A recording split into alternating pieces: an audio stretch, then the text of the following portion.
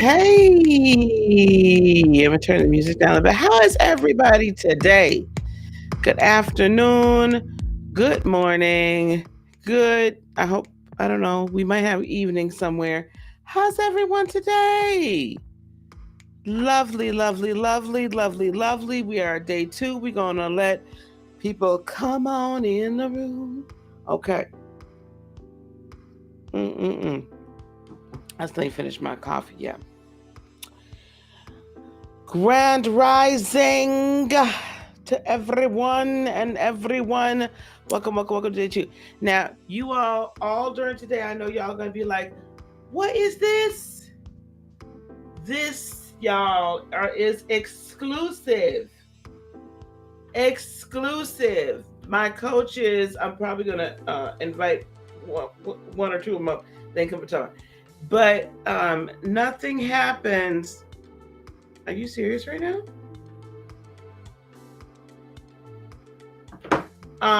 Nothing happens without Gemini usually coming up and showing her hindquarters. So they created this t-shirt with Gemini on the front, and we're gonna give you all an opportunity to purchase, and with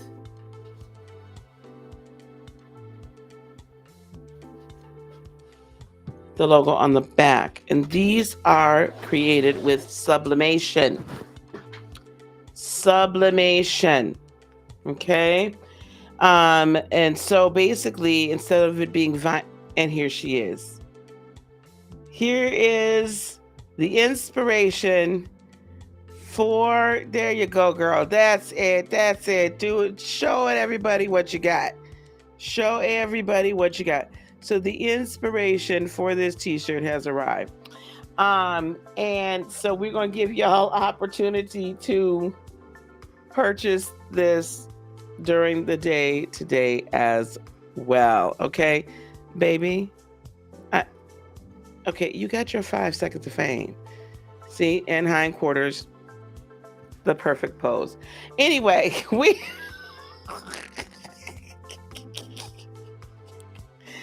we're gonna be here for a second.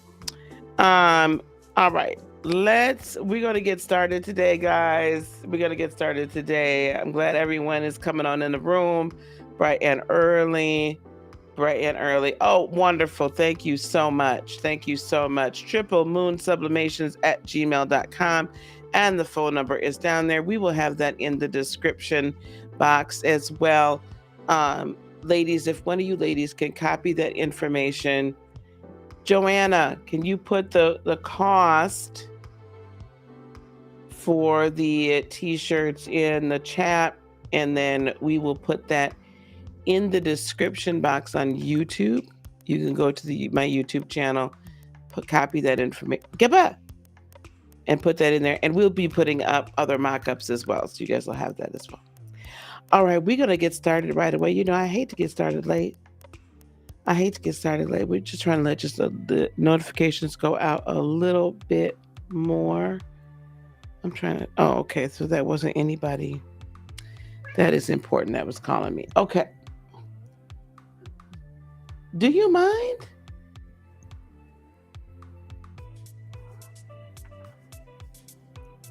Okay. Say hello. Say goodbye.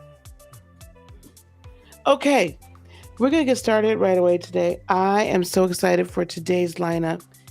I am extremely excited for our first guest today, Dr. Sage. Dr. Sage, one moment. Well, see, yesterday I had her closed out. Come on. I'm up again. 1 second, y'all.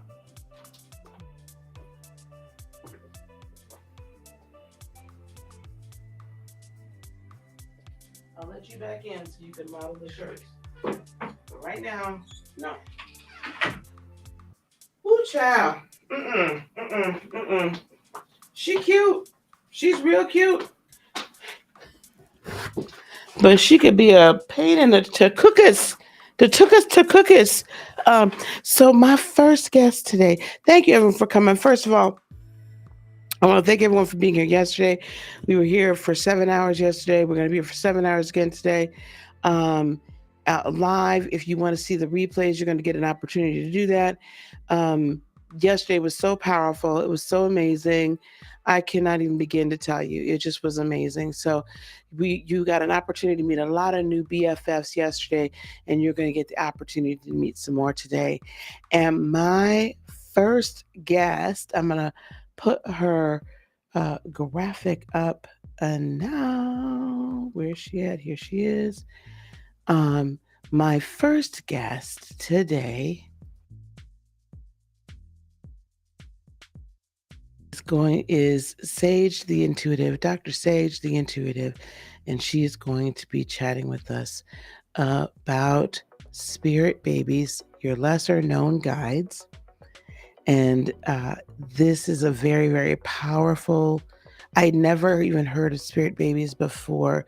I had the honor of working with Dr. Sage, and this is such a powerful, powerful group of guides, right? That one can work with for any manner of healing. And we are just thrilled to have her and honored to have her here. So I'm going to welcome to the platform Dr. Sage. Grand Rising. How are you, beloved? I'm doing well. Good morning, afternoon, evening, everyone. Yes, yes. I'm so glad you're here. I want to move this to the side so everybody can see what the title is. Oops, no, no, no. No, Lisa, I don't know. I don't know. It's not going to let me do it. But I, when we first started working together, my goodness, has it been a year ago? I think just about, yeah. I think it has been. Yeah, yeah. Just about a year ago, we met and we started working together. And you told me that your methodology of transformation, or the transformation that you help others achieve, is via spirit babies. And I was thoroughly intrigued, and that just hit home, having been one that's lost a child due to stillbirth, and others have heard me on the channel, after Roe v. Wade, having had to make decisions in my life, um, that, where I had to utilize that option. This is just powerful and special. Um, can you introduce yourself and just tell us how you got to this? How did spirit babies come into your life? So it is like a daycare center over here, right? I'm Dr. Sage, and affectionately, I call myself the Spirit Baby Doula, and I specialize in spiritual fertility. And I call myself a spiritual womb care coach. So while I do a lot of work with our spirit babies, um, I'm really evolving to work with anybody who's trying to birth anything. I think our 3D minds tell us, we know what fertility is, we know the term baby, right? And so our 3D minds have to put that together, right? Um, but we're birthing things all the time. We're birthing ideas. We are, we're birthing children, right? We are starting something new all the time. But from my perspective, when we talk about spirit babies are those souls, if you will, who have not just aren't ready to come in yet, or just about there. They're trying to figure things out, trying to get some clarity before they come back into our lives. So that's whether you've had children before, whether you are thinking about conceiving, whether you just say, I'm done, having children altogether. I don't think that we are at a loss from having wanting to have extra guides and angels and protection and things like that. But our spirit babies, they are our guides of joy. They are loving, they are helpful. They are here to help bring you understanding, to bring you love. And sometimes that's the love that you feel like you're missing because maybe you have experienced some type of loss and you're like, oh my God, I'm just missing something. They're not gone. They're still here with you. They still rock by your side every single day. They help you get through your day as well. They give you messages just like you meditating. You're like, I'm going to meditate. I want to get messages from my angels, my guides, my ancestors, because that's what we talk about, right? You have Mm-hmm. spirit babies here also who are here to give you messages. And they are even here to tell you if you're in a position where you're trying to conceive something, they're here to give you advice on how to make them come into fruition if that's your goal, or how to make whatever you're birthing come into fruition. So I think that is it's it sounds like crazy, right? Some people are like, oh my God, what the heck is a spirit baby? But they're just an extra guide. But this guide is just so innocent. It's so joyous. It's peace. It fills you up with love and care. And if you tap into them and learn how to communicate with them, your life can change tremendously because it forces you to think in a different way. Um, and I'm going to use the example of, say, someone who has experienced a loss. What do we feel when we experience a loss? We feel like, oh my God, we're ashamed, right? Our self-worth takes a hit. Our self-esteem takes a hit, right? And excuse me. And then we don't feel like we're strong enough to move forward, right? So we start Mm-hmm. to feel all those things. Those feelings are valid, but we take it out on ourselves. Where our spirit babies are here to say, no, no, no, I just wasn't ready yet. I still have some things to work through. There's still some fears here that I'm not quite ready to come into fruition yet. And that could be for the individual as well, where, maybe some things are out of alignment. And then that's why I come in. I use your spirit baby guide, and I sit and I connect with them and help to figure out what is in misalignment for you right now. So if you're trying to birth a child, what does the spirit baby want you to do? And a lot of times it's something that they want you to do for yourself. It's not necessarily something they want for you to do for them. So are you not loving yourself enough? Are you not playing enough? Some of those things are so important, but we get so wrapped up in life that we completely forget about playing. And Mm. that knocks you out of alignment when you don't play. And I know we had Talia on yesterday, and Mm-hmm. literally she was talking about play. And we Mm-hmm. forget to do that because I understand life is hard. And we just kind of get wrapped up in our routine of what we do every single day.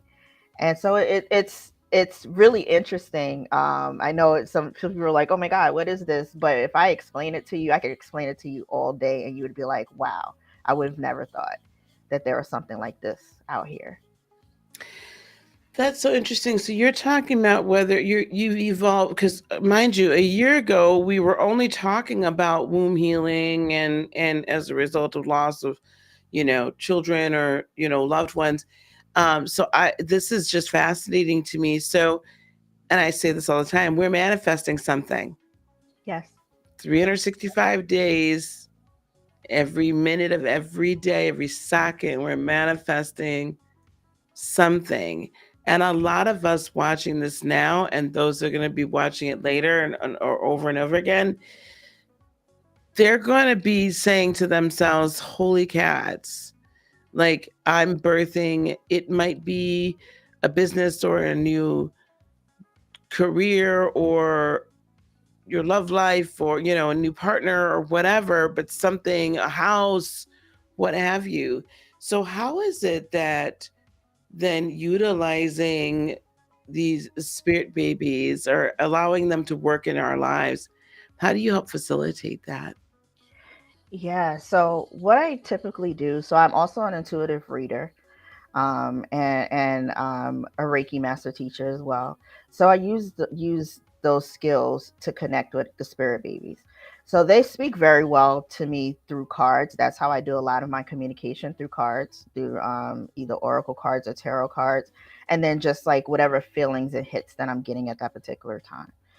Mhm. So while we were as you were talking, and I was thinking about how I look at spirit babies and then spiritual fertility, And if you think about what fertility is the act of producing. So whatever that is, you are producing something at some point. So you're needing to know, are you producing good soil right now? Or Mm. are you growing weeds? What are we doing here? Right? So communicating with your spirit babies, they're helping us to bring everything into alignment. So everything that is pure, everything that is love, everything that is light, all things good, right? That's what our spirit babies are doing.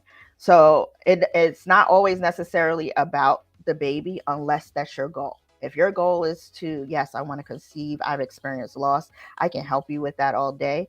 But if your goal is to, exactly what you said, I want to manifest some love into my life. I want to manifest this new career, this spiritual business, whatever that is, whatever your baby is for you.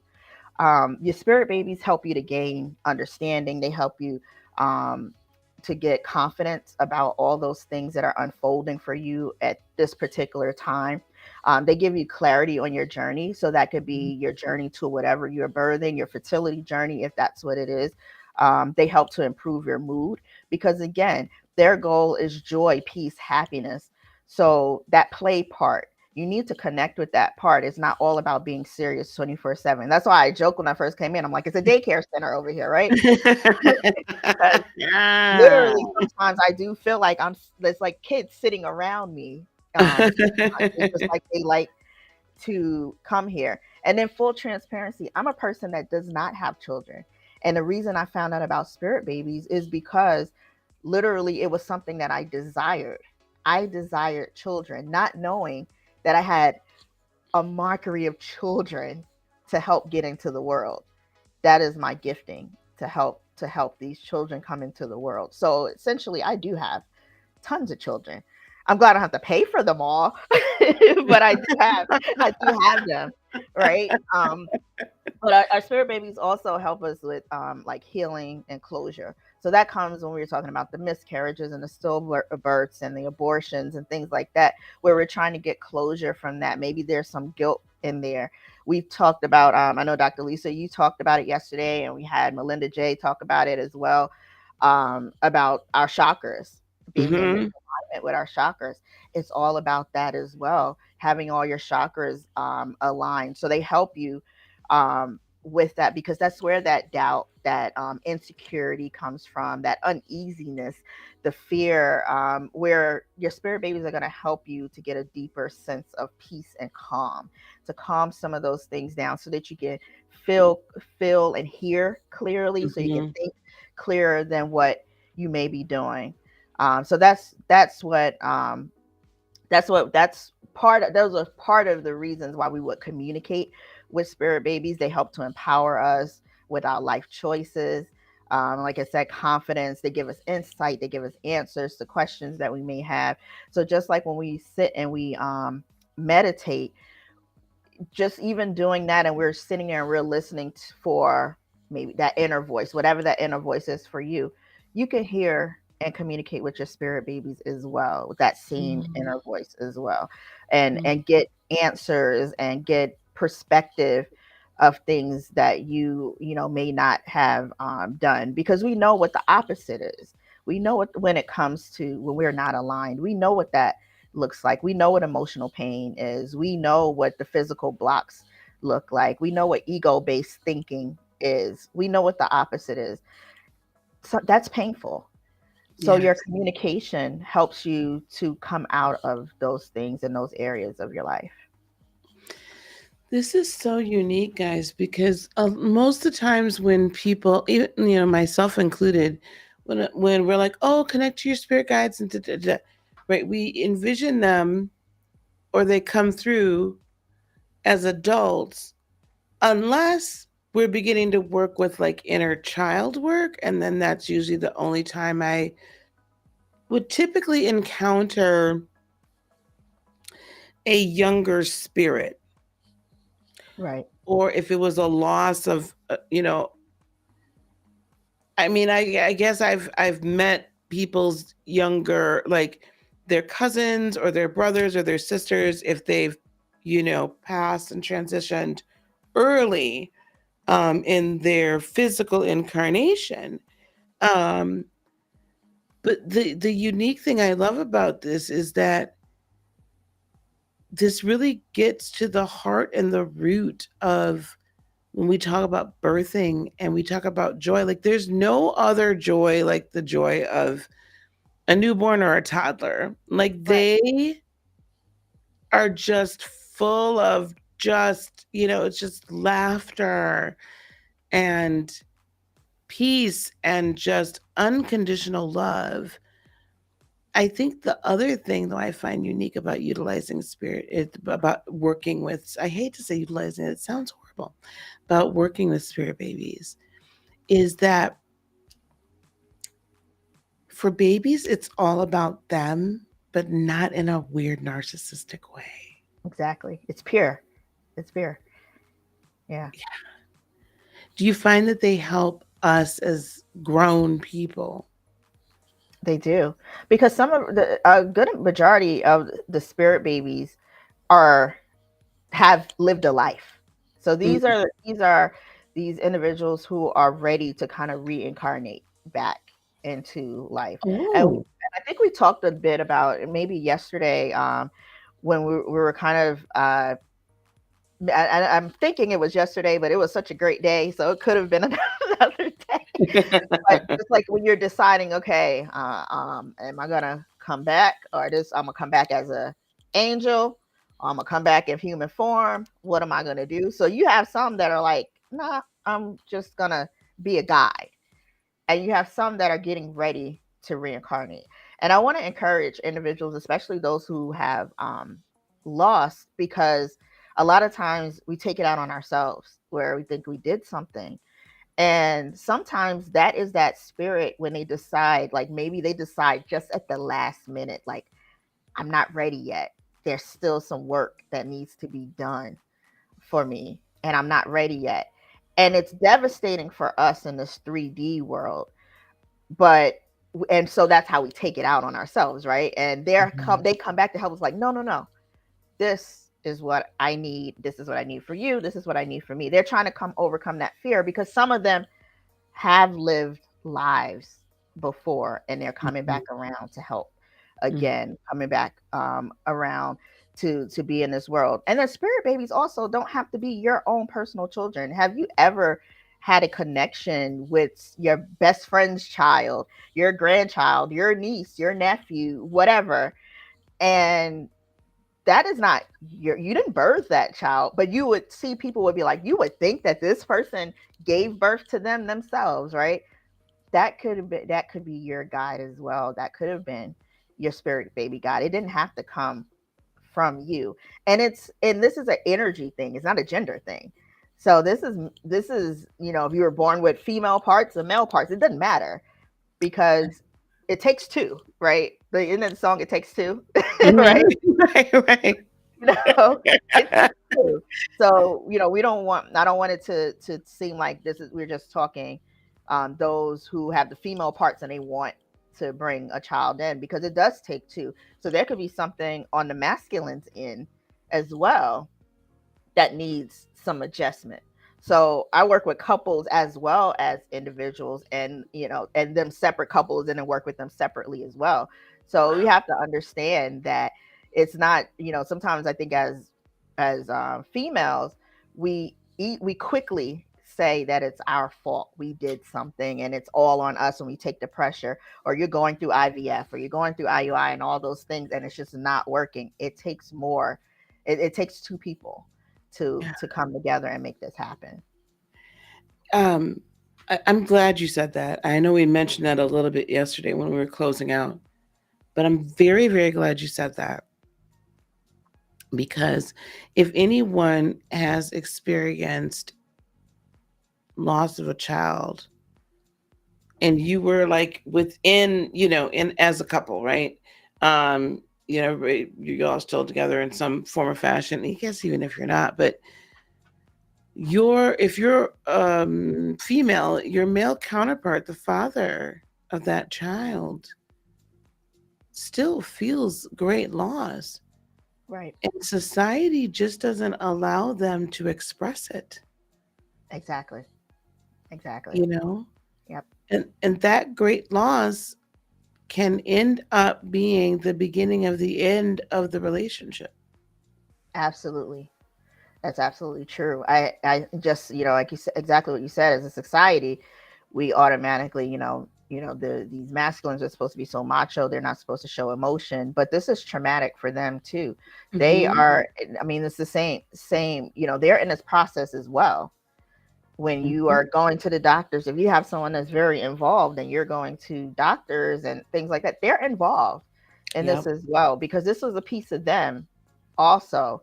But Yep. the way the society is kind of made up, we kind of think, oh, well, the woman is the one that's going to feel, so what, all the feelings, and we kind of forget about the masculine, right? And we can turn that into like a therapy, conversation, right? Mhm. It's the same Mhm. deal. But we Mhm. kind of, they're like, oh well, I'm a man, I'm not supposed to, that's not what we do. And they're going through the same trauma, so we have to learn to give ourselves some grace, regardless of what side of the coin we sit on in a situation. How are we Right. going to really nurture ourselves through this and get back to going? And like you said, sometimes it could be the beginning of an end of a relationship as well. Now you have two things happening at Yeah, the same especially if time. you don't deal with it. Like Yes. I just know in my own personal, you know, when I lost my son and he was the fourth child. So he was, gonna be the baby of the family. Um, it was horrible on the relationship. I blamed him, he blamed me. Like at first it wasn't that, but it becomes this blame game. We Right. blame each other, we blame God, we blame the doctors, we blame, although there was something medical that did happen. So it probably that probably was the group of Yeah. individuals to put the blame towards. But you end up blaming each other, and then you blame yourselves, and then there's this just really bad energy between the two of you because both parties at some point, like, people feel for you to a certain extent, Right. but then Hmm. they stop. You Exactly. know, there's all, and this is with any loss, though, in all Hmm. actuality, right? Right. It could be the loss of a child, a parent, a brother, a sister, any type of family member. It could be even the loss. I'm dealing with this with my youngest daughter and the loss of her job. Right. It's still a Exactly. It's loss. it's it's a loss. Yeah. And it could be traumatic if it's something like you go to work one day and then they give you a letter at the end of the day. I wasn't expecting that. This is trauma. And that's exactly what, right? Eight and a Yeah. half years. Right. And then she's part of this. I guess there had been a first wave of layoffs. And long story short, she was not expecting because she just got promoted. Things are looking great. Her team's doing great. Her department's doing great. She's still, giving 150%. Yeah. So and I had to talk to her like, you need to go on and feel. Like, don't just sweep Yeah. this under the rug. You have to go on and feel. Exactly. Yeah. It's interesting to think about that. I want to also explore, though, the fact also that, let's say, so the men that are listening to this, you all are birthing things as well. Absolutely. Absolutely. Y'all are Yeah. birthing as well. Go ahead. Yeah. And that could be ideas. So maybe there's some idea that's stuck, because that's what happens. Our ego steps in, and you're like, yeah, I want to do this, but I got to take care of my family, and so I'm going to work this job that I really don't care anything about, but Yeah. I'm going to do it because I feel like if I step out, I'm supposed to be the man of the family, and I'm supposed to do this and that. Wait, hold on. Just like you back your counterparts up and say, yeah, you can do anything, so can you. You can birth anything you want to birth as well. It's not, it's not just for you, like, yeah, I'm going to be the supportive person. Let someone support you as well. Yes. Yes.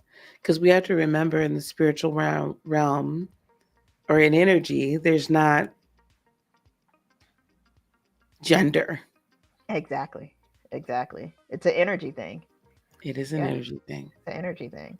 This is just so beautiful. We've got Dr. Sage's website on the bottom of the screen. You guys really, really need to take an opportunity to go on and check it out and go on and book some time with her and work with her. She's got a myriad of ways, wide range of ways from short term, just kind of individual all the way up to longer term, highly transformative program way of working with her as well. And I Absolutely. also definitely don't want us to not, we have to pay attention to the fact that, listen, she has a resource that she is graciously gifting to you all. Um, we're going to have her register, we're going to put a registration link in the chat as well. So if you've been here, you're just popping in, or maybe you were here yesterday and you were like, well, I'm not sure if I want to register. Go on and register so that you can get access to this free gift. And so, do you mind to letting us know what that's all about? Yes, absolutely. So, what I have for everyone is the Reconnect to Joy journal. So, what this journal is, it focuses on your lower three chakras, and we talked a lot about that over yesterday. We were talking about that root chakra, that sacral chakra, and the solar plexus. So, in the journal, what you will find are different ways to connect and align that particular chakra. So, you'll find some crystals in there that recommended for those chakras. You'll find some color ideas and things to wear. You'll have some yoga poses in there. And then my favorite thing is that there's some journal prompts in there. So it's about a 40-page journal there for you all. So we're going to talk about those three chakras. You'll get some outline about that, some tips, and then some journal prompts. So utilize it and start to really feel your way through some of what it is. And I'll even tell you what is the misalignment. Once you load through the journal, it's little prompts. They say, well, if I feel like this, and this, oh, maybe this is out of whack. So it's a great little resource to kind of jumpstart your alignment process. That is amazing. Can we get put some hearts in the chat if you have been able to click on that link and the link works properly? Want to make sure everything's working. Put some hearts in the chat if you're going and grabbing that gift. And then also, before I forget, when you go to her registration link, then you'll also be able to register for our VIP access, which again, you get the replays, you get access to everybody's free gifts, 2 free masterclasses, so much. What is the free offer? I mean, the VIP offer, excuse me, that we're offering folks. Yeah, so for our VIPs, I have the Spirit Baby Communication. So it's a 3-week intensive workshop. So it's one class for over a week for 3 weeks. And so the first week we'll talk about more in depth about what are spirit babies, what is a spirit baby realm, how do we identify our spirit baby guides.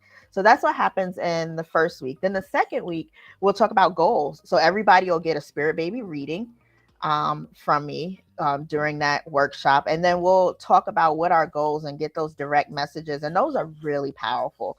And even just sitting in and watching someone else get a reading, a lot of times it's really emotional. So if you're like a person that likes to cry because you need to just get it out, sometimes you just need to get out. You should sign up for that because you might need to just release some of that from in there. And then the third week, we'll talk about how to work with the guys on more of a long-term basis. So what does that look Wow. like? Journaling. How do we what things should we journal?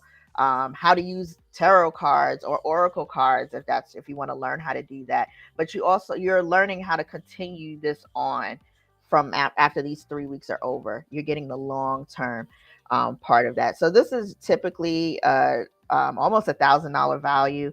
So for our VIPs, I'm doing it for $197, and I would love to have you. The class is going to start in January. It's over 3 weeks, so start the new year right with that. And then everything on my site right now is discounted. So if you're just looking for a spirit baby reading, hop over to the site. Everything is discounted. Every reading, every service is discounted right now. So you can take advantage of anything you would love. That is amazing. You guys, that I'm probably gonna sign up for that. Like that's just amazing. I can't even begin to tell you how wonderful and how transformative not just the journal, but then those 3 weeks are gonna be for you. And again, go to her website. It's being shown both in the chat and on the screen. Do you have a few minutes that we could do just a couple of questions? Absolutely, yes. I've noticed a couple comments here that I was like, I saw them, guys. I just was not like over here clicking away. Hey, Jace, how are you? Well, I want to speak to everybody. Hello, Jason, Shiny, and Red Violet Crystals, and Joanna, and the Southern Astrologer, and Chanel. Hey, Chanel, how are you? Haven't seen you in a while. Crystals and Chai, Just Curious Commentary is back again. Amelia, hello, hello. Hello, Fatima. So, Fatima said this, what first caught my eye. Fatima, that she's a 3-year-old and a 3-month-old. And Wow. that is magical. That's Yes. a lot of work, girl. Woo, a lot going on. And they teach me to live in the moment. That's their only focus. Yeah, exactly. And Fatima says she channels her daughter for years before she incarnated through me. She kept telling me she was ready to be born years before I had her. Do you find that Amazing. that's fairly common? I do. That definitely is. And so at in that moment, that gives you hope. You're like, oh wait, I know. So maybe it's something I need to be doing. So they will help you. When you Absolutely. especially already like me working with someone like you would be awesome because you already were able to channel on your own. Absolutely. Your daughter. So that's amazing. Absolutely. Let's grab a couple other. Oh, and she also says she swears her son's babysitter was her child. Yes. I'm telling you, I am telling you, these children that you just kind of cling to, oh my Hmm. gosh, you're like, I could have had this child myself. They would have been like, I you would think they know. came from you. I know. I know. That's how I feel about my eldest granddaughter. I swear my eldest granddaughter is my son that I Yeah. lost. Yep. And that It's happens. it's interesting because I have to like Mhm. I had to readjust my energy because I knew. And we Yeah. looked at if any of y'all have seen the pictures of my eldest granddaughter I put up sometimes, it's like that's my child. That I didn't have to work to have. There you go. My wife and I adopted twins. My son survived. My daughter passed away 6 hours after birth. I'm so sorry. Sometimes I wonder if she's still around. My son is 7 years old now. What do you think? Absolutely. I had a client that I worked with a couple months ago, and they had a loss some years prior, and they were wondering, that same question, are they still around? How do they feel? Are they okay? And throughout that session, we were able to find out the gender of the child, as well as it gave them an opportunity to name, to give that child a name. Nice. And the child had, as we were sitting there, we were through the session, that child was very opinionated about what they wanted their name to be, um, and gave us very clear no's, no answers. But it was so amazing because we were able to give that client the opportunity to get some closure around that, and part of that closure for them was getting the gender and then having the opportunity to give a name to their child. So it was beautiful, absolutely beautiful. Nice. That's wonderful. Renata says she's still healing. Oh, honey, tell us about it a little bit, Yeah, if you want. Idalia, one of our wonderful producers in the back. The infertility duel is one of the hardest and least talked about. yeah. It's difficult to heal. Yes, it absolutely is. And that's why I'm very cognizant about saying that I'm a spiritual infertility coach versus a spiritual fertility coach, because we're producing over here. We are growing here. So we are going to acknowledge this part that has happened, and we're going to work our way through it so that we can make ourselves more fertile.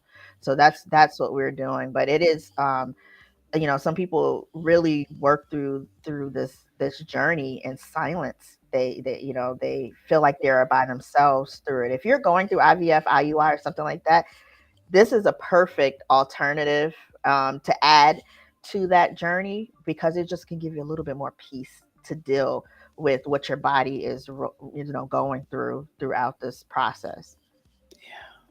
Thank you. That's amazing. We've got Divine Empress Healing claimed hers. We got some hearts. It's working. It's working. It's working.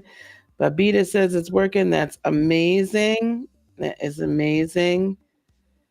Yeah, Jace, go grab it. Put that. Let's put her link up again. Go grab the free resource. Definitely, definitely.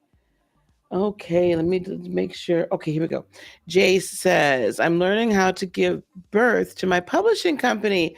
Woohoo! Beautiful. That came to me years ago. This is amazing. I'm so glad. See, I knew having this Yes, was that's going to be beautiful. just fabulous. Jace, I Got do it. some stuff around with your business, money and career, and how to birth that up. So if you want to chat, definitely send me a message. Please do. Please do. And we're also putting her social medias up as well. So please do. But you can get a hold of her right there on that website link. Yeah, Okay. Click over there. Or once you get the free gift, she'll have your email address. and I'll And reach especially out. if you go in and do that workshop in January, which we're gonna have to publicize a little bit more about, okay? Yes, absolutely. All right, because I'll probably be in the house for that one. Um, my oldest daughter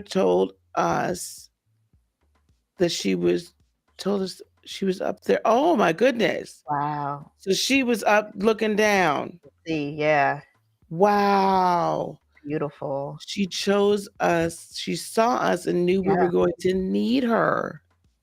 Wow. See, Have y'all this is what seen I'm those telling you. TikToks where those kids, they'll be like, the parents will ask them, have you been here before? Yeah. And they can describe their parents from the last. Yes, yes, absolutely.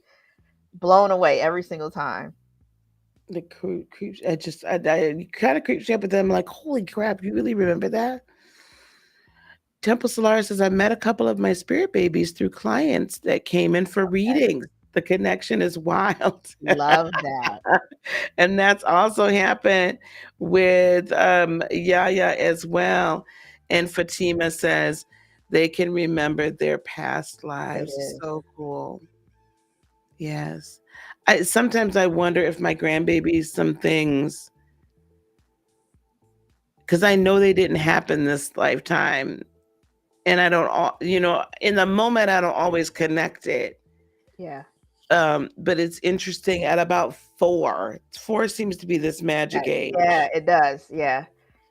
It's like that personality kind of comes in, and it's just like Yeah, it's something with that 3-4 yeah, age time frame. yeah. My youngest grandbaby Aria, she turned 4, and all of a sudden there was a whole personality. There was a whole, I mean, not a half. That Right. little Leo came all the way Right. out, Like I'm here. dramatic, and everything. And she'll say, "Okay, so when I was a little baby, blah blah blah blah blah." I'm Because like, we're not "Oh, still a baby, right? no, you're not a baby, not anymore. Of course not." But then she'll have these memories that we're like, Right. "When? No." I'll be like, "Oh, I think that was past," But now her father watches all these TikTok, so now he'll hear her say these things, and now he'll ask her these questions of, "Can you remember?" Yes. So Right. he's actually like training her to Yeah. tap into it, which is wild for me Yeah, to that's watch. I'm, wonderful. Yeah. I'm blessed. I don't think he's yet ready for completely the hoodoo, but we'll get there. He's all So right. we're just in training. We've got the training wheels on, nurturing the gift He's from a doing young good. age. He's doing good. He's doing all right.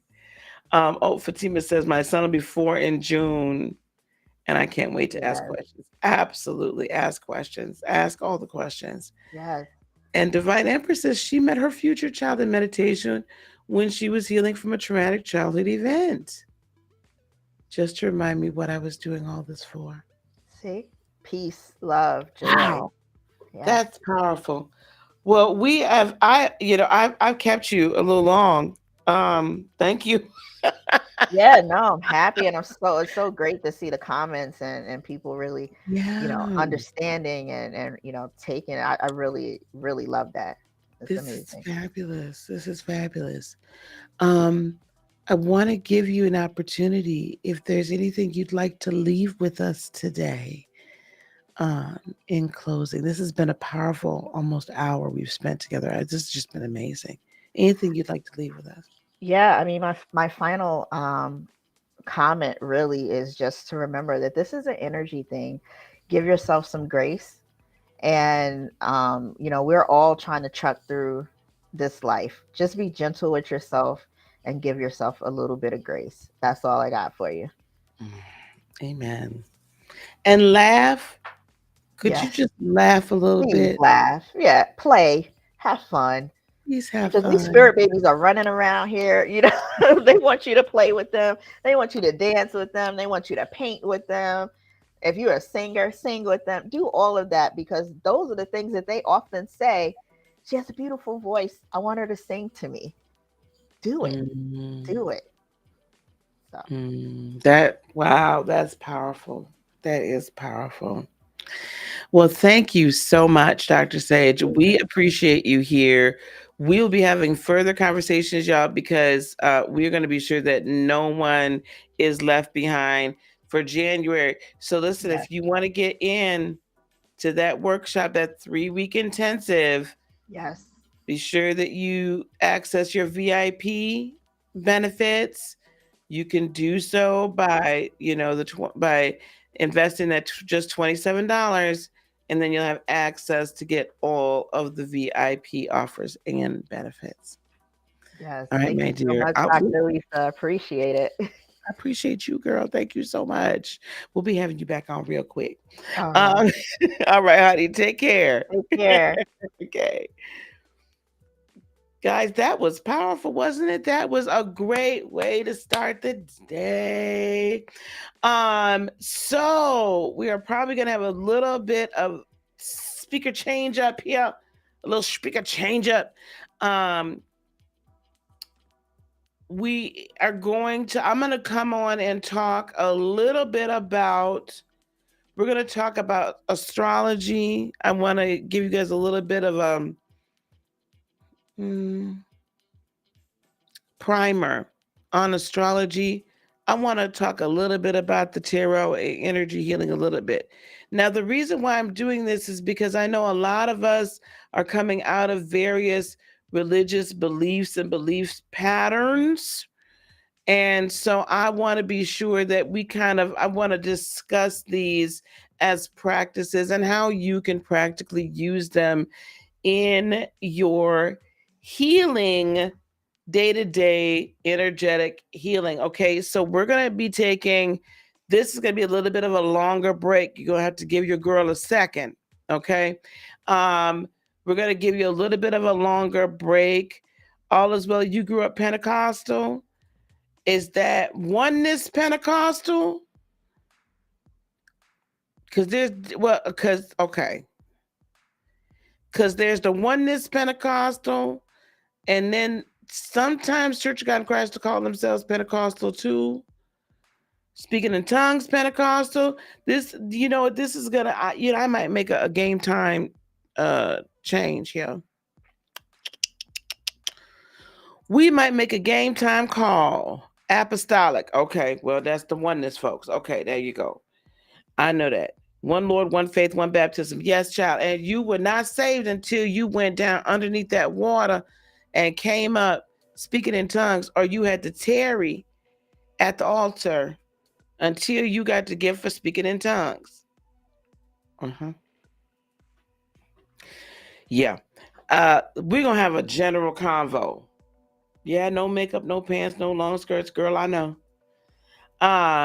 We're gonna have a general conversation, but I want to talk about some of these things, the astrology, the tarot, and a few other things, just to hopefully help you in your transitional stage. Because immediately after that, now this is going to feel this is going to feel like church. Immediately after that, then the next voice you will hear will be that of Yaya Healing Us. And she going to talk about your grandma did hoodoo too. I think immediately after that, isn't it? Yes. And honestly, we only have Yaya for a half hour. But Yaya, if you are willing, I may bring you up to the podium a little early. So Yaya, let me know if you would be willing to come up to the podium a little early. And so we can have this. What does Dr. Larry Reed say? The conversation. We're gonna have the conversation today. So, okay, what we're gonna do now is let me grab we're gonna grab my good girly Shantae Kumar. She's gonna be speaking a little bit later on today. We're gonna grab one of her videos and I'm gonna play this as well. And producers in the background, we might create one more quick Wix conversation.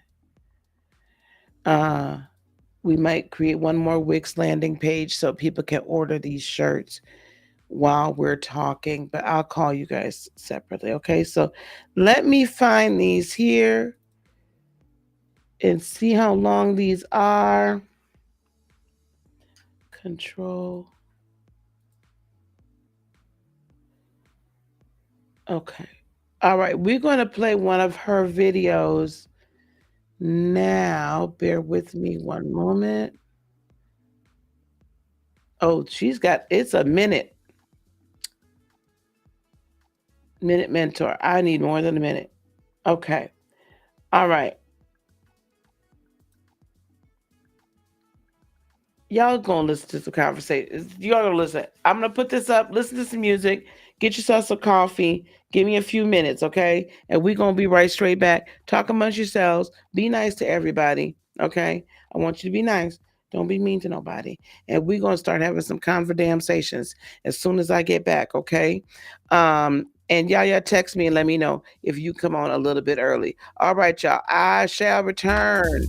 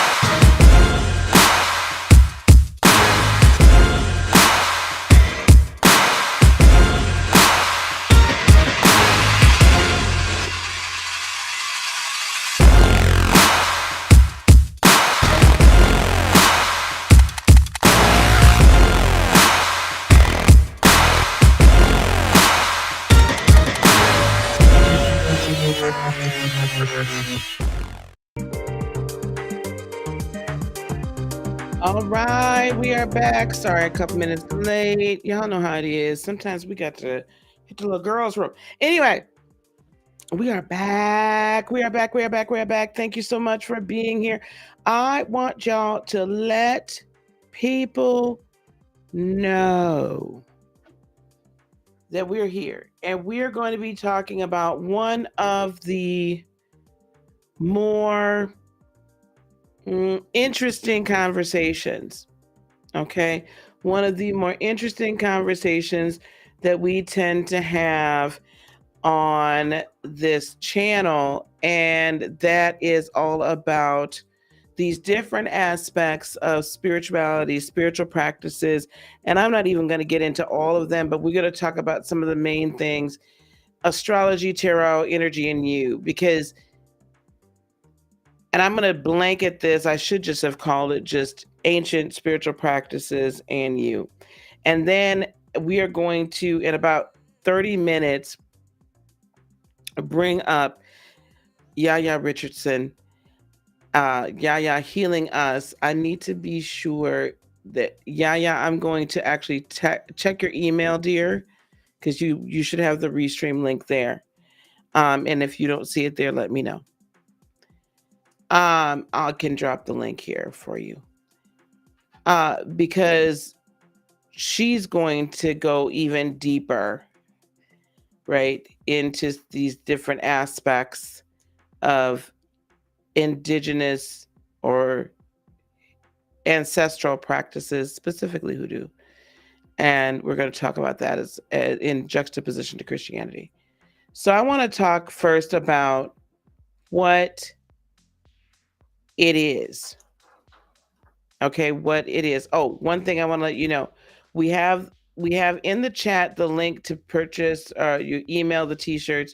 We're also putting together behind the scenes here a website, a landing page for you all to be able to go and order your t-shirts direct to order from. It's going to be kind of a pre-order. They're going to be made to order. That's going to be these t-shirts here with Gemini on the front and Heart of Inspiration logo on the back. Okay, we are going to have an additional website for you all to be able to order from, and we'll begin to put that up on the site as well. Okay, we can take that down, guys. Okay, thanks. All right, here we go. For a lot of you already know this, for those that are just meeting me for the first time, and please, I want you to share this video right now. Tell your friends that we're on here talking about spirituality and such and so on, and Christianity from the perspective of one who is an ordained minister.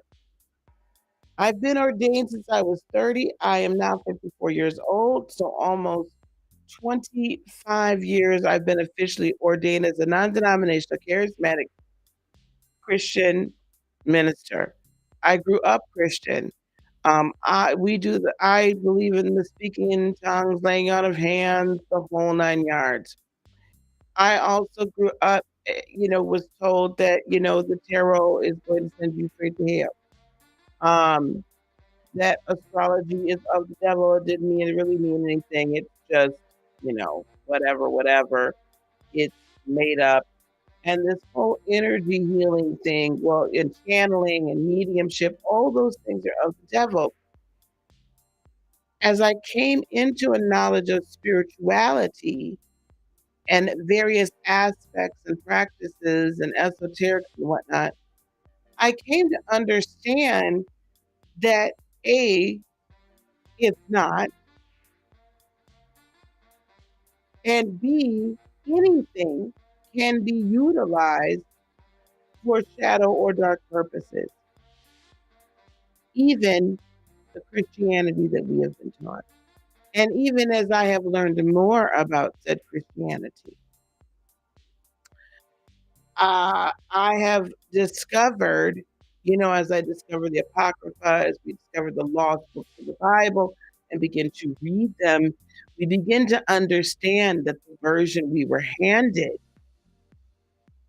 was one that was changed and manipulated for control, for subjugation, enslavement of the mind, spirit, and body, and to fit whatever governmental narratives or socioeconomic of an elite and or ruling class narrative was desired to be interjected into society in that day.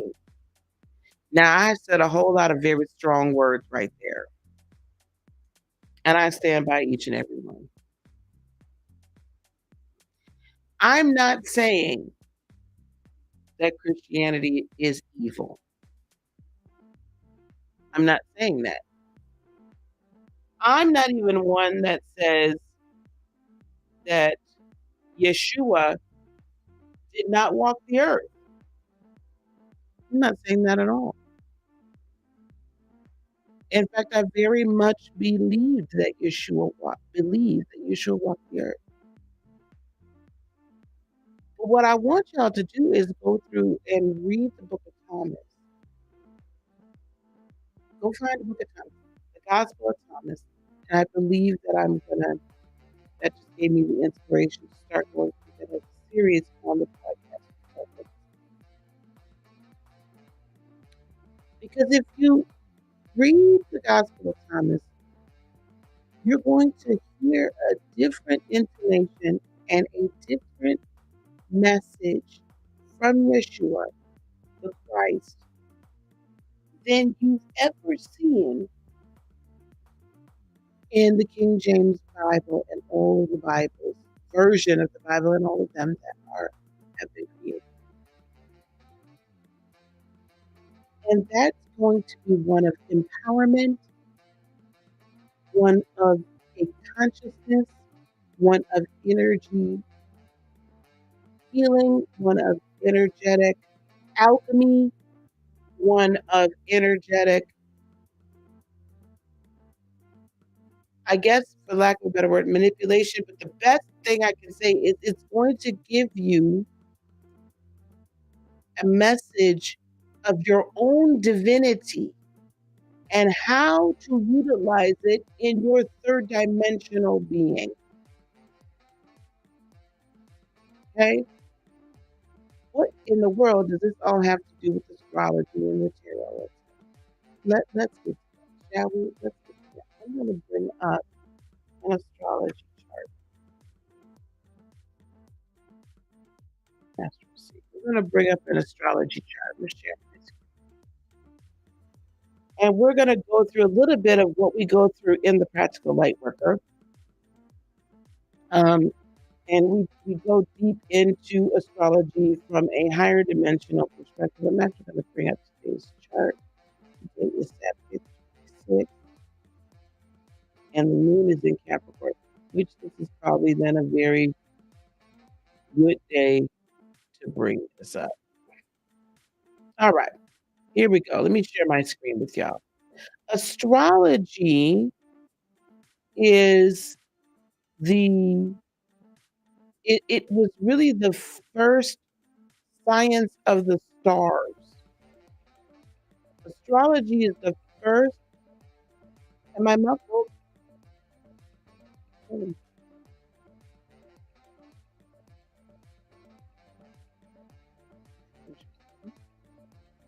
Test, test.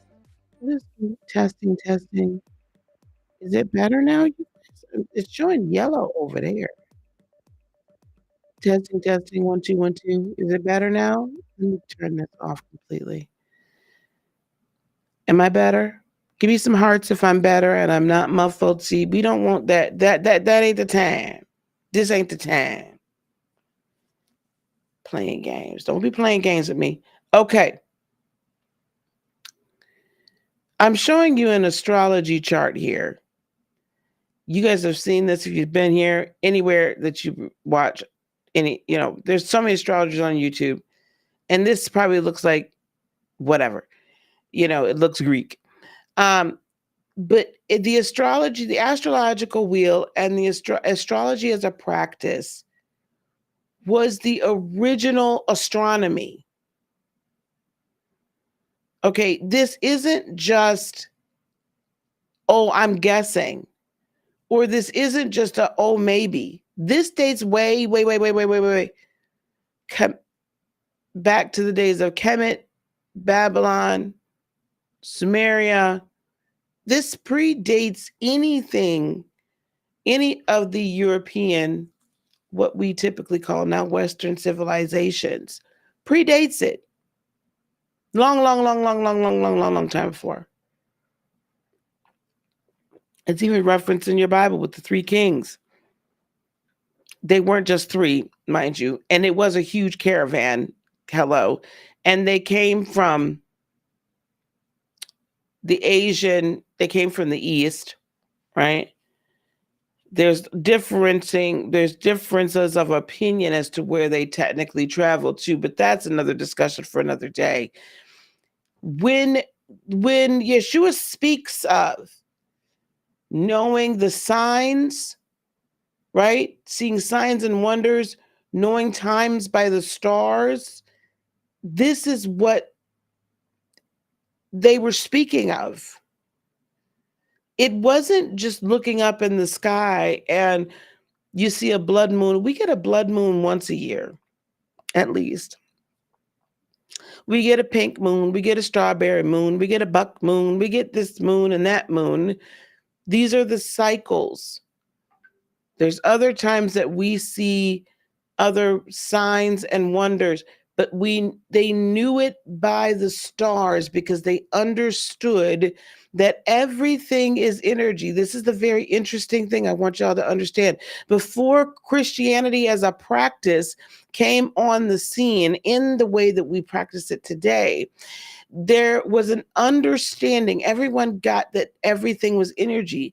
In fact, our ancestors were far more adept, far more advanced in both the understanding of the usage of and flowing in universal energy than we are today. With all of our technology, they were way more advanced than we are today in doing such things.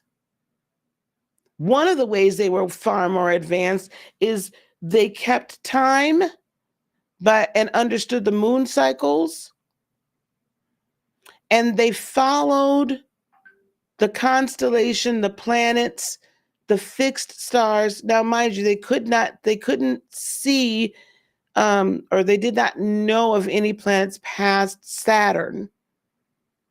It wasn't until very recent in the grand scheme of things that we discovered the outer planets, right? Pluto, Neptune, Uranus. But so they knew all the way up through Saturn. Okay. Now, and they could see the constellations and named these constellations in the heavens. So they knew of the constellation of Aries. They knew of the constellation of Taurus, of Gemini.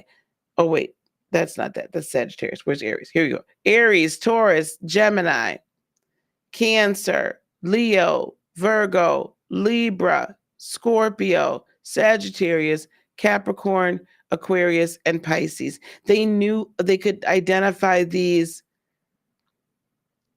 constellations. They weren't always named this. These are after either Greek and or Roman gods.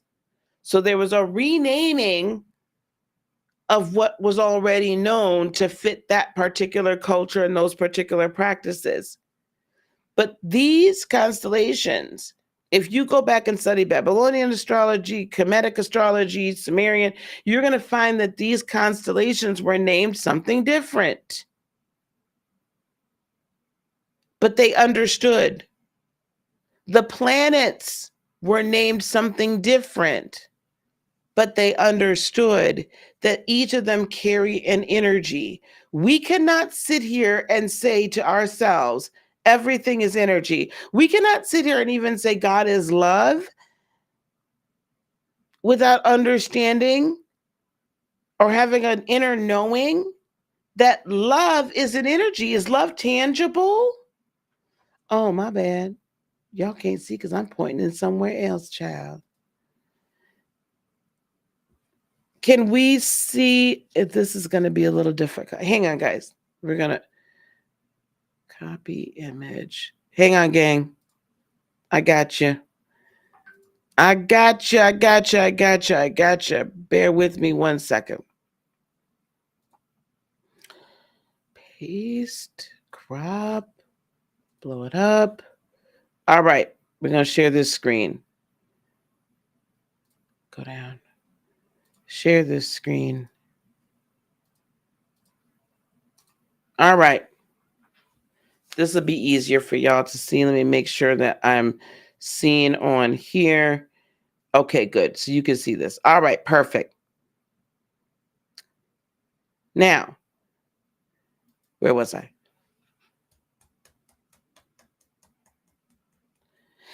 We can't say God is love and not have an understanding that love is an energy and not something that's tangible. I'll say it again. We cannot sit here and say God is love without the understanding that love is energy and therefore not tangible. So, if the world and the universe and everything therein was created by the energy of love, by the spoken word, if we're going to believe that, by the spoken word, and then the energy or the spirit moving to create, that's your blueprint for creation. Thought, sight, thought, sight, speech, move. Thought, sight, speech, move. And when I do this move, I mean you send your energy out. I'm going to bring it all home. They understood that at whatever it was called at that time, that the constellation of Aries, and how they understood this. How do they understand this, you might ask? Because they were much more in tune with God, the universe, creator. They were understood. They had a knowledge, they had a relationship with creator that we, unfortunately, in our current day, have to go through major hoops in order to create again, in order to tap in. Astrology, if you can comprehend. So, Aries, I want you to think about all the people that you know were born between March 21st and April 20th. There's going to be some, how can we put this? Some similarities in how they operate. There's going to be some similarities in how they operate. They're going to be maybe a little bit more like, like I'm an Aries moon. So Aries is a cardinal sign, which means it's a starter. Cardinal signs are initiators. Aries is a fire sign, symbolizing passion. All of the signs are elements, right? Are part of the 4 elements. Earth, 3 elements. Earth, water, air, 4. Earth, water, air, and fire. Fire representing passion, fire representing like sometimes aggression, fire representing all these things that fire can represent. Warmth, yet destruction. Light, right? Passion, moving fast. So if you know any Aries, anybody born between those dates, there's going to be some similarities. And now there's not going to be completely the same, but there's some similarities. There are some characteristics that Aries sons possess. Your sun sign is your birth sign. That's your inner personality. That's your id. That's who you are at your core. That's the light that you shine into the realms of all the realms. Your moon sign is your emotions.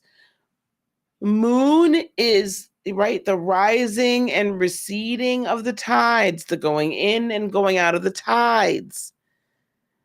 When we think of water, you think of flow. I'm going to tell you something. This is just coming to me now. Your moon sign dictates how your energy flows way more than your sun sign does. Your moon dictates how your energy flows and can help guide you in how you can guide your energetic flow and use it to its optimal capabilities far and away more than your sun sign will. Perfect example is me right now. I am a Cancer sun. I'm very maternal. I'm very protective. I'm a interesting combination of an extrovert yet an introvert. I will make you feel at home, welcome everywhere I am. Right? Online, offline, I've always probably got a pot of coffee going. I've got food in the refrigerator. We're going to make us. I love to have people. I love family time and all of that. Very maternal, caring, whatnot. Right? However, when my energy gets going, I'm fiery. I'm an Aries moon. I am an inspirer because of my maternalness and because of my fire. I want to light your fire to get moving on doing something. I don't want you just sitting, not doing a damn thing. I want you moving. I want you creating, and I want you to take care of yourself. Aries can be somewhat selfish, but in a good way. So your moon sign is going to dictate how your energy moves and how, therefore, is the best way for you to apply your energy to create way more than your sun sign. We spend so much time being concerned about what our sun sign is, and we don't know enough about our moon, and that our rising is the constellation that was coming up over the horizon at the time of your birth. That's how you show yourself to the world. As the sun is rising, as this is coming up over the horizon, this is how you're going to rise and show yourself to the world, which for me is a Capricorn. So by and large, structured, there's going to be rules to this thing. Even though my moon and especially my moon will be like, I want to break all the rules. Eventually we will bring structure to it. Okay.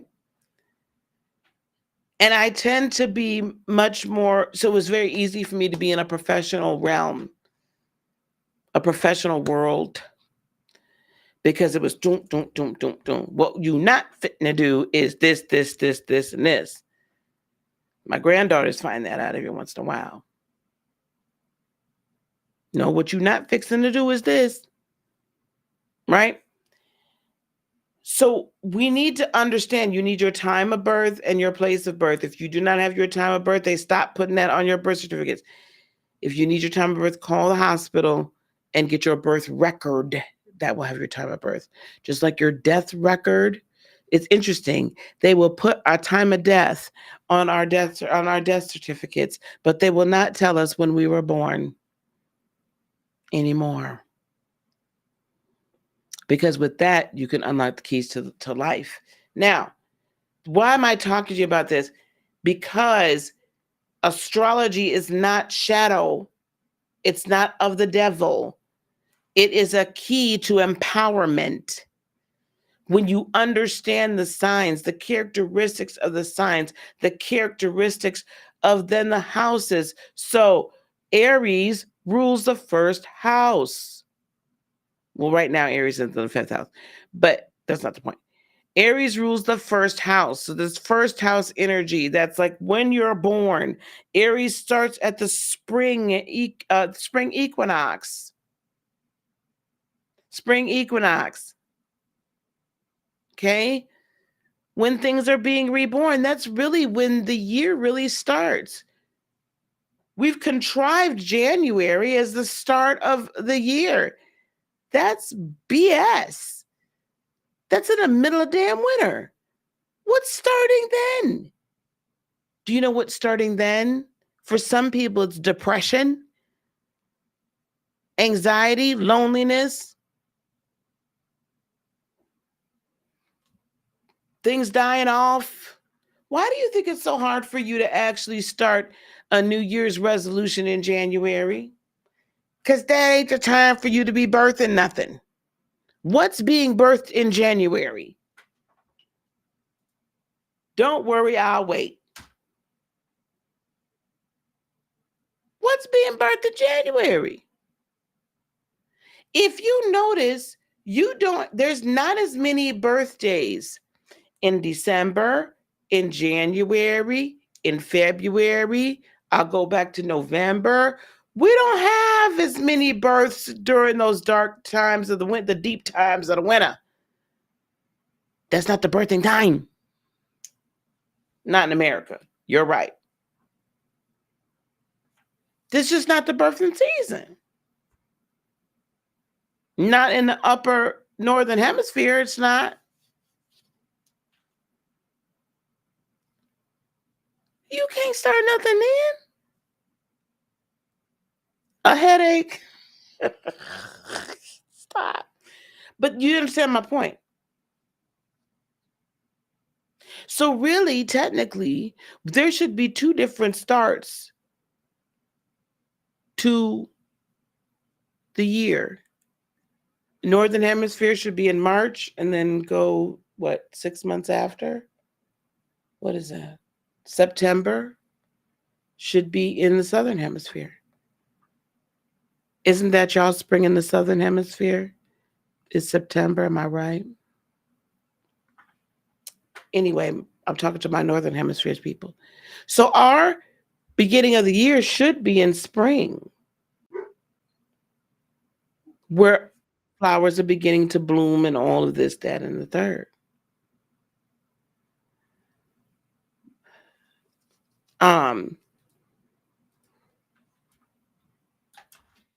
Bear with me 1 second.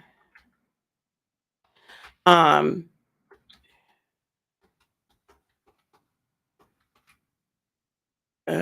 on 1 second. So this is the issue, right? This is the issue that we face because we're trying to put all this energy into a different time frame than what really works and what's really for us. Hang on 1 second. Can you guys see if Jade has any time a little bit later today? We might be able to squeeze her in a little bit later today. In the back, please. So we need to understand the houses. We need to understand the signs. So Aries is that Taurus, lovers, but they're fixed earth. Taurus here is fixed earth. What does that mean? Okay, this is going to be April. Think about April. Well, we're really kind of hunkering down April into May. We're kind of hunkering down. Things are growing. We're getting our everything in order. And, Taurians, it's all about I have. Aries is I am. Taurians are I have. What do you possess? You're making sure that you're going to have a good harvest later on. So you're putting things in place for that purpose. Do you understand what I'm saying? So if you understand each of these signs and their characteristics, Geminis are fast thinkers. They're very intellectual. They are like very dual, though, I think is their mantra. They could think one thing right now and they're going to think another thing later. Aries is ruled by Mars, Taurus is ruled by Venus, Gemini is ruled by Mercury, fast moving planet. This is where we interject the planets. So we've got a fiery red planet here for Aries. What does the Mars god? Was it the Mars the god and Aries the god? What do they represent? And then if you go back to Kemetic, you're going to find it going to align, right? But there's a representation of an energy here. This is all based in energy itself. And the different expressions of, the different frequencies of the planets themselves resonate at a specific frequency. Did you know that? Do you know you can go on YouTube right now and hear Saturn singing? People have recorded the frequency of Saturn singing. Saturn singing. There's different resonances for each of the planets. The stars have different resonances. How can any of this that we believe is created by God, by love, be now of the devil? Make that make sense. I'm going to touch briefly on yeah, if you can find your way up to the podium. So astrology in and of itself, this astrological chart between the houses, the signs, the planets, and the aspects of all of them tell us a beautiful story about how the energies are interacting in the universe in which we live in the solar system, in the Milky Way, but in this particular solar system in which we live. And what all this energy is kind of beaming in down towards the earth, and then how to utilize that energy to move and to flow. And it also then gives us a great understanding of us and how to move and how to flow. Let me see if I can bring up my birth chart and I will show you all my birth chart. Bear with me 1 second. Calculate chart. I know y'all can't see. I'm going to show this to you in a second. Copy. Let me go over here. We're going to delete this. Select, delete. Okay. Stop sharing. How about this? Menu. New. Don't save. Paste. Crop. This is my birth chart. Here is my moon down here in Aries. Here we've got Aries here, right? I have all of this in my third house, which is the house of Gemini, which is the house of thought. I think.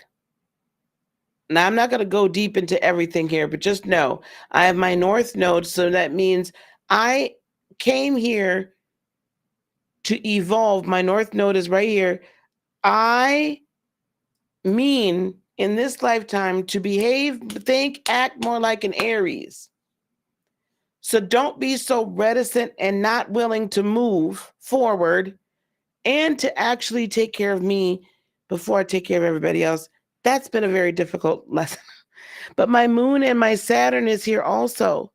So for me, order and structure, it needs to be created quickly, because otherwise I'm just like, I don't know how to flow. I don't know how to flow if I'm not creating something at all times. It's a problem, right? And I can conceive of something very quickly and lay down the foundation and come on, let's construct it. Sometimes I move too fast. I'm not going to lie. But I know this about myself now, and I try to make sure that I'm getting better. My son is in Cancer, as well as my Mercury and my Mars, and also my Venus is in Leo, but that's all in the seventh house. What does that mean? It's the house of Libra, house of balance. I love to collaborate and bring people together. That is my child, that's my jam. Okay. I work as well with men as I do with women, usually. And I think and speak like a Cancer. In other words, I'm going to speak to you maternally. I'm going to, right? And then also, I'm going to think, how can I create the most amazing, right, table for everyone to sit at? My Jupiter, Uranus, and Pluto are all in Virgo, 8th house. So when I create, I like to do things big that again are for people's betterment, their health, well-being, and everything like that. I think big like that. Like I want to create this amazing home, Lightworker Academy. Pluto, I'm always looking for ways to improve life and health. And Uranus, I want immediate change for people. Both of my transformational planets are both here, right? Anytime I think of anything contractually or anything like that, like it was destined for me to own a home, this one now, but eventually I'm gonna have a real great big house because that's just my Jupiter thing. That's my Jupiter. Woo, great big house. My Neptune is in Scorpio just in the 11th house, which means I want spiritual people all around me that are deep. I don't want just surface level love and light. I want the depth. And I'm going to investigate things to their depth. I want to know all the ins and outs of everything, spiritual and esoteric. And then again, I'm a Cap rising. So I'm going to structure it, I'll put it all together. Now, did I know all of this when I was just operating just in Christianity? I guess, but not really to this degree. And now I understand myself. Do you understand? We didn't even get to the tarot. Hey, Levon. Placidus and whole sign. I can do that really quick. I could do that real quick. Is Yaya here? Placidus is, this is a Placidus chart because it's uneven. That's this kind of typical tropical chart. Whole sign, we'll make sure each sign is 30 degrees. This is a circle, right? 12 signs, 30 degrees each. It's easier to read. And I don't find that it changes your signs too much from where your planetary placements are. Whole sign is easier to learn how to read. We'll start talking about that. I hope that helps. Why am I not seeing you? This link is for Yaya only. Yaya, can you please click that link? That link, as soon as it shows up in YouTube. Yaya, can you please click that link? Thank you. Hey, Vegas girl, how you doing? Okay. And then we're going to take that down, guys, as soon as we can. Yeah, we could teach you how to read the charts. Like it's interesting. My point to all this, Shiny, can you drop that link again in there? My point to this is just I want you to understand that a lot of the things we've been told are evil are not. None of learning all of this, none of this has kept me at all from walking in love, from walking in light, from living an abundant life.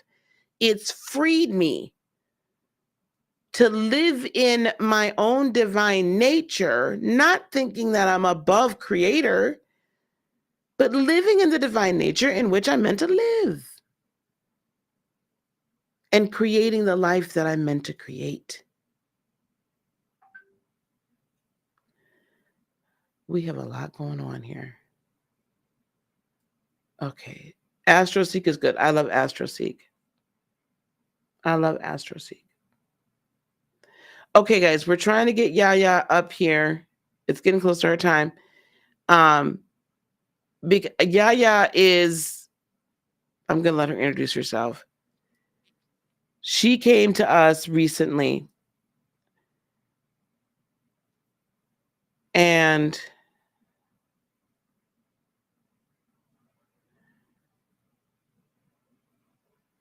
bear with me. Hold on one second. Bear with me, guys. Hold on.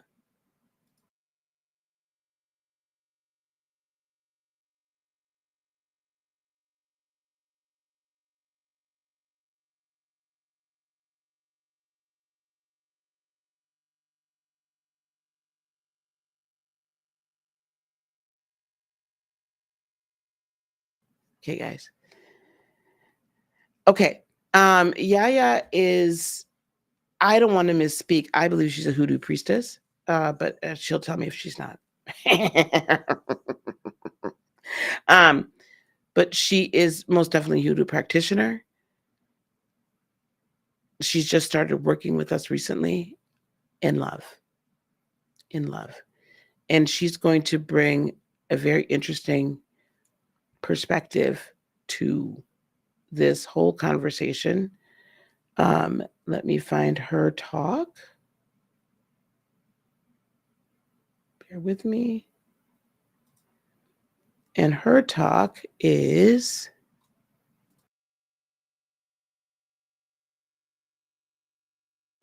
actually I'm going to update that, is your grandma did voodoo too. Did hoodoo too. Your grandma did hoodoo too. This is something that I feel very, very strongly we all need to hear. Your grandma did hoodoo too. I'm gonna update that really quick while we're waiting for her. We're gonna let me take a few questions. Let me take a few questions from the audience.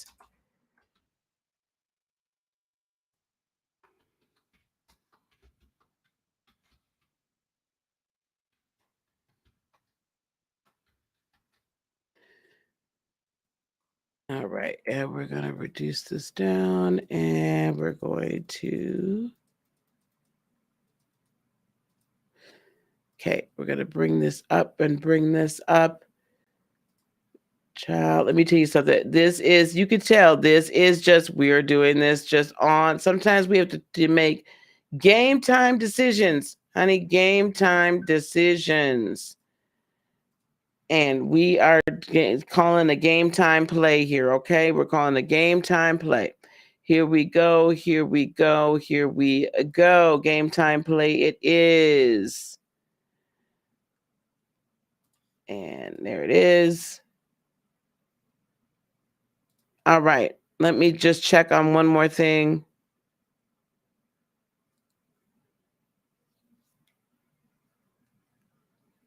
Yeah, okay, that's the problem.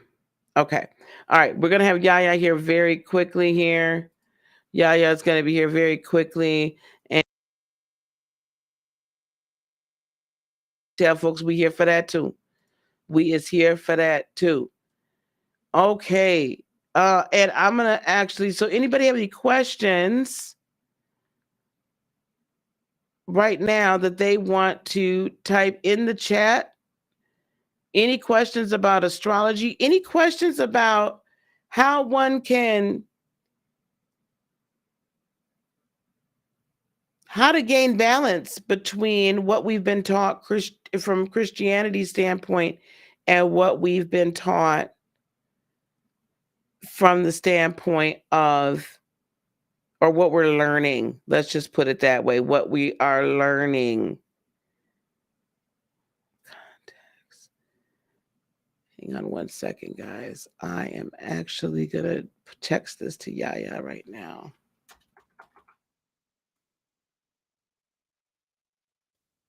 Paste. Okay. Let me check the chat. She's on her way. She is on her way, guys. She's on her way. Um, let's take what. Oh, while we're waiting, I also want y'all to remember. Please go to. Please go to. While I'm going to bring her up. Please go to the link to sign up for to register for the event if you would not have not done so already. If anyone needs the link for VIP, yes, link. If anyone needs the link for VIP sign up, just put that in the chat and we will do so as well. The VIP, you're going to be able to, for $27, get access to yesterday's live 7 hours, today's 7 hour live as well, because this will be made private as soon as I sign off, and all the VIP offers, all the freebies, everything, plus two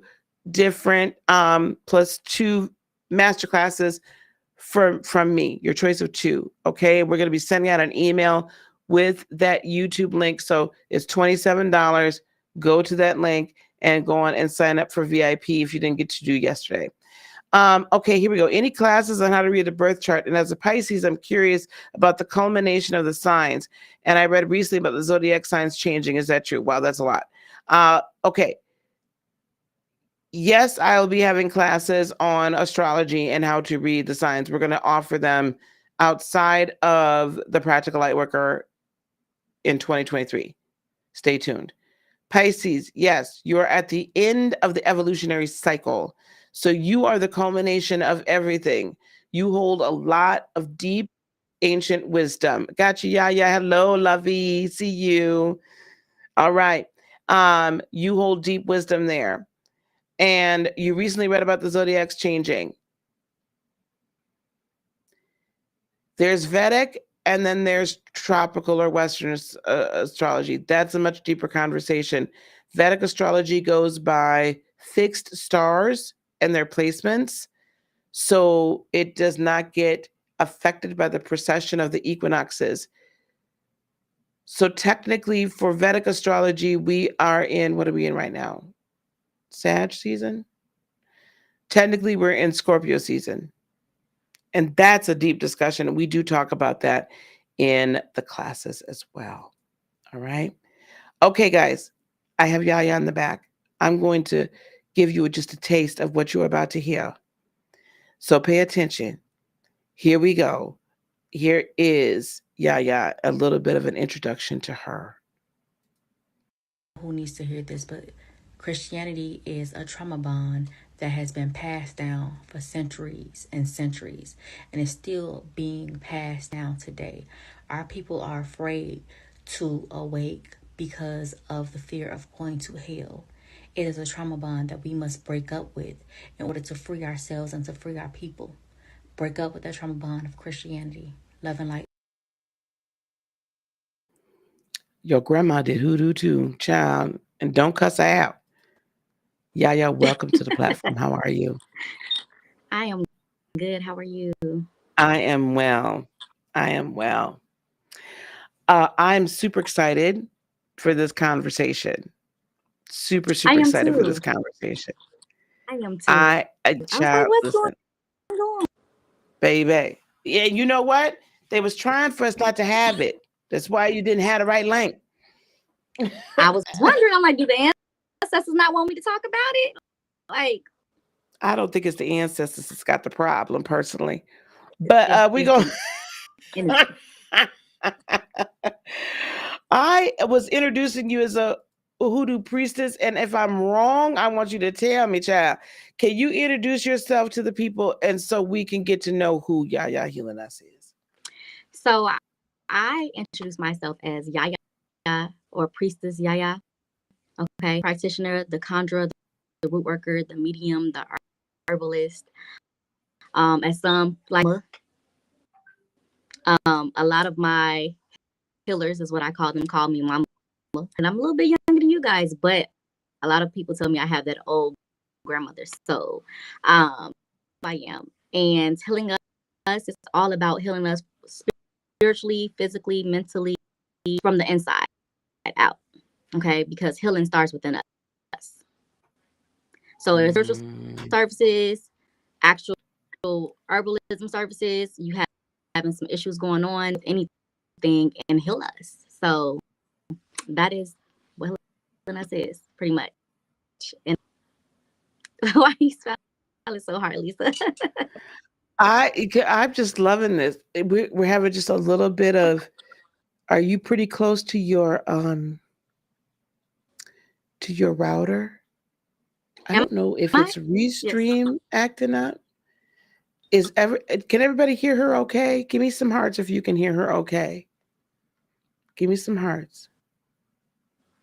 Okay, the audio was a little glitchy. That's okay. We're gonna get it together. I think it's Restream, honestly, because I know I'm hardwired in and there shouldn't be any problems at all. I'm on my phone because you sent the link to my phone. Would you like me to get on my laptop? That may work a little bit better. Okay, so let me send the link over to my email and I'll get on. Hold on. Okay, all right, no problem. All right, guys, give us just a second. And I'm going to let our next guest know we're going to be just a couple minutes late. Okay. More.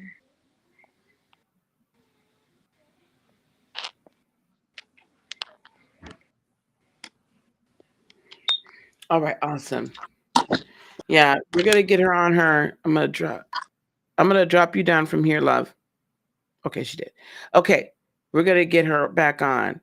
You know, I'm going to agree with you on that. We know it's going to be good when there is interference. Right? Thank you, everybody that is. Yeah, thank you, everyone that has come in the house. I appreciate all of you guys. Oh, some of y'all know Mama Yaya, huh?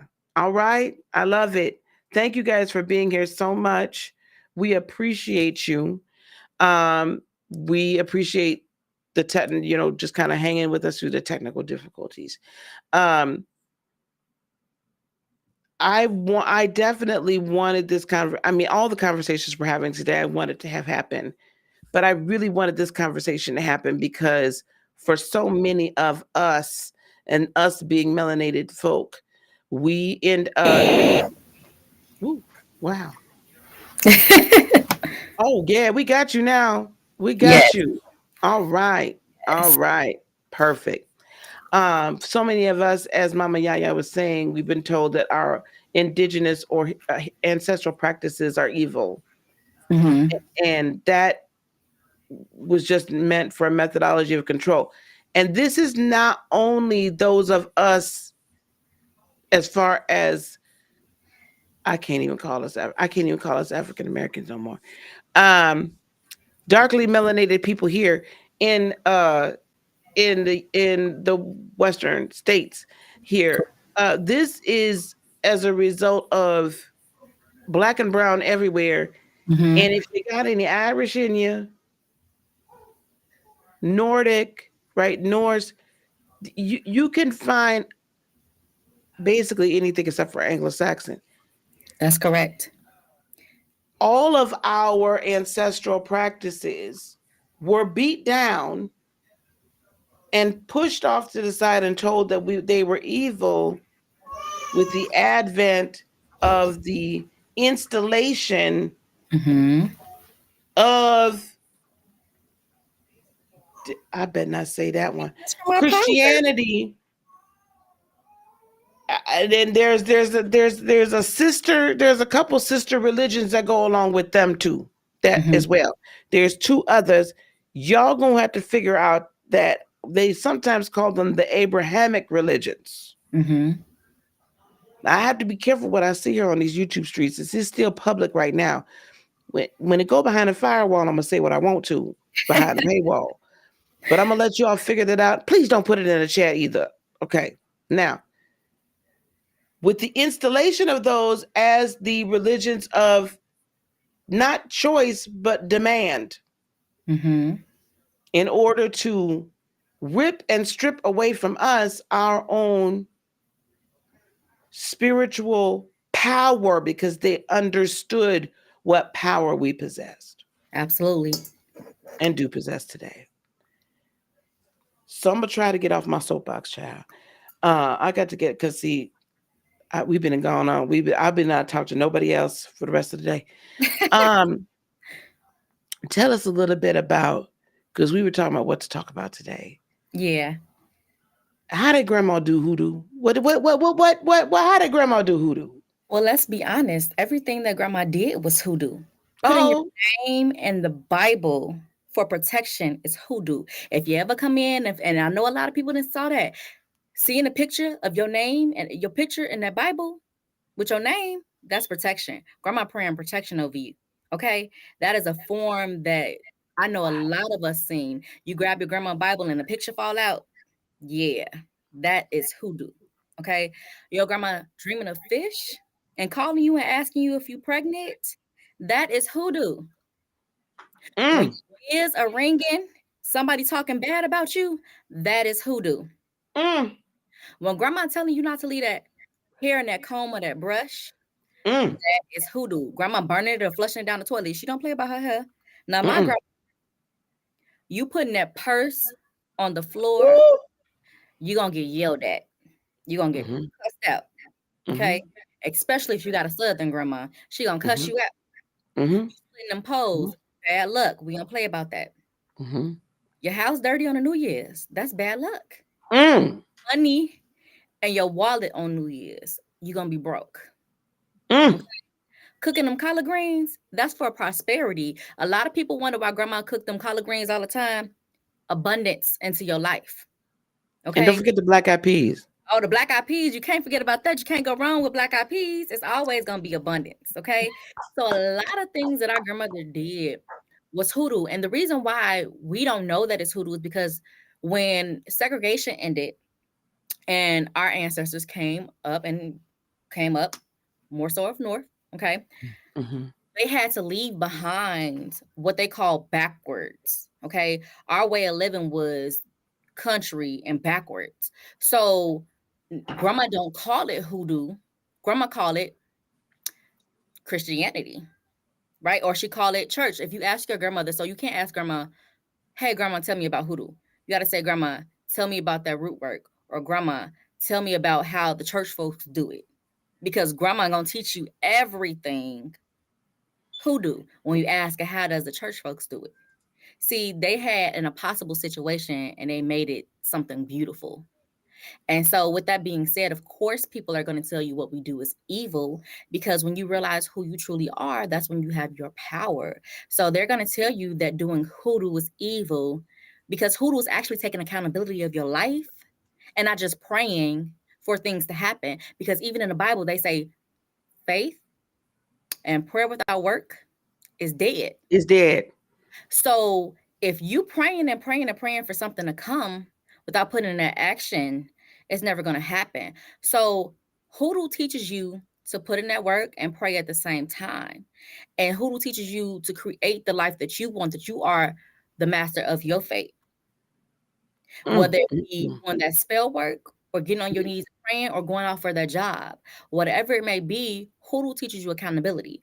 And a lot of folks really lack the accountability because they just praying up to the sky daddy, okay, and thinking things are going to change when it's not. So hoodoo is about bringing about a change in your life that you want and you being the person accountable. And a lot of people don't want to be accountable. So Come on when now. when you take away that accountability from people's lives, then you leave what I call the walking dead. the living walking dead. A lot of zombies around here not truly living their lives the way they need to live their lives, or truly they just surviving and not thriving, because they're seeing, the thing about it is they're praying and nothing's really changing. And so with that being said, when nothing's changing, they're thinking like, oh, my prayer doesn't work. It does work, but you're not doing the second step. Okay. So that's really important. Hoodoo teaches you how to take your power back and how to be accountable.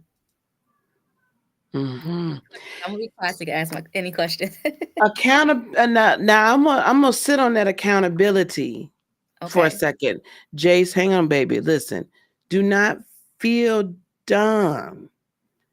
You allow your higher self, your real you, moseyed you on over here to click on the link.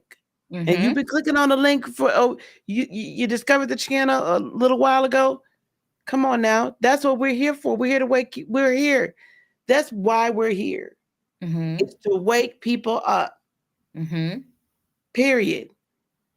So, and I understand that I have some folks that are going to be listening to this that hoodoo might not be your ancestral practice, but we're going to encourage you to discover what is. Mm-hmm. That's the whole point. Mm-hmm. Discover what is. It might be Celtic, it might be Nordic, it might be whatever, right? It might be Gypsy. It may be a couple things at once. Yes. Because we have ancestors that we don't have. So, for instance, we have ancestors that are Native American as well as we have them as African. So, you'll be practicing shamanism as well as hoodoo or voodoo, depending on where your ancestors are from. So, that's right. We are really trying to get everybody back into their ancestor practice, if that makes sense. That's right. That's right. We do have one question, and I'm going to get back to accountability because, see, this has been the problem. Mystic Sister's asking, is juju the same as hoodoo? So juju can be, how do I explain this? So they can use that word and term in hoodoo, or it can be voodoo. It depends on the practitioner, okay? So juju is basically referred to as putting roots on somebody. So it would be called roots more so than juju, right? So you're asking as a form of magic. So it'll be root work or conjure, if that makes sense. Does that make sense? Mm-hmm. Now I'm going to ask you this. Okay. Is all root work bad? No. See, nothing ever is bad. It's called duality. Mm-hmm. It's called duality. You have the light and you have the dark. It's all about the intention of the person that is behind the root work. Mm-hmm. We have root work to heal. You have root work to protect. You have root work for every situation. But it's all about the person and their intentions. So if that person is evil, of course it's going to be evil. So nothing about voodoo or hoodoo is evil. It's about the intentions of the people behind the work. I want everybody to hear this. It's about I want y'all to catch this. Mm-hmm. Everything has a light and a dark side. This is why I started the conversation earlier in the way I did.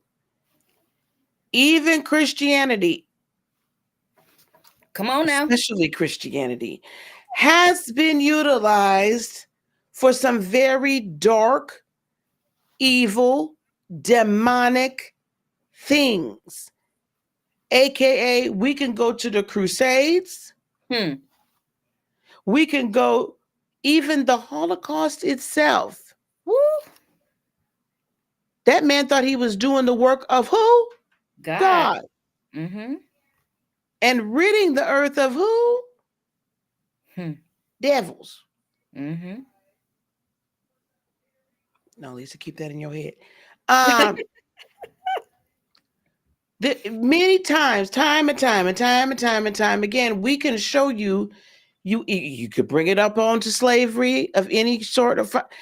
I have heard even recently Christians say, well, if such and such and so and all these people die as a result of this, that, and the fourth and the third, that's just fine. Because even in the Old Testament, God told the Israelites, to kill every man, woman, and child in these other neighboring countries when they were going to conquer it or to enslave them. This is how they used slavery to justify enslaving others. Yes. Preach. So Come on. let's stop it with the, oh my God. Can we just stop it? Can we stop it, please? Because that is so hip. I'm upset. I'm going to calm myself down. I get real upset with this one here because it has been so pervasive in my own life. Mm-hmm. When I started on this path, all of a sudden, everybody had to pray for me because I was on the first thing smoking to hell. Well, I think hell sometimes is exactly where we are. I think that's what Stevie Wonder said, right? And I'm sorry, y'all might not know that song. Y'all better go listen to it. You making this place hell yourself. Worry about yourself. Because you're praying to a God that you're going to sit here and said it was perfectly fine because of a different religious belief than yours. To enslave, kill, steal, and destroy. I thought that was the devil's work. Let me go ahead on and go back up here because I'm getting myself in trouble. And y'all ain't got nothing to do with this. This me. Anyway. I was for to chime in on it with you. Go ahead. Keep on. Go ahead, sis. Come on. And the thing about it is, let's talk about them talking about is witchcraft, okay? The Bible is witchcraft. It is the book of spells. The first curse ever placed on humanity was by God. By a bitch God. He cursed us, okay? That's why a lot of people, it was a young lady the other day on Facebook about the Derek Jackson situation, his wife, sitting up there cursing people, literally cursing people, cursing them with prayers. And everybody thinking that was okay. And I'm like, oh no, we don't receive them curses you put on us, baby. We send that right back to you because you're sitting up here trying to curse people because they're talking about your husband and the whole masquerade, okay? All of the Bible is witchcraft. Drinking Jesus's blood is witchcraft. Let me say it again because a lot of people don't hear that. Drinking his blood and eating his body is witchcraft. When they used to put that blood on the door in the Old Testament to mark themselves as being safe, when they killed them animals, what do you think that was? Sacrifice. Okay. But we don't do animal sacrifice. We don't? Okay. What they'll say is now they don't do it anymore, but now you do things that are symbolic. And if we really, please don't let Denise call me. That's my mama. If you really want to get down to the gits, Jesus Christ himself was a human sacrifice. A human blood sacrifice. And they talk about he died for his sins. And then, so Dr. Lisa, one of the things that I always tell my students when I teach hoodoo, and they're like, oh, yeah, I never thought about this. So I don't know if you guys ever seen the Passion of Christ play. When I was younger, that was something that they always took us to. And in the Passion of Christ play, I remember him crying out to God and say, why have you forsaken me? Yes. Right. So to me, when I hear that makes me realize that Jesus didn't even realize that God was going to leave him there. He thought that God was going to come and deliver him at the last second. But God left him there to be forsaken, as he said, as he cried out. Yep. He thought his father was going to come deliver him. He is the living sacrifice, as y'all call him. Yes. They don't even realize he was the living blood sacrifice. For sin to go away, but yet there's still sin. Make it make sense. Make it make sense. Now, I want everybody to hear this. We are not speaking against you as a Christian. No. If the light side of Christianity and how you express your relationship with Creator is through Christianity or any of the other Abrahamic religion, And that's how you find peace. Mm-hmm. I got no issue. We got no beef. I was, still am ordained in that religion. Mm-hmm. We're just here, as Dane Calloway would say, to make you think. Mm-hmm. We want you to see what's there behind the curtain so you can stop saying that everybody else is wrong and demonic. Mm-hmm. And we can all unite on what we can unite on and stop trying to curse everybody else and stop trying to be part of the problem and continuing on with the division. Mm-hmm. Because if we don't, I'm going to tell y'all something. Y'all, we talked about being left behind, all this stuff. You're going to get left behind because we're moving on to do what we're going to do and we're going to create our world. Y'all could do whatever it is y'all want to do. Leave us alone. Mm-hmm. That's it. That's all. The sooner you can see the reality of the religion which you practice, and I ain't trying to hear, I don't practice religion, I practice relationship. Like we just said, every time you go and take communion, every time you speak this prayer, that prayer, the other prayer, every time you bind and loose something in the name of who? Jesus. Every time you invoke the what? The blood of Jesus, you're practicing witchcraft. Yes. Speak. Oh, Speak. See, my God. religion. We were never meant to be religious beings. We were always meant to be spiritual Spiritual because beings. religion keep you divided and Yes. spirituality keep you together. And Yes. so, like Dr. Lisa said, is we're not trying to take you away from Christianity if that's what you want to do, but the mindset is what needs to change because Absolutely. hoodoo practitioners are Christians, Catholics, all type of different religions.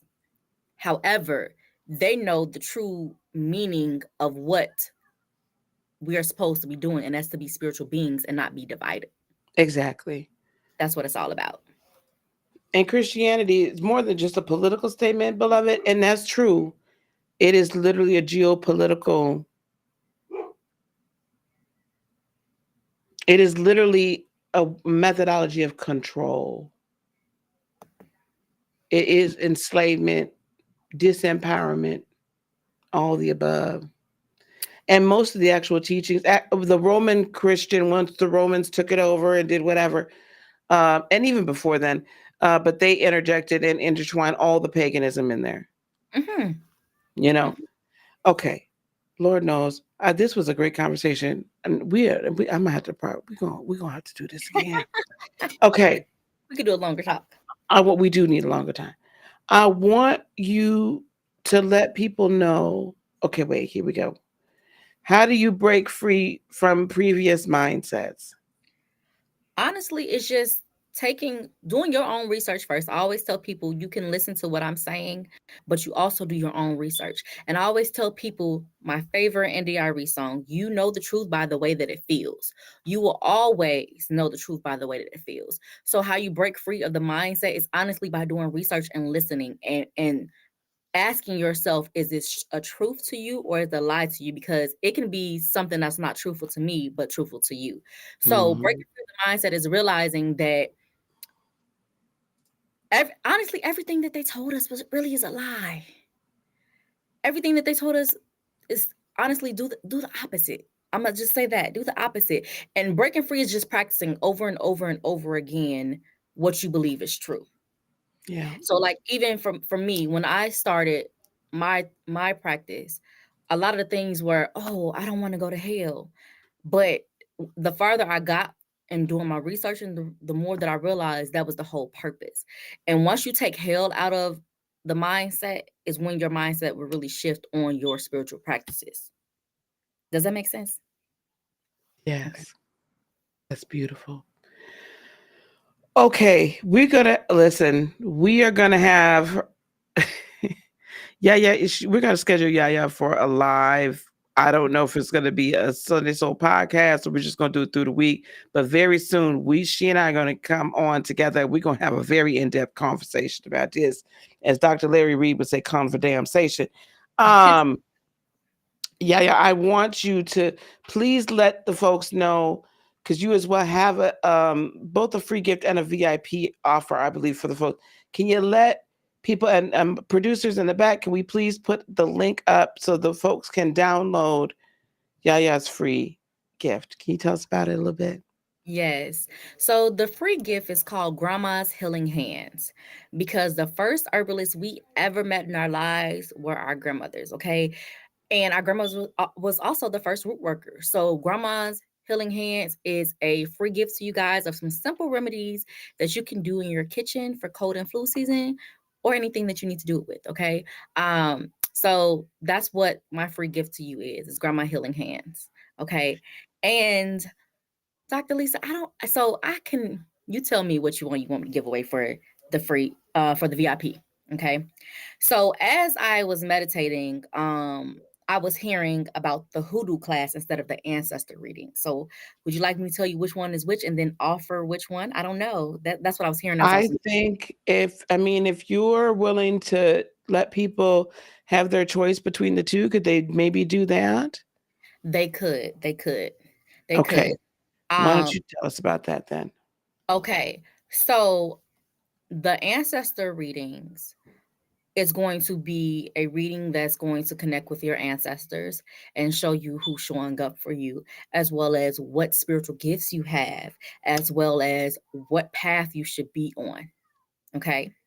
And guide you on that path and messages from your ancestors directly on what they need you to be doing. Okay. Sometimes we need a little direction and a little push, and they're going to push you in the right direction always because our ancestors are very verbal on what they want for our lives. Okay.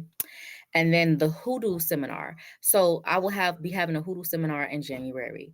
And the hoodoo seminar is going to be a day and 4 hours. It's going to go over the history of hoodoo, how we got to where we are now, and just give you some gems and some actual recipes to use for yourself, more so for protection in the spiritual world than anything. And connecting is going to get you on the path of connecting with your ancestors on your own. Because in this world of spirituality, the first thing that you need to do is know how to connect with your ancestors and to protect yourself. So Mhm. that's what it's all about with the hoodoo seminar. And the price for both would be 111. You guys are getting a steal.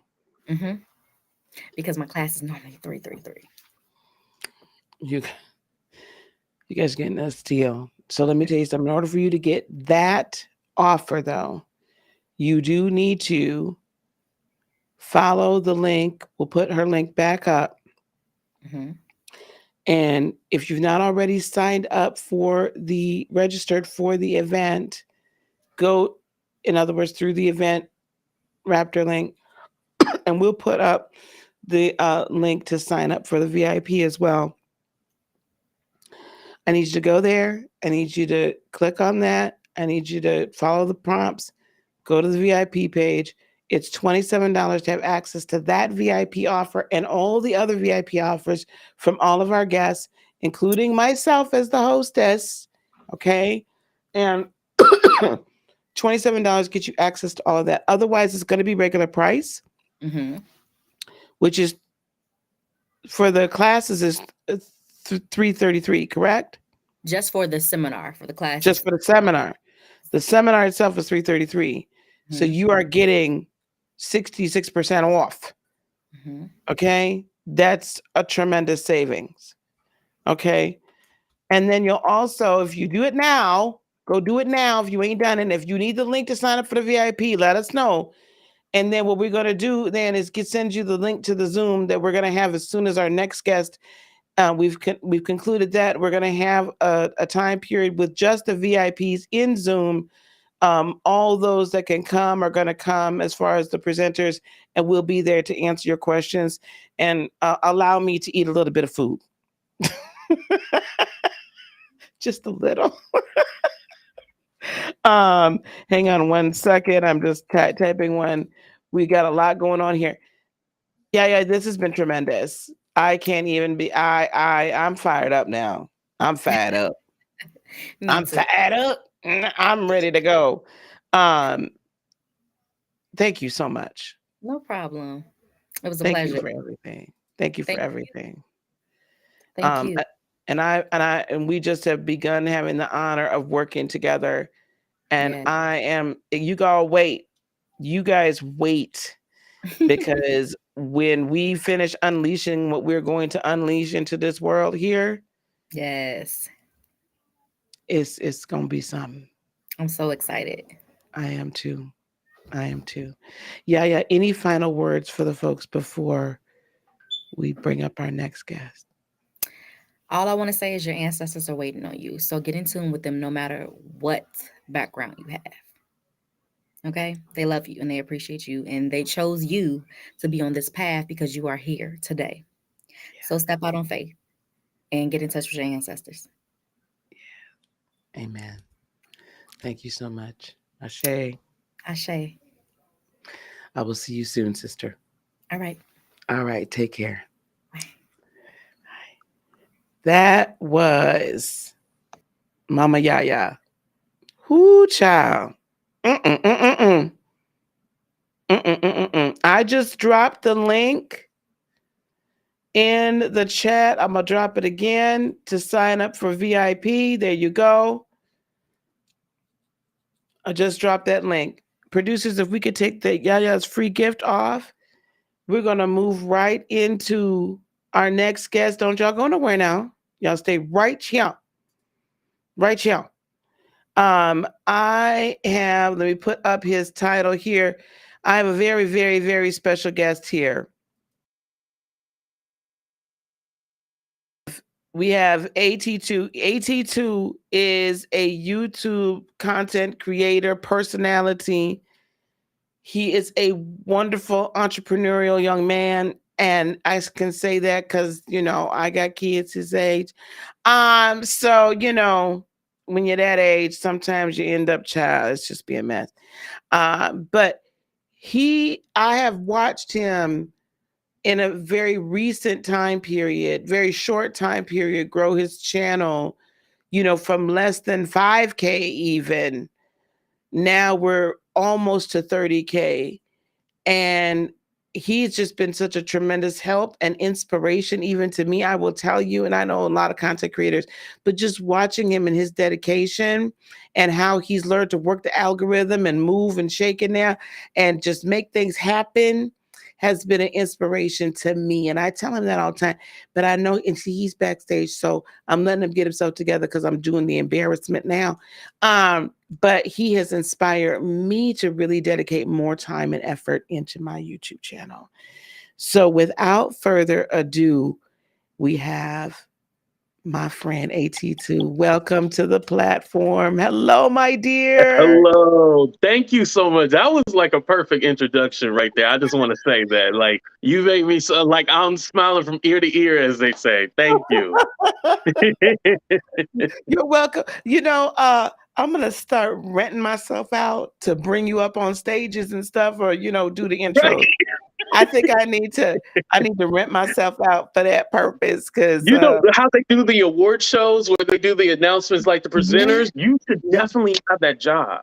Oh, well, and I've heard that you do it from home too. Oh, now here presenting the next award, like, you would be perfect for that. Well, maybe I found a side hustle. Right. You found another hustle. See? Like I needed another one. My team, all their eyes are rolling in the back of their head. They are mad at you right now. Don't tell her nothing else. We're not doing nothing else around here. We'll keep it between us. Oh my goodness. So how are you? Thank you for your patience. I appreciate it. Thank you so much. Yes, no problem. I am doing good. I just woke up like about an hour ago. So, it's still early on the West Coast. So, I'm just chilling and everything like that. So, yeah, but I'm feeling good. I'm excited to be here. Excellent. Thank you so much. I appreciate you being here. Now, As I already introduced you, you are a content creator, a personality, and so on. But this hasn't always been what you've done. And the reason why I really, really want people to listen to you is because we have so many people when they're starting whatever it is, could be their spiritual, whatever practice, whatever it is. And they're like, I want to create a YouTube channel. And then me being a curmudgeon, and sometimes it's like, I don't know, because it ain't the same like it was 5 years ago, but you really have done a lot in this realm. Can you let us know a little bit about yourself, introduce yourself, and about your journey? Yes, everybody, my name is AT2, but I was born Andre Turner II. So that's where the nickname AT2 comes from. It's just the acronym for my name. But originally, I had started out using Snapchat and like doing little things on there, doing comedy and stuff like that. And then eventually, I kind of branched off into Instagram, but I really hit it big with YouTube. And what happened was that I got laid off during the panorama. And so I was like, well, let me try some new stuff that I hadn't been able to do because the time, working, when you work a regular 9 to 5, overtime, all that stuff, you ain't got time for the extra stuff. And I come from family. I mean, they're supportive, but they come from, oh, that's a little side thing. Like that ain't no job. So Mm-hmm. I never thought about doing this like full time. You know what I mean? It's Mm-hmm. always been like, oh, this is like that's that little YouTube channel or that small thing. The hobby. I never came from like that was an actual job. So when everything was going crazy, I was like, well, let me get on YouTube, see how it is, and then eventually I started picking up steam. Now I will say it took about 7 months. It didn't happen like right off the bat. Like I haven't been that lucky, but I appreciate that time that I struggled to get to where I am because it really taught me about consistency. And that's a lot of stuff that I want to let people know is that if you ever feel like, oh, I can't do this, or why is it taking me so long? No, please just stay consistent. And so that's what I did. And eventually, like you said, I'm almost at 30K subscribers now. So it's been a blessing. It really has. Yes. Consistency. Consistency in anything, to me, is the key to success, right? You don't Yes. always, so many people, okay, even if you like think about Michael Jordan wasn't the best ball player. He definitely wasn't when he first started out, but he Right. consistently practiced. Even Kobe Mhm. Bryant consistently practiced. Like if you hear anyone, we've got some musicians I know in the chat, they'll tell you natural talent will take you so far, but consistency and practice and utilizing your voice. How does someone though, or how did you maintain consistency through those times where it felt like you were not getting not one subscriber to first, you wasn't making no kind of money doing this, and everybody telling you, boy, get yourself a job. Yeah, that was the major thing. Like, oh, you need to go get you a job. And the thing is that I actually did get a couple of jobs, but I got laid off because the economy and everything like that. So I actually did go get me a job. It just didn't work out. So I was like, oh well, maybe it was meant to be. So that's how I came back to YouTube. So, but I think what really kept me going was that even if it was like 1, 2, or 5 people in the chat, like they really appreciated the time and effort that I took to even do a live show or record something. And those people were like, AT2, keep going, like keep doing it. And I kept on, persevered, and that really helped me. Like I think once, even if you only have like a set group of 10 people that are supporting you, well, let's not even say 10, that's a little bit too many. Let's say about 3 people in your Come corner on that now. support you and want to see you do great. and those people are always encouraging you, that Mm-hmm. really what kept me going. So I want to say thank you to all my loyal subscribers. Those were the people that really kept me going, because you're not going to get too much support from your friends and family. That's what a lot of people don't know. Your friends and family more than likely are not going to watch you. It's the truth. They're not going to watch you. A lot of people feel like, oh yeah, your friends and family are going to be the first ones there. No, if they're not into YouTube like that, they're not going to watch you, or social No. media in general. They're not going to watch you. It's going to be people that you don't know that happen to find you or stumbled across your video and be all like, oh, I like that person. Let me support them. So you're not going to get that family or friend support. It's going to be strangers that you don't know. Yeah. I don't know how you feel about this, but I honestly did not want my family and friends following me. Well, some of my friends, yes, but I honestly did not want my family support over there, because I didn't want to have to hear their mouth about what I was saying. Is that That's wrong? true. So no. I would say my parents, I don't want them to watch. And certain family members, but certain people I wouldn't mind. But my Right. family, no. I would, and if I knew they were in the chat, like it would throw me completely off. I'd rather not have them in there. You have to change your whole situation. Like anytime my mother is around, because my mother, now the crazy thing is my mother won't watch me all the time on YouTube, but let Mhm. Denise be here in this house. She'll ask me, well, when you going live? I said, "What am I going live for?" Mama does not have no problem. She'll be like, oh, I just want to talk. Okay. But I got to give her her own microphone, everything. She will have her own like situation. You know what I'm saying? She'll take Right. over. It Denise is be weird when you have like when you're in a different like at someone's house and you're like, oh, I'm gonna go live, and then they kind of be like, oh, well, what you doing? Let me see if I can join you. And so like, no, this is my thing. This is not your thing. So I totally get what you mean. crazy. It's just nuts.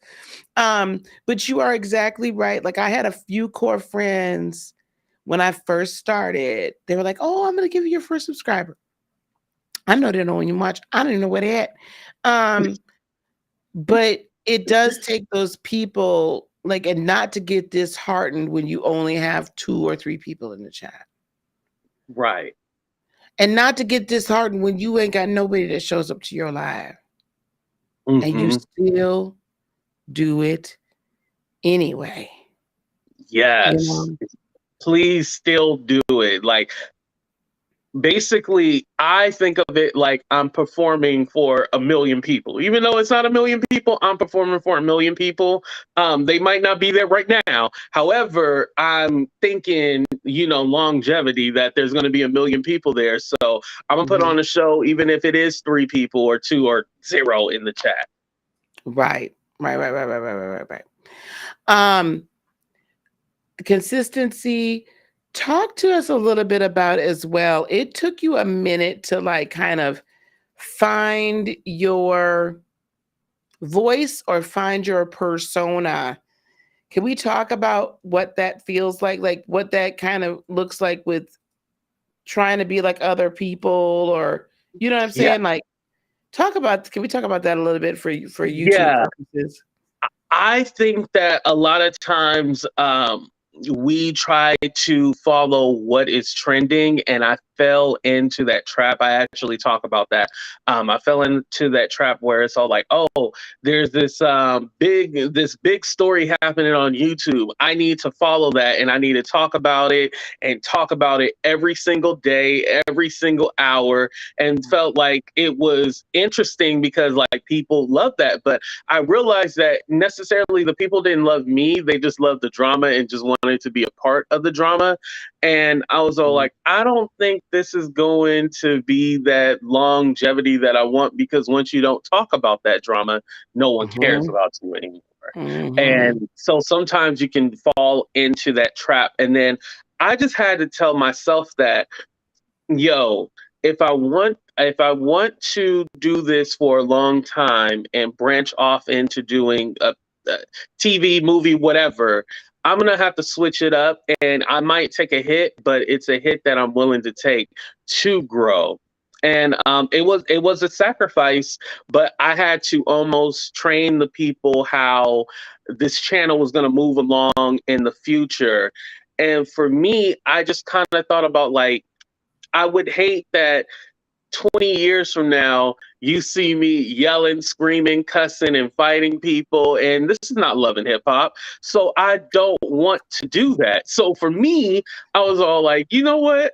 And I even came up with a new show concept called Let's Make Peace. Now, have we ever made peace on the show? No. But on Jerry Springer, Maury, do they make peace? No. So my idea was like, yo, let me do a little talk show called Let's Make Peace and see if we can make peace. And this is, see, people don't realize this is the longevity. Some executive watched that show and was like, this show's a mess, but it was entertaining. And he was trying to get people to come along and make peace. Oh, that's a TV show. I Oh, can't. people don't even realize what I'm doing, Lisa. Dr. Lisa, they don't even realize what I'm doing. That's what I'm doing. That, okay, that's brilliant. I listen. Me and my little Cancerian maternal self was like, "Oh, he's really trying to bring peace to the streets." I really appreciate that. And here it is. You had ulterior, but you know what? I love it. Well, here's the thing. I do want to see people make peace. I would like to see No, you do. more collaborations and more people getting along because it really is hard to see, like, especially people that you like not getting along. And Yes. so the intent, and originally I was all like, okay, maybe this can work. And then when it wasn't working, I was like, you know what? If y'all gonna put on the show, I'm gonna put on the show too. Let's see what Listen, happens. you might as well just go head on You at know, that I think point. But I think because you didn't have Jerry it. Springer start out like serious, and then like He when did. everybody wanted the buffoonery, that's when he changed. And then the fight started breaking out, and then it was on and popping at that point. Yeah, I And don't I plan on was going that living in far. Chicago when he was having that show. Like that was a thing. Oh my God. Okay, oh my God. Anyway, Yeah. but I think you have made peace, haven't you? I thought you've made peace with people. I think you've Yes, made I peace with have. Hood Life Chronicles. Uh-huh. You made peace with what's the other woman that keep blocking people y'all talk about all the time? Oh, dear Yvette. Yes, you made peace with Yeah. her. Don't block me, dear Yvette. I don't even Yeah. know who you are, baby. I don't mean no harm. I'm not in that sector. Um, but you know, you've made peace with some people. Hmm. I think for Yourself me, personally, it's some other people right. that can't make peace with each other. That's the crazy part. I've been able to make peace, but it hasn't worked for anyone else. Which, for me, I kind of just wanted like a clean slate. Like I was like, I don't care what you guys said about me in the past. I mean, I do kind of care, but I don't care what y'all said about me in the past. For me to heal, and Yes. this went along with my therapy and stuff like that. For me to heal, I had to be able to forgive. And once I was able to forgive, that's when I was like, you know what? I need to let them know publicly that I'm healed. Yes. I'm no longer struggling. I am healed. Yeah. So I wanted to let everyone know that externally. And so once I did that, it did open up the doors for conversation, and it really made me feel good that I was doing something for them, because I think like if they think that I had some kind of malintent or anything like that, that they wouldn't be able to heal. So if I showed that I was healed, then they would be healed too, and we can heal together. Yes, exactly. Exactly. Look at me Um, getting spiritual. that's what happens when you come on over here. The energy just rubs off on you. Right. But I guess I do have a gift. Okay. I always said, no, I don't have a gift. I don't think that's my thing, but I guess I do oh have a my gift. goodness, absolutely you do. You are inspirational. You're a wonderful Thank you. mentor, and you are wise beyond your years. Thank you. You're welcome. your journey, the fact that you have been so something, and I guess we're going to get a little more serious, guys, but that's okay. We'll make it light again. Your transparency about your journey with dealing with various mental health, just mental health in general, is Hmm. extremely inspirational and very much needed, especially in the Black community and especially in the Black male community. Yes. And it has helped me learn how to help my son that is about your age because he's a very jovial person as well. So I just kind of listening to you, I'm like, well, maybe I still need to check in on him. I know he lives in the Yes. same house, but I don't know what's going on all the time with him Hmm. internally because he's not going to show it. Because Not why? gonna Mama tell you. raised him to be a strong man and be the man of the family and be the father and the provider. And he's doing all that. But he still has, right? So that to me is a very powerful message and gift that you have to bring to the world. And I don't think you realize just how much that's needed. Thank you. No, I've never realized it until you vocalize it just right now. Like, wow, Yeah. I'm Uh, happy that I could do that. yes.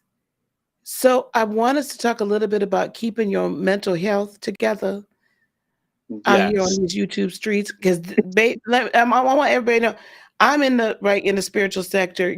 Every once in a while I might dabble. You might see my head pop up somewhere else. I can't help it. But all of us content creators are going to hit some things. I don't care if it's YouTube, TikTok, Instagram, Facebook. Mhm. It potentially can challenge your mental health. Can you talk about Right. maintaining your peace and maintaining your mental health through?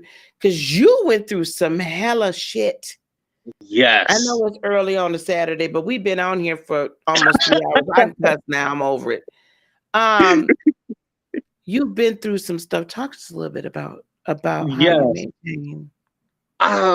I think for me, when it came to really getting hit hard with, people coming at you and stuff like that, for me, what was very important is that I always been able to look at it like just turn it off.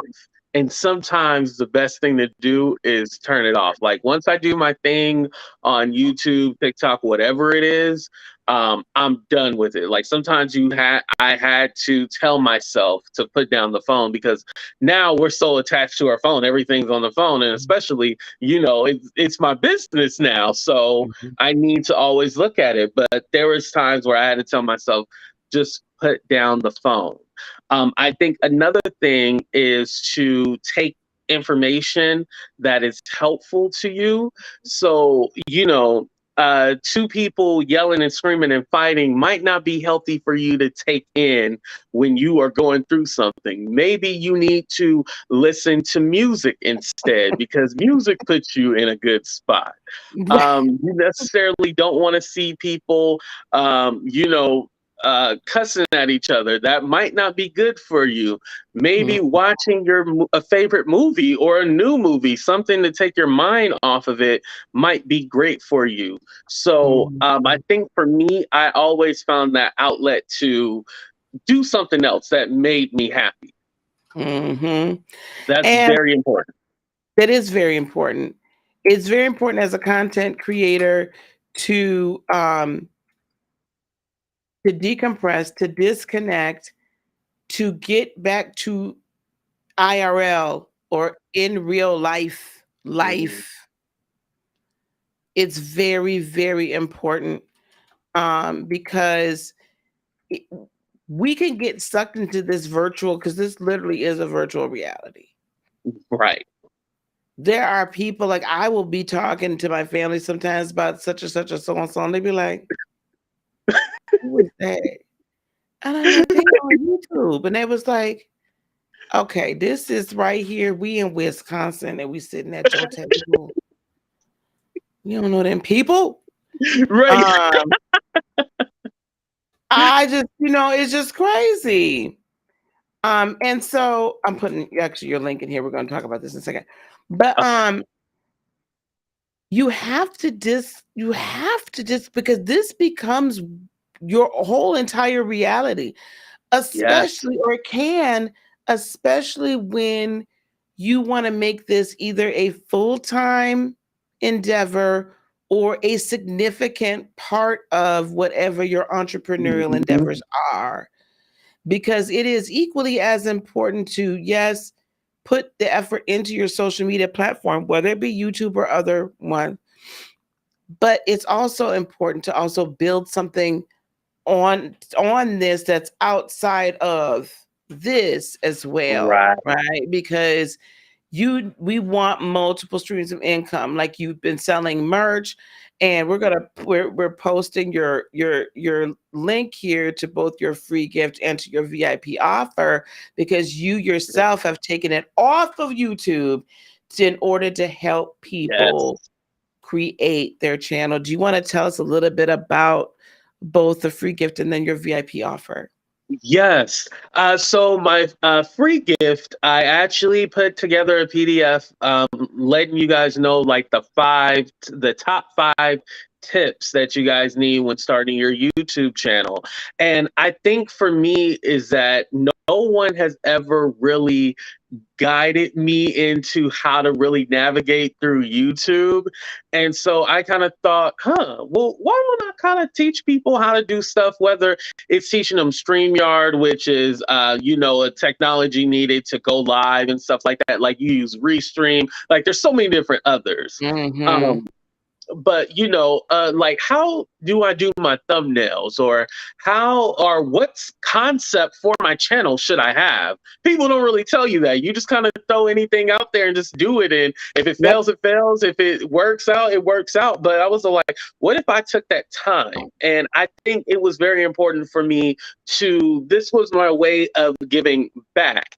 And so I started doing YouTube classes. I like to call it a whole overview because some people are already content creators. And so I just kind of check out their channel and go through their videos and be like, yo, you're doing this great. I think it's very important that I reiterate the great things that they are doing and how they can tweak things, not say like, oh, this channel sucks. Like, you don't tell anybody that, you know what I mean? So when I came up with that idea, I was like, yo, this is something that I wish I had, like someone to really tell me, because there are other people that do teach, YouTube and stuff like that, but it's Yeah. more like, oh, these are some templates that I have. You go study, and then I'll give you a shout out, and hopefully, your Yeah. channel will grow. It's not Yeah. that one-on-one where you can ask me questions and we feedback off of each other, Yes. So once I thought about that, I was like, yo, this is something really special. So for the free gift, it's a PDF file that has the top 5 um, tips for you guys to help you start your YouTube channel. And then as the VIP, which is $27 for the VIP, make sure you guys get that, and then you'll have access to a discount for the YouTube class. So it'll be 6 classes. We come up with a time, so it could be every Wednesday if you would like it to. I'm very flexible, whatever time works for you. But basically, with the 6 classes, this way I can monitor your growth and see what is working and what is not working. Usually, I used to do individual, but I think we need follow-ups to that. So for the VIP, I am offering 10% off of the classes. So the VIP offer is a discount on the six classes, right? And this is really one-on-one consultations. Guys, you Yeah. don't get that. Like there are other, like we were talking about, and we're not hating on nobody. Right. We're not hating. No, because trust and believe, by the time after this is all said and done, AT2 and I are going to work together so he can have his own situation where Right. he's training, right? So this is the beginning of it. So you guys are going to get an opportunity to get in on the ground floor, but you don't get as the individual attention. I've Mm-hmm. only seen either it's a set of videos and stuff, and maybe there's like a once a month you meet up on like a locals or a Zoom or something like that, or I've seen it where you pay somebody a certain amount of money, they give you a bunch of stuff to do, and they'll meet with you once. There's Mm-hmm. one, and I'm not deriding this person. It's like $300 once they meet with you. The first time they do it, they analyze whatever social media platform. They tell you what to do, and they send you some stuff, and they might email you and check in on you. But you got 30 days to get it hopping. If you ain't got that Right. song hopping in 30 days, well, I'm so sorry to tell you, but we ain't answering no more of your emails.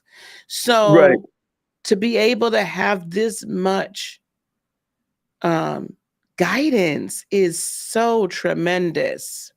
It's just tremendous. So do not pass that up. Um, Right.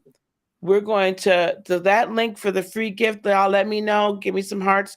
Make sure that link is working and downloadable. And we're going to put up that one more time, the VIP link as well.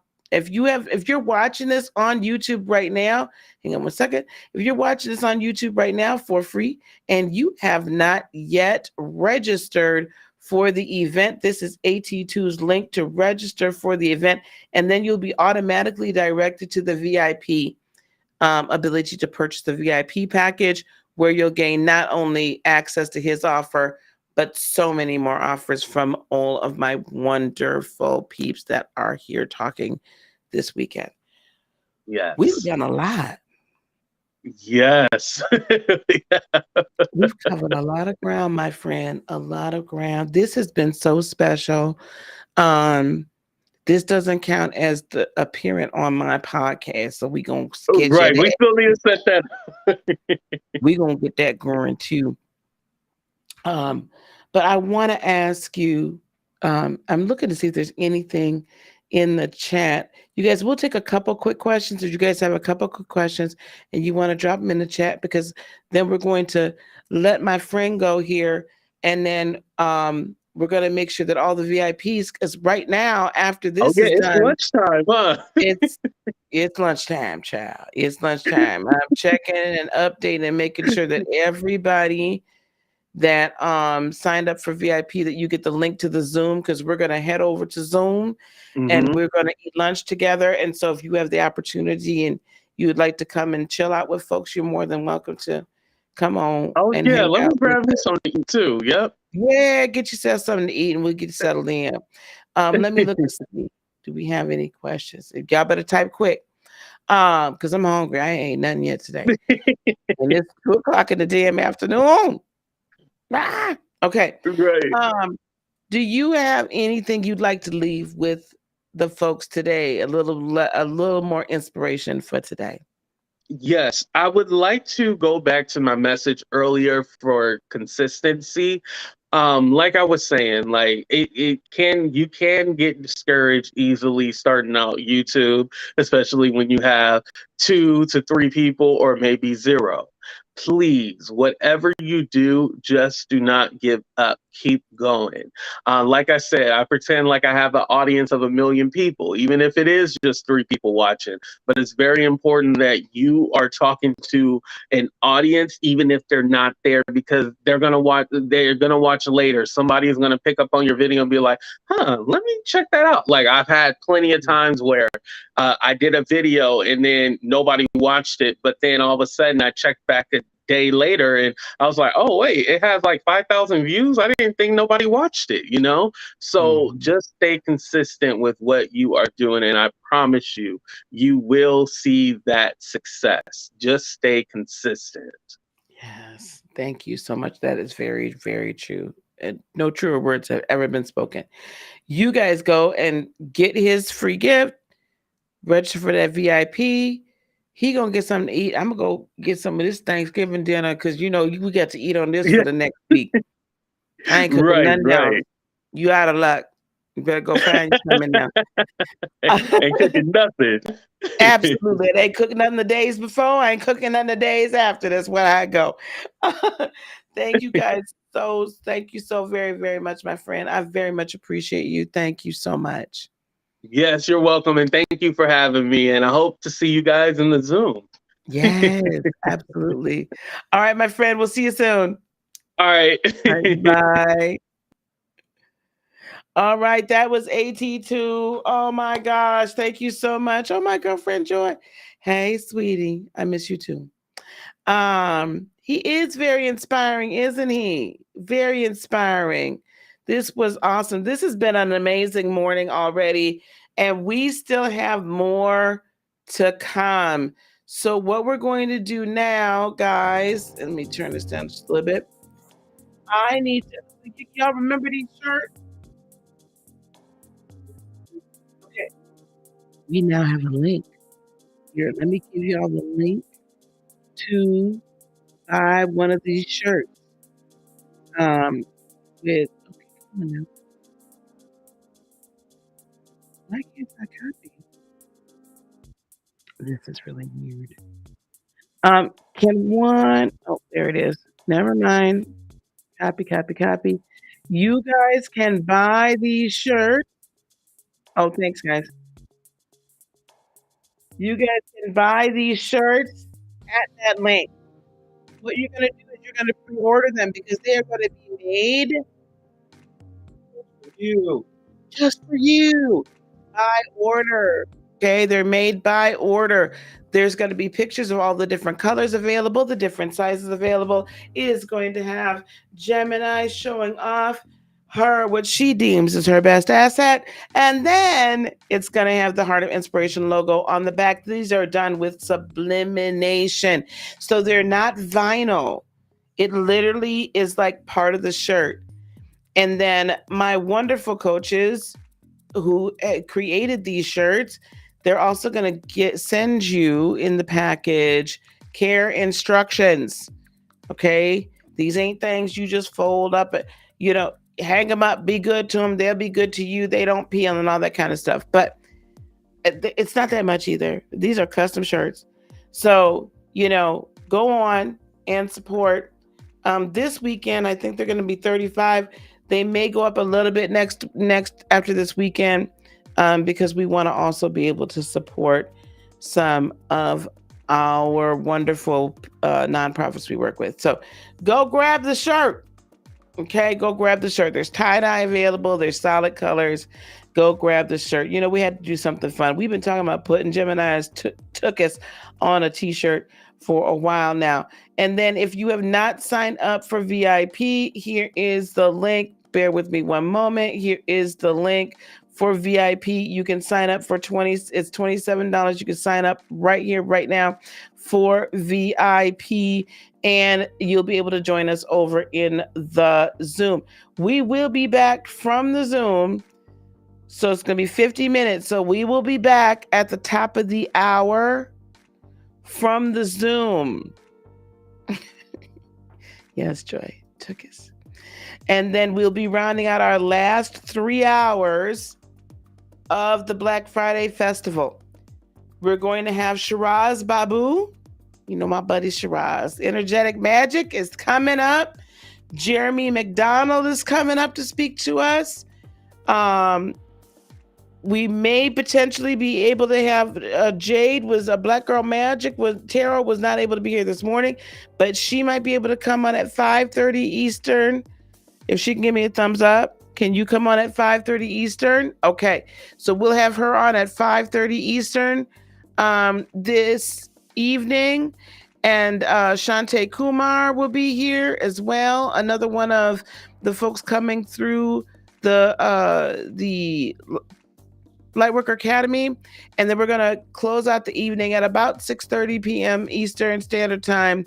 All my VIPs are going to be in a drawing to get a free reading from Secret Tarot for 2023. That's a $300 value, guys. And so we'll be doing that, and we'll be doing our last little closeout, and then I'm gonna get out of here because I've been talking for 2 days straight. Okay. So last call for VIP. Please get it in right now.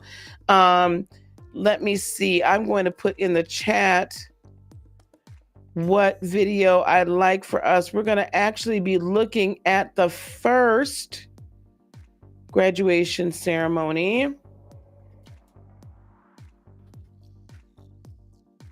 Let's see. Well, let's look at the We need this one.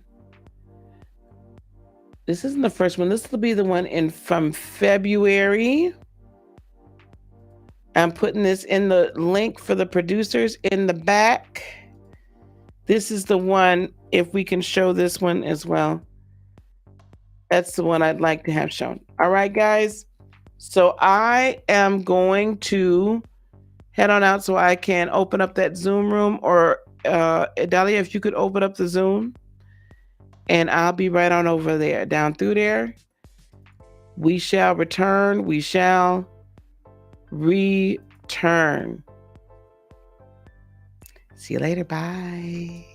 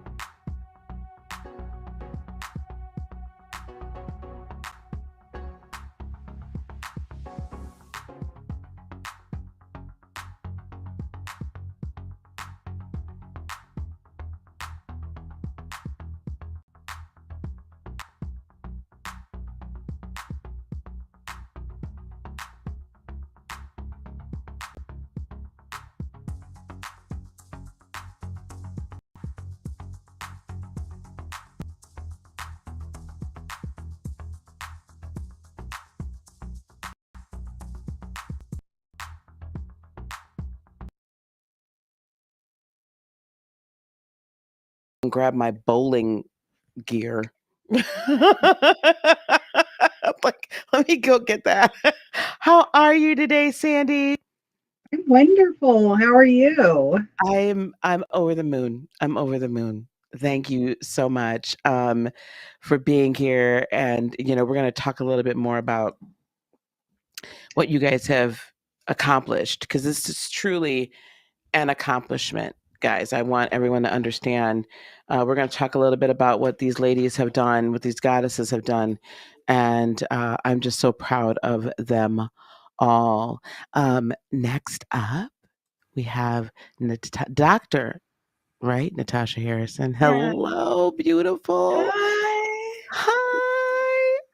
Listen, guys, for some of these folks, for some of these ladies, this is like a big deal to come on this live like this and be live with Lisa. So let's, send them good vibes and good energy. And I'm just proud, so proud of all of you. So proud of all of you. Just unbelievable. Unbelievable. Thank you so much for being able to make it. Okay, we're going to continue to bring people up, and we have Malika, the Aligned Life with Malika. Hello, lovey. How are you? Your audio isn't quite connected, dear. So what I'm gonna do is I'm gonna take you down, and then if you want to hit the settings to connect the audio, okay? Sometimes, and if you got to come back in, it's totally cool. So Malika does have a YouTube channel as well. So okay, she came down. All right, and next, all the way, we have 2 Canadians now coming up, all the way from Canada. Hello, Jessica. How are you, honey? I'm doing great. How about you? I'm doing well, thank you. It's so good to see you guys. Some of you guys that I haven't seen in a little bit. Oh my gosh, you guys, I'm so excited. I'm so excited. Thank you so much for making it. And another Canadian. Hello, Miss Emma Neiman. Hello, love. Hi. Hi, how are you doing? Hi, everyone. Good, you? I'm doing very well, thank you. I'm doing very well. Listen, aren't we impressed? Everybody's just coming onto the panel. Like this is just normal, right? Everybody's just like coming on. I love it. I love it. Oh my goodness. And Kat, hello, my dear. Hello, sweetheart. How are you? Good. Is your microphone connected, lovey? in the little settings, there's that little gearbox, and it'll give you an audio connection.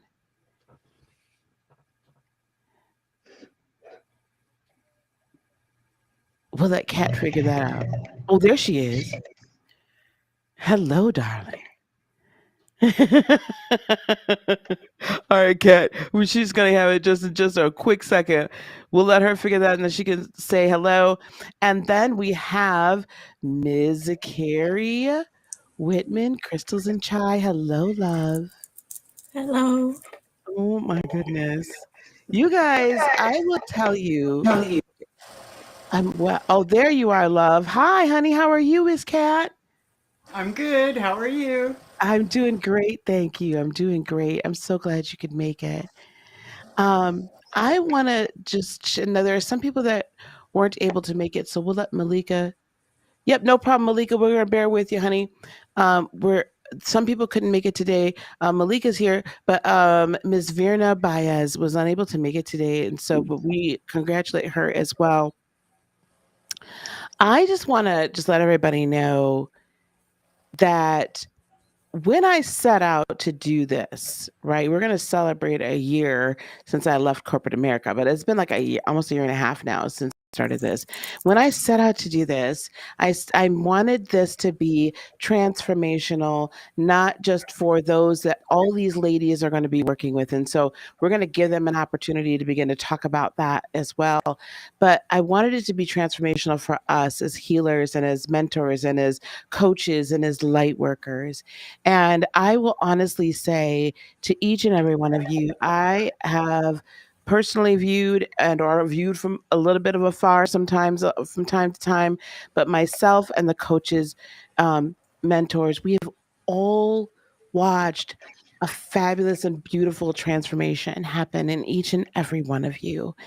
And I love to see when people's lights turn on and when they truly shine. It's just absolutely amazing. So I just want to commend each and every one of you for being brave enough to go through this last, 3 to 6 months and really take on the inner work that it takes, that it means for you to now come forward and earn this certification and then start your businesses. So from me to you, namaste, masters. All of you are masters. Thank you guys so much. I so appreciate you all. Now, I'm going to let you guys introduce yourselves. Okay. And we'll start with Sandy. Hopefully, I can make it a little bit bigger, but we'll start with Sandy. Sandy, do you want to introduce yourself to the folks and just tell us a little bit about yourself and who you are serving out here as a very strong coach and light worker? Hello, I am Sandy, and I am the proud owner of Blue Daisy Life Coaching, thanks to Lightworker Academy. And I serve people who are trying to find their purpose in life, that need guidance, feeling stuck, and just need to figure out where they're going and have a more happy and positive and fulfilled life.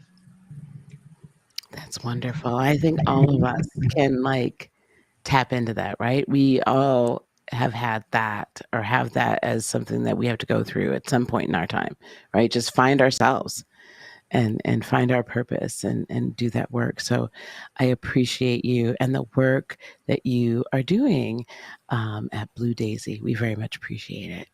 Thank you. Dr. Natasha Harrison. Hello. Hello. That is my name. I'm glad I got that right. So my background is a doctorate in medicine. That's what I do.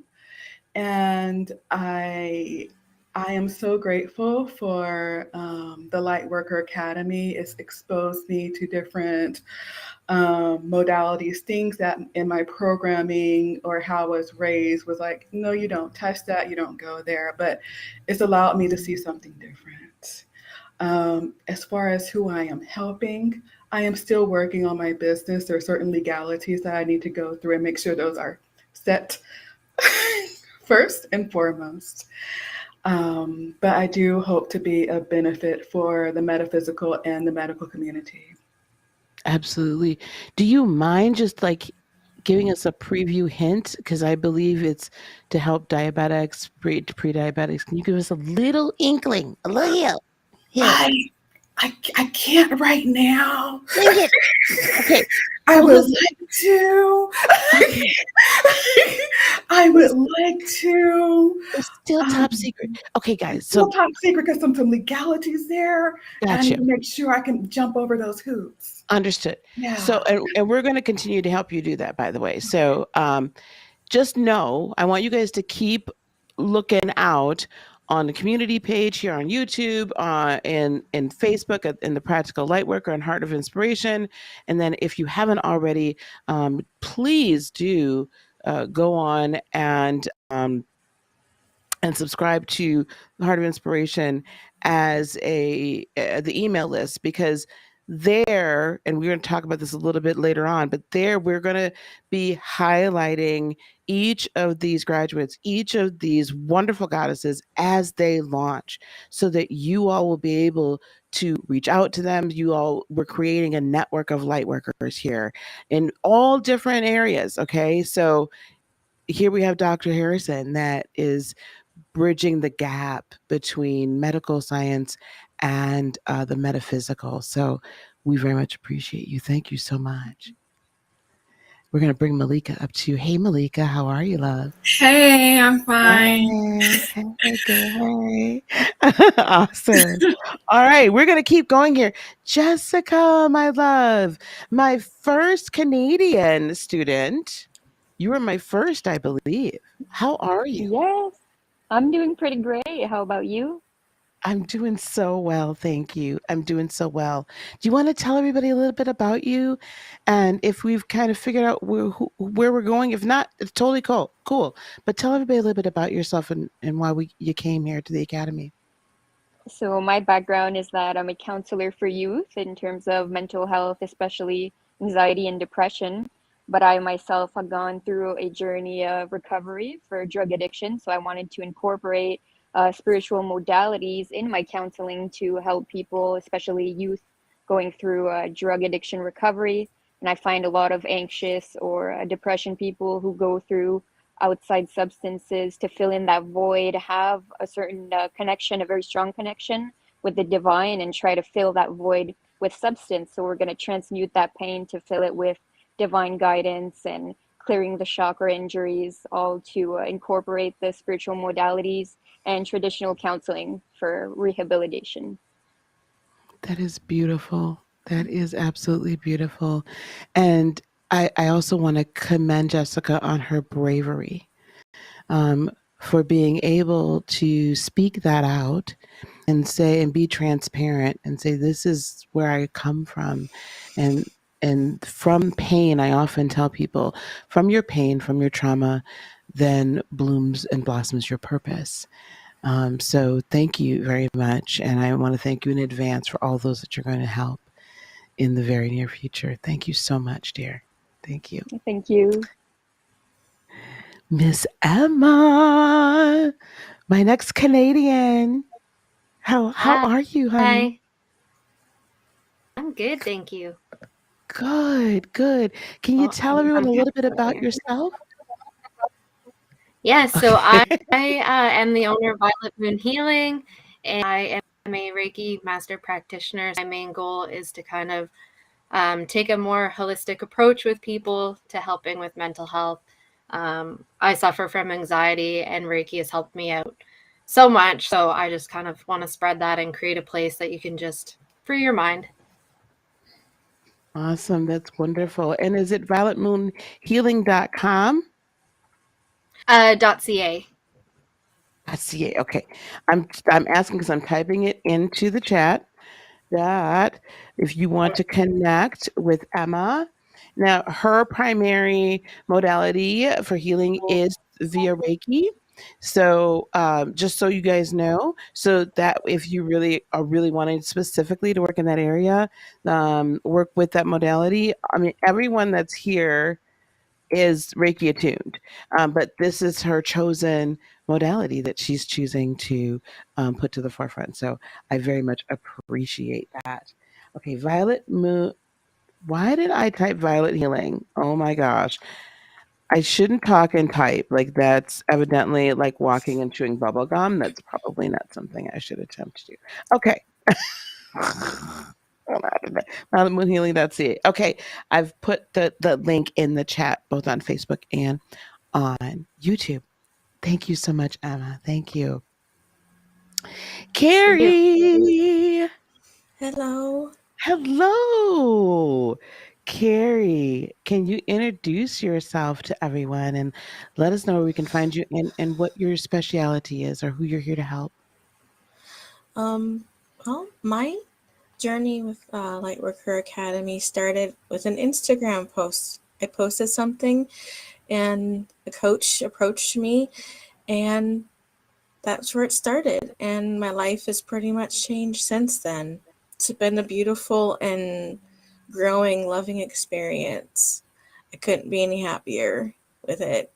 My business name, long part of it, is Crystals and Chai Healing and Jewelry. Short, Crystals and Chai. Because Crystals and Chai Healing Jewelry is way too long. My speciality is distance healing, distance energy healing. I say pranic, but not many people understand fully what that is. It's a little bit like Reiki, but that's my speciality. I work with chakras, crystals, because that's part of my name. And I'm still learning about crystals, and it's just they give such a beautiful vibration. And I love helping people. I feel like that's what I was put on this earth for. My spiritual self was put on this earth for, was to help people. And I'm on most social media as just Crystals and Chai. So that's Awesome. what my purpose is. Thank you. Thank you so much. And is your website ready yet? Is it Crystals and Chai, .com? it's Crystals and Chai, Crystals and Chai Healing.com. Got it in there. So those that are my mods on YouTube, if you could just kind of copy and paste those every once in a while. And we're going to have all those links in the description boxes. And then again, we're about to I don't want to say unleash. That sounds like just unleashing. What's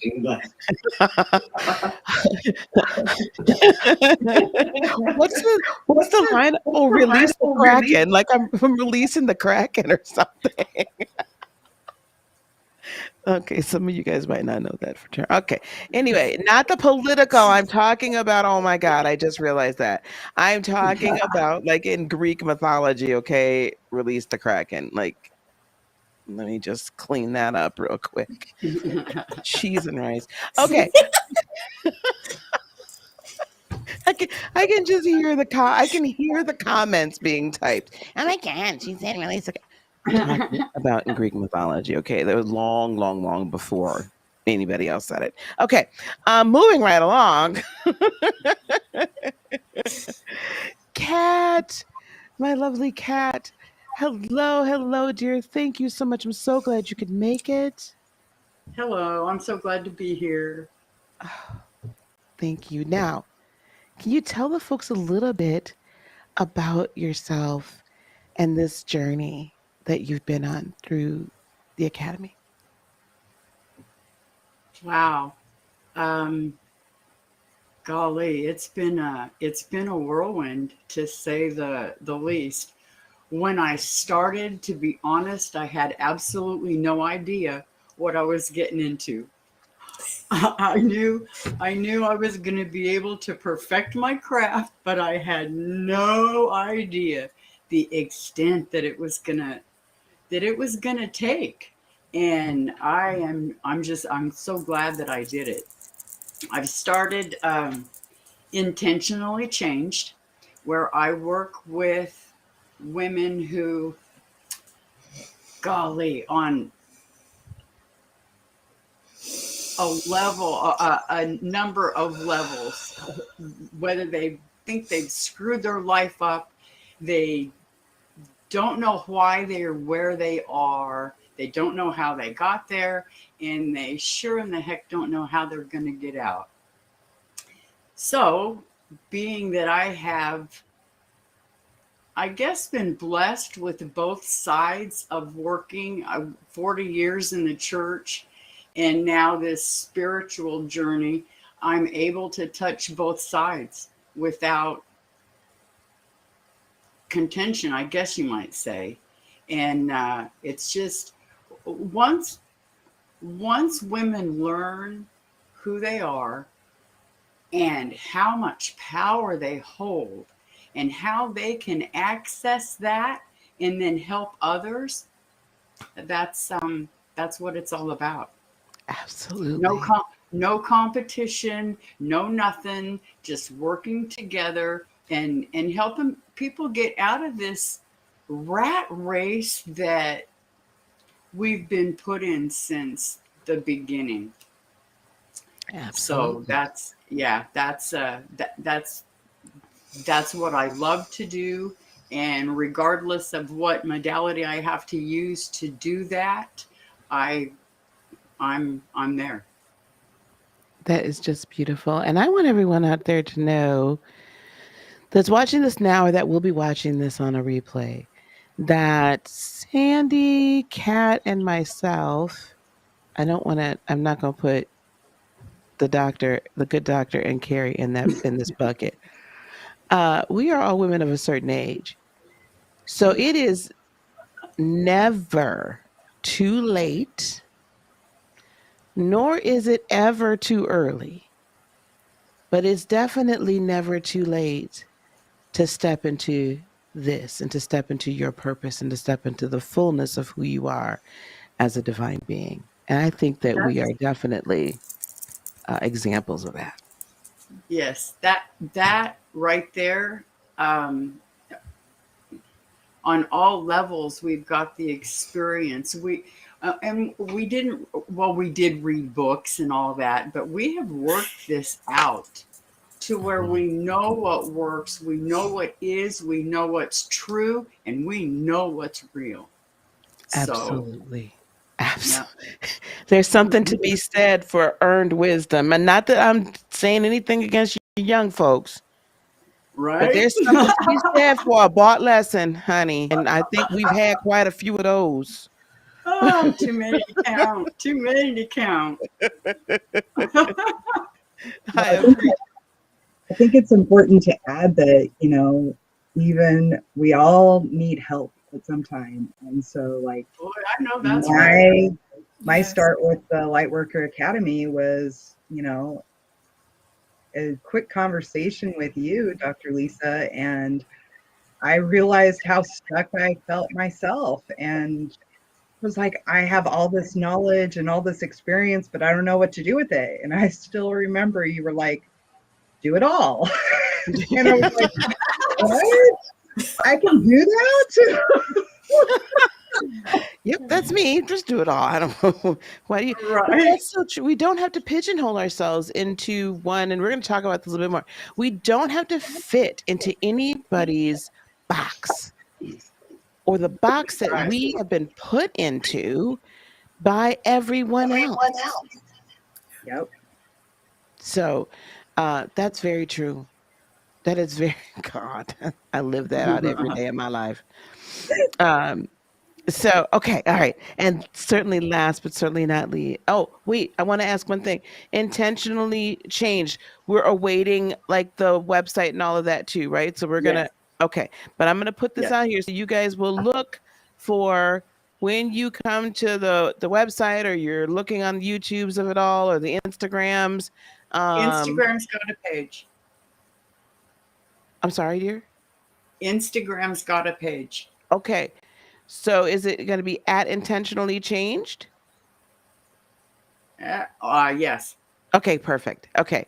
So, guys, I'm going to have all the links to everybody. Okay. So, just so you know, because I want those that are listening to me right now to know that this is the next group of wonderful, trained, right? Goddesses that are going to help you get whatever stage. And if this speaks to you, then I want you to link up with them and work with them. Okay. I'm putting my stamp on every one of these people. So, ladies, don't let me down. I'm just kidding. Uh,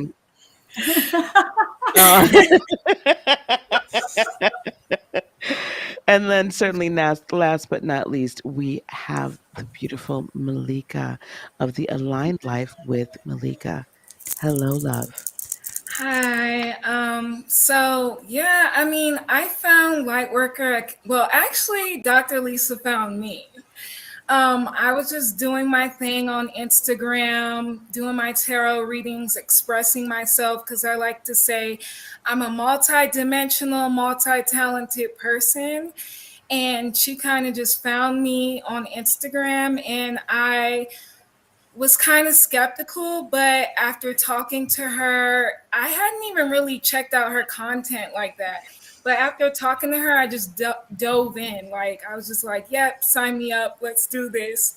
I literally signed up the same day as talking to her. So it's been a roller coaster ride for me personally. I've had to overcome a lot of challenges while doing the Lightworker Academy, but it was all worth it.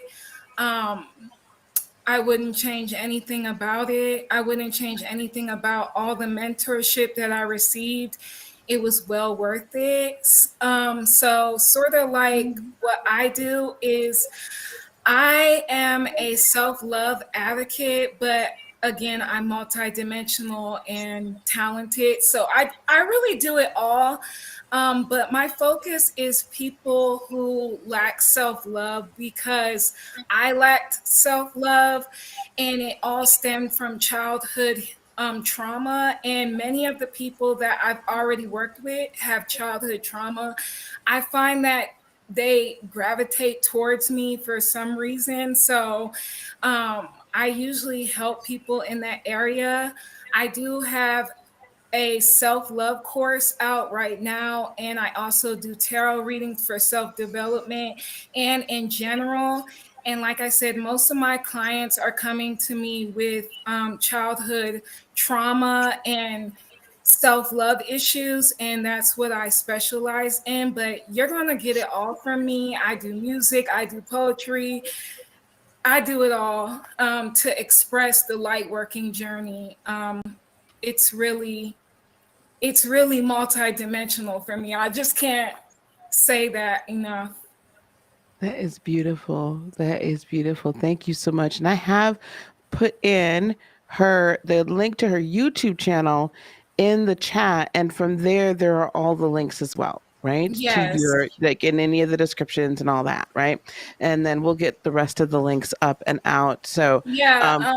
go ahead, My honey. website is the Align Life with Malika, and you can find everything, all my links, all my YouTube channels, all my Instagrams, because I do have 2 of each. So yeah, you can find it all there. She she don't have just one. She got 2. She ain't playing with y'all. She's like, if one go down, the other one's gonna be here. Y'all not, yeah, they can mess with me if they wanna. But I just thank you so much. I'm gonna post some of these I'll pull up some of these blessings and congratulations. I have to scroll up, guys, so just bear with me. Sharon, hey honey, how are you? Sharon, come on. Sharon says congratulations to all of the graduates here. We do have, who did I lose? Okay, I lost somebody. Yeah, someone not sure. Jessica. Okay. We do have Joanna here as well. Oops. There's Can Joanna I and just Nicole is say here. something Yes, really please. quickly? Joanna, I love you. Thank you so much for your guidance and your support during my journey. I needed you, and I'm so grateful to you. And I'm I so said, grateful to you, Dr. L, as I like to say. I'm so grateful to you. Like, you have no idea from Oh my man. heart. Okay, okay. She's already gonna start me crying. Oh my god. I Yep. second that one. She's amazing. Yeah. Joe is just amazing. She Yes. just she's just 100% there. Definitely. Yep. Yep. Now I'm Yeah, gonna cry. I have amazing experiences with all the coaches, Dr. Lisa, and all your content. It's amazing. Really helped Yes, me to Dr. get Lisa is on my amazing path. too. Yes, Yeah. Dr. Lisa is amazing too. Absolutely amazing. Yes. Yes. Plus, Thank Both like, you. of them just how so many essential. people, how many people can say that they attend these classes and we get a laugh and have a good time and learn all at the same time? Definitely. Love my tribe. And we Yes. love you. That thank you for saying that, tribe, because that's truly that is one of the things that I have set out to intentionally create. And I want to be sure that all of you as graduates, and we've got some current students in the chat as well now. I want all of you to know, no matter what, like you guys are like my family. I can't you can't get rid of me. I'm not going nowhere. And we will always be here. And I don't want any of you all to ever feel like you can't come back to any of the group calls. I want you all, if you're on Facebook, be involved. I want you all to come here to the YouTubes. Like I don't want to lose that, because that was one of the biggest things that I felt was missing in just about any program, reprogram, whatever you want to call it, class, whatever, was there wasn't an active desire to, or an active way to have a tribe and people that would support one another, because this can be a lonely journey, right? Even though Yes. it's a community journey. So, Right. you guys, please, I'm trying not to cry. Oh my God. Oh my God, I'm not going to make it. I see your family. Congrats to all of you. Yes, Kat. Oh my gosh, like Kat, Kat. We are just like we're so happy. We are so happy. And, Yes. Shakim is a new student. Congratulations to you guys. And I know Jessica's saying congratulations to everyone, and Joanna and Nicole. So Joanna and Nicole, I do have two more spots open, and I can have up to 10 people on this here thing. So if you want to join, click the link. Um, and we also have Cricket saying congratulations, Cricket 22. Teresa Perry saying congratulations. Let's see here. Oh, Gigi. Gigi is saying here, Malika. Oh, I don't know if you knew this. Malika means Yes, queen in Arabic. yeah, I did know it. My dad named me that on purpose because he said I was his queen. Wow. Oh my God. Y'all trying to make me cry. Oh my God. I can't. Big softy over here. Oh my gosh. We one of the Facebook users that are saying, I can't always see guys. I'm sorry on Facebook. Can't see your name. Tina, all the way over she's in Germany. She's saying, congratulations to you guys. Christina is a new student. Congratulations to you guys. Kim Cohen, I am so very proud of you, Carrie. Lots of love. Yay! I love that. I love that. Nicole is saying, yes, you guys, let's make a space, your own space outside the box. Carolyn LaRose, who is a previous Carolyn, you graduated yet? Yes. Carolyn, I love you. Yay! Hi, everybody! Congrats to all of you! Yay! Carolyn is a student as well. Here we got Lenny D.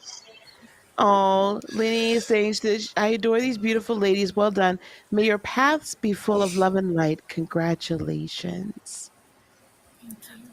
Oh, that's right. Today's Joanna's birthday.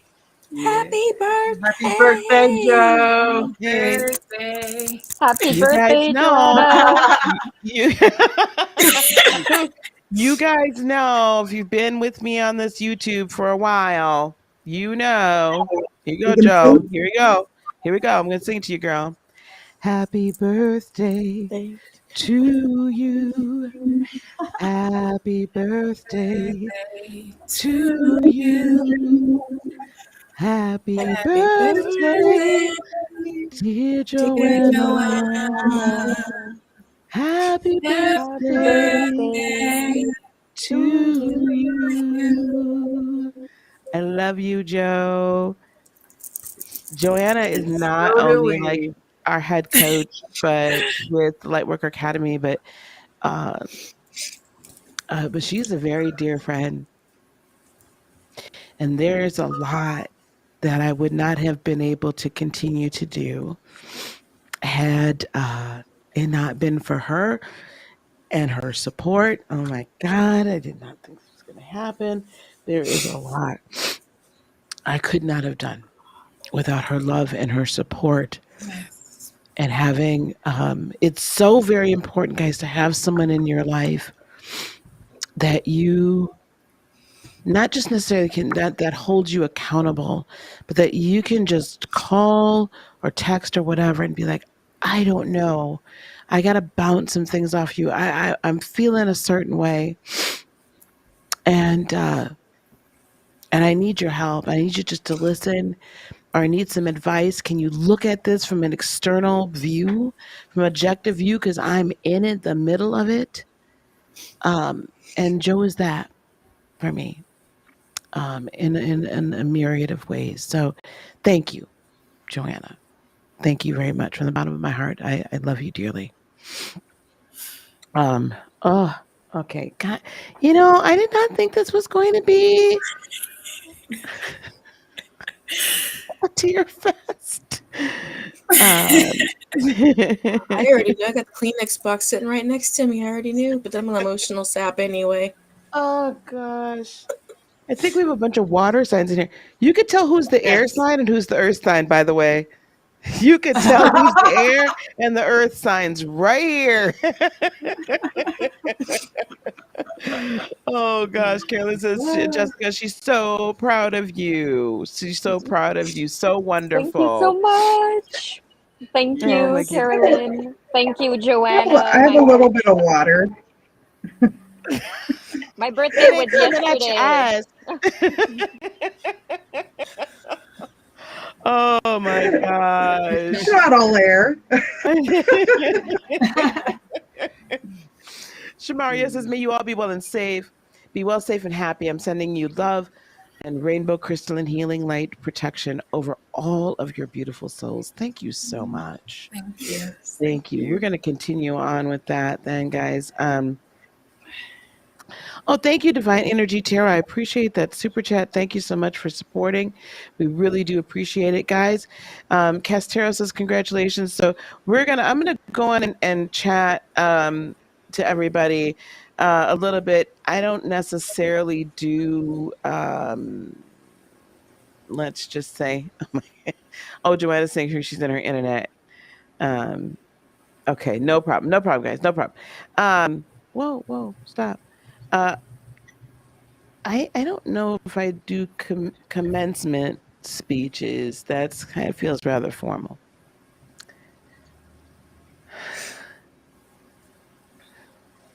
So this is what we're going to do today.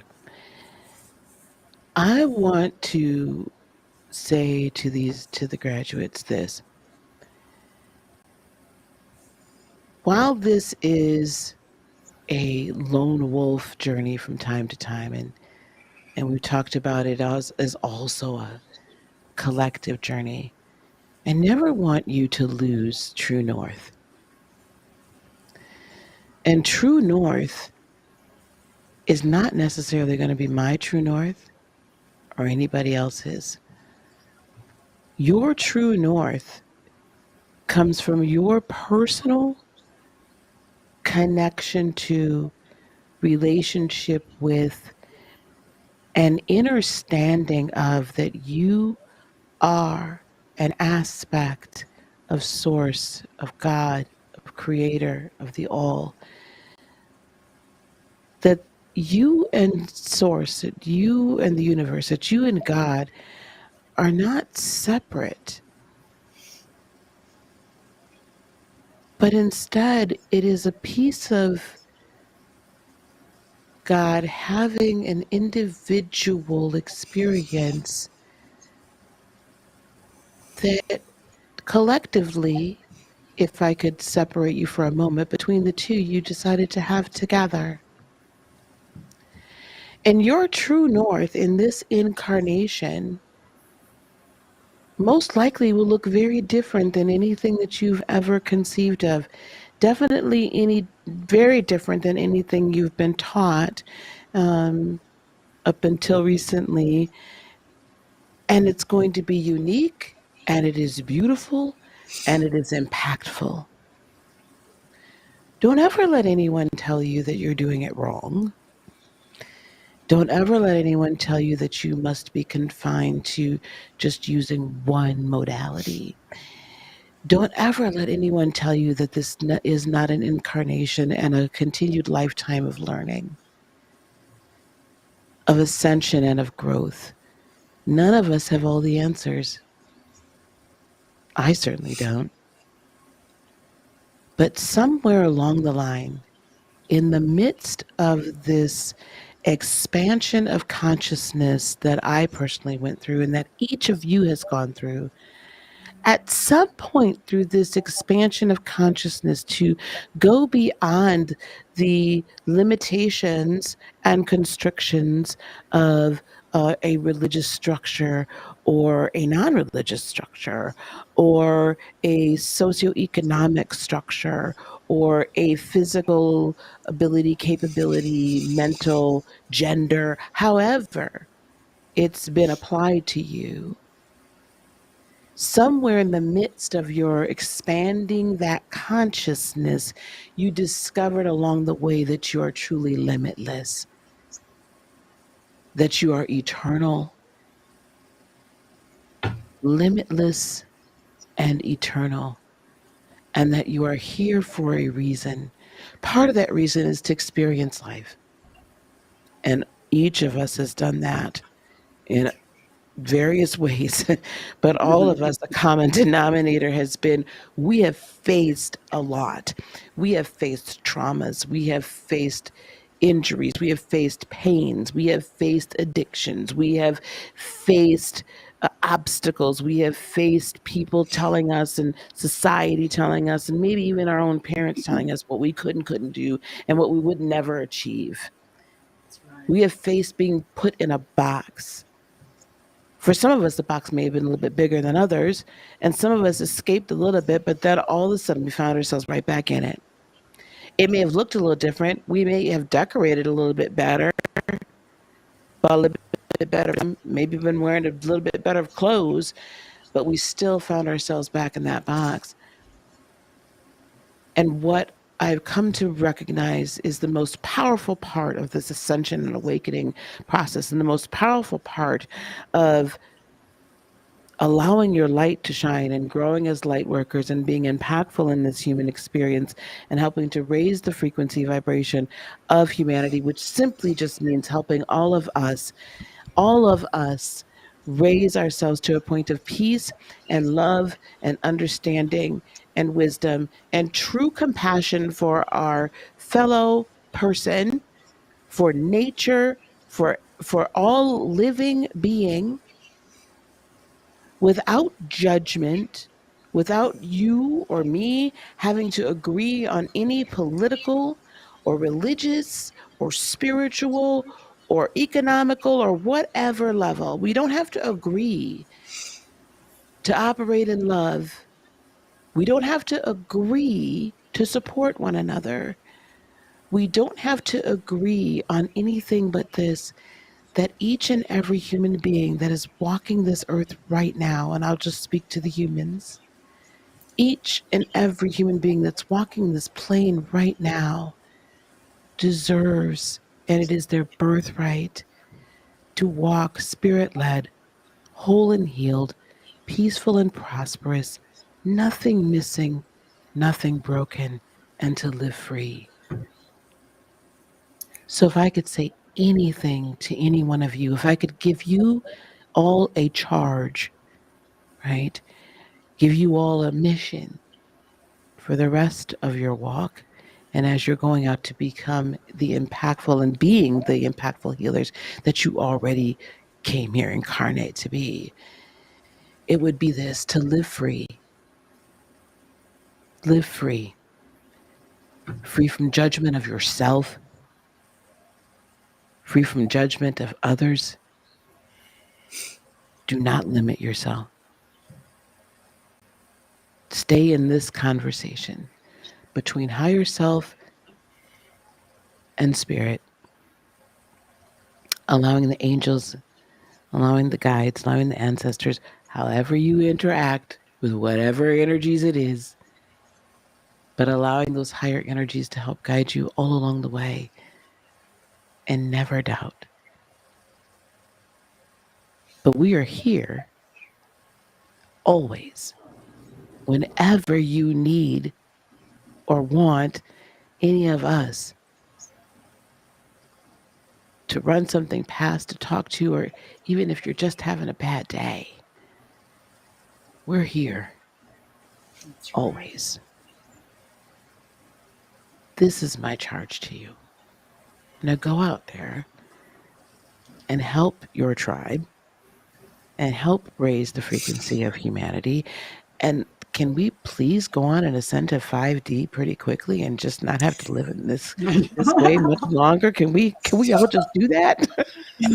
Right? Because God darn it, I can't wait. This is what I would say to each and every one of you, and I'm so very proud of all of you from the bottom of my heart. Amen and amen. Now, I know, right? Bring it on in. You guys are wonderful. Each of you, Kat, I'll be sending yours shortly. Each of you has received in your PDF, in your inbox, you should have the digital file of what you're going to get. So just for everybody that doesn't know, so we're a legitimate organization around here. So I actually do. Each of you will be. This is Natasha's. Will be receiving one of these in the mail. As well as I'm going to put together some other gifts to put into a box to send to y'all. But you'll be receiving this in the mail.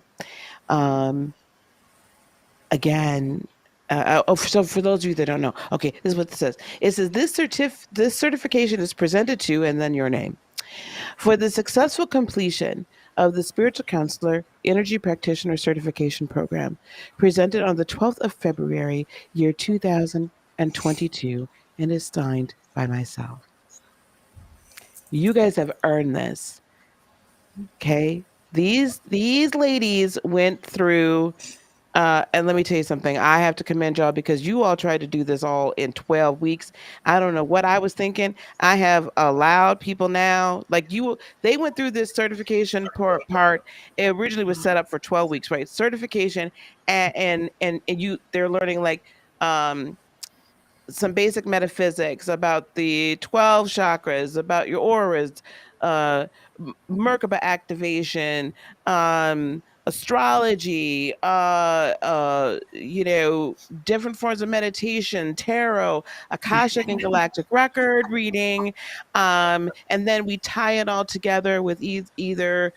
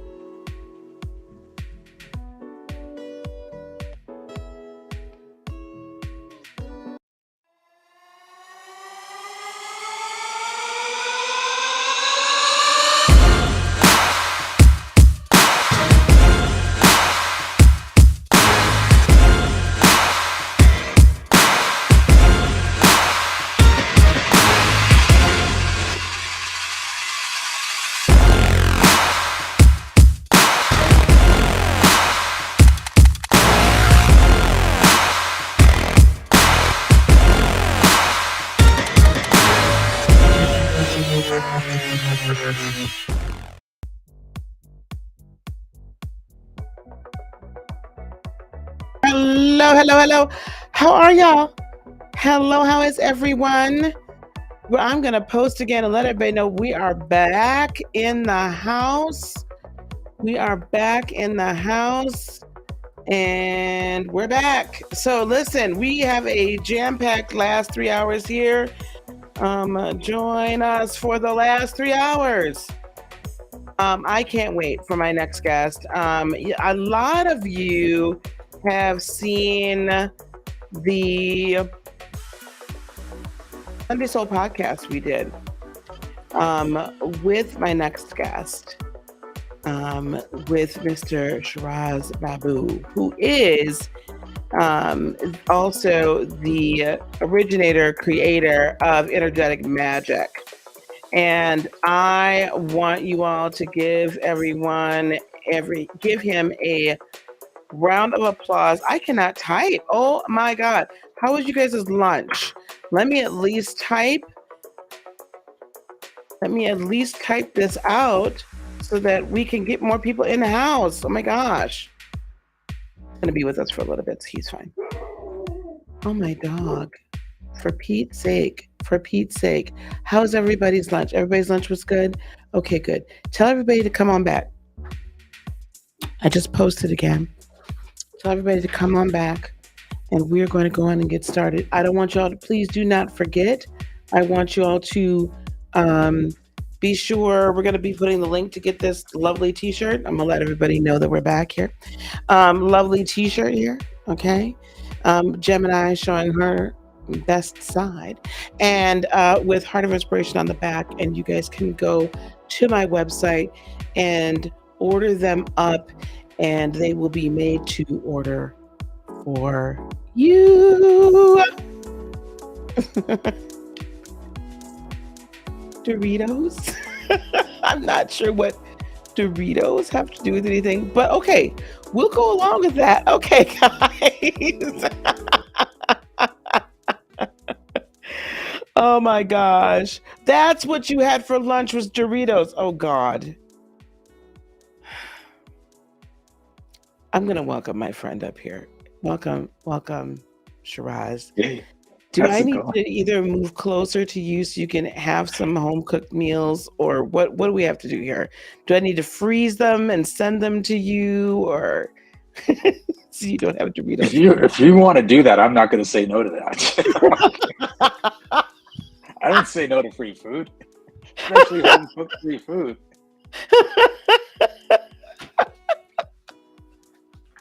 Oh my God.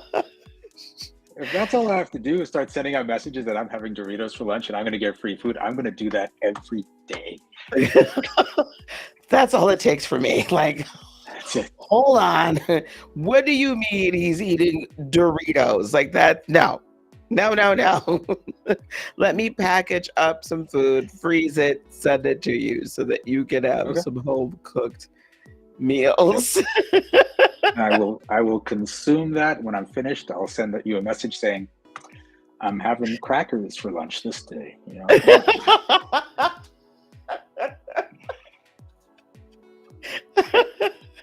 It'll be better than HelloFresh because it'll already be cooked.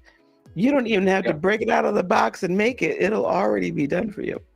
You just got to learn how to push Lisa's buttons. Gummy bears for breakfast. What do you got? What do you got? Oh my God. Are you kidding me? Stop. Stop. How are you, my friend? I am wonderful. I mean, this is a very effective method. I'll tell you one thing. I used to live with this girl, and she didn't know I could cook. And this is another thing that would upset you because I'm eating Doritos. And one day, she said, like, she was always doing the cooking, and she said, "There's nothing to eat." And I'm like, "What do you mean there's nothing to eat?" And she said, "There's nothing in the kitchen enough to make any one meal." I'm like, "Of course there is." And so I went in there and I started pulling stuff out, and then I made this stir fry and we ate it. And she goes, "This is one of the best stir fries I've ever eaten." I'm like, "Okay." And she goes, "You're cooking from now on." I'm like, "Wait, what? What just happened?" What did I do?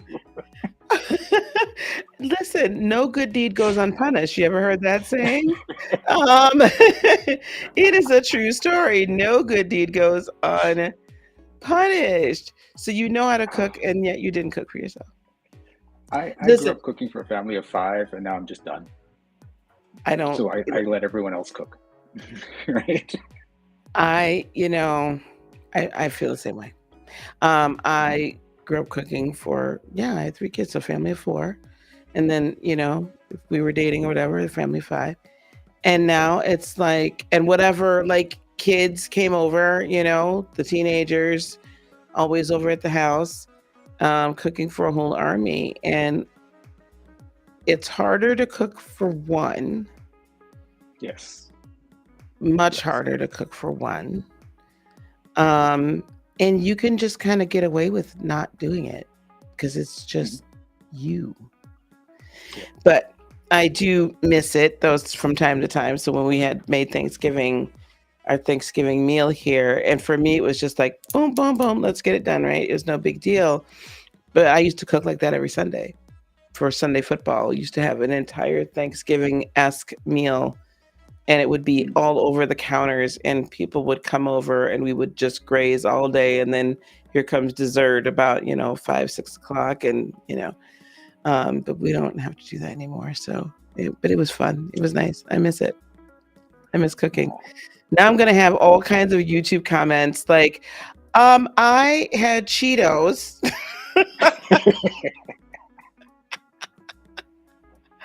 I had Cheetos. What do you got for me? I did have a good breakfast, but now I'm Good. just hanging out and snacking. So That's okay then. That's fine. That's Yeah. perfectly fine. It's so good to have you back. It's been a while. You've been Yeah. busy. I've been busy. Yeah. I've been kind of busy. Yeah. I've Yeah. been kind of busy. Yeah. Yeah. It's been a good year. It has been, hasn't Actually, it? it's been an amazing year, actually. Yeah. And that's what I love is things just keep improving once you know how to get rid of the crap. Right? Well, that's what we're talking about, isn't it? It Yes, is. once you learn to get rid of the crap, and once you learn also, isn't it, I think, that you don't need to depend on having the crap. Mhm. Because we get so used to having it Yeah. around, and I don't think we know how to live without it. You know what? That's actually what I want to talk about today. Wow. Yeah. Yes. And here's the thing, because you said a lot of people know me from when we did the other interview. So I was going to talk about the problem as a solution, but I think I want to talk more about the crap. And because this is the Black Friday festival, and because I'm Black, you're Black, I want to tell a story about being Black. 'Cause I think Okay. it just what's in the theme. Okay. Awesome. It's story time, guys. It's story time. Do tell. Okay. All right. So being Black and also being partly Indian, growing up, I had the privilege of having to deal with both Black and Indian racial slurs. Now, this wasn't so bad in high school and stuff, but when I started traveling, the first time I got back from a big overseas trip with my friends, I got pulled to the side after we'd gone through customs, and the guy said, "We need to ask you more questions."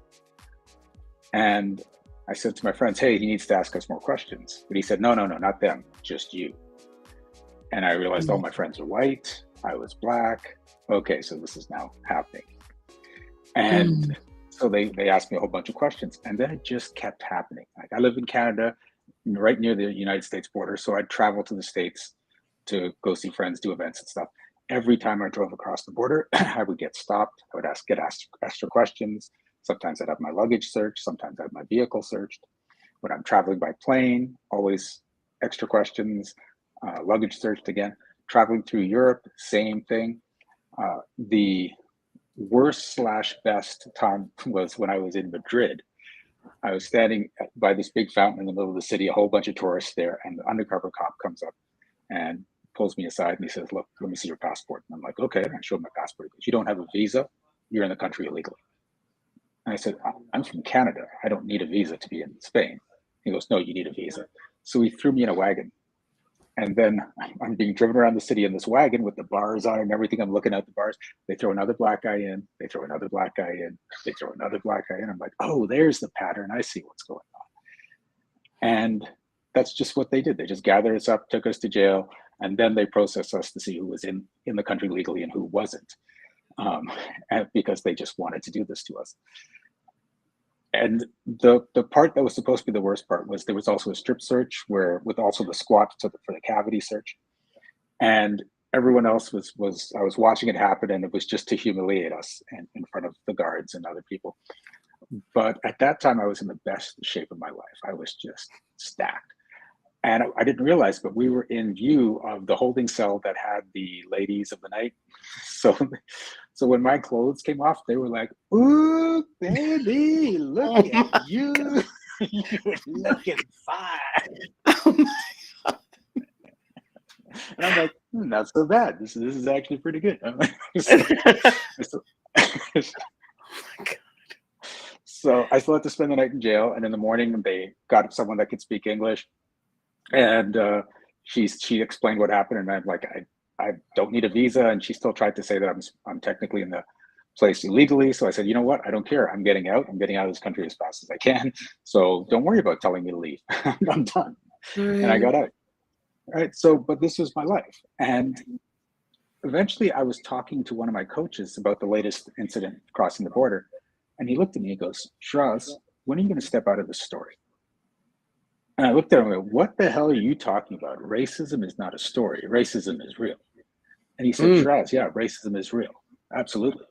But the way racism affects you is your story." And I'm like, "What?" He goes, "You don't talk about not getting a job because you're Black. You don't talk about getting pulled over in traffic because you're Black. It's always crossing the border. Racism doesn't only exist crossing borders, Shiraz. It exists in a whole bunch of places. But that's not what your story is. It's only crossing the border." Now, here's the thing. I've learned that everyone has stories that run their lives, and every story, good or bad, under the surface gives you some sort of a benefit, right? So, for instance, if you're not making the money that you want to make, it could be because there's an underlying story that if I make that much money, people are going to start asking for me. Like, can I have it? Can you invest in my business? You need to now support the whole family. Right? All these people will be asking for the money, and you don't want to have those conversations. So your subconscious says, "Hey, if we don't make that much money, we don't have to worry about people asking. Problem solved." But consciously, you're like, "Why am I not making the money?" And so that's how it works for every person. When any consistent problem, and this is where we go to the original talk, is the solution for some other problem. But when it came to this particular problem, I looked at it and I said, I don't see any benefit. I'm getting delayed, I'm getting humiliated, I'm getting frustrated. It's actually lowering my self-esteem because I'm thinking I can only do so much as a Black man because I have to deal with this all the time. So where the hell am I getting the benefit? And he looked at me and goes, "Shiraz, when you tell your stories about getting stuck at the border and all the crap you have to go through, you light up. You feed off other people's reactions to your struggle and your strife. And you have to keep getting stopped at the border so you can keep making more stories, so you can keep getting that feed. And this is empowering you at an unconscious level." And I was just like, whoa, what the hell? Wow. And he was absolutely right. He was absolutely right. Wow. Yeah. Wow. Okay. Okay. So I did a reel or a TikTok or something a long time ago.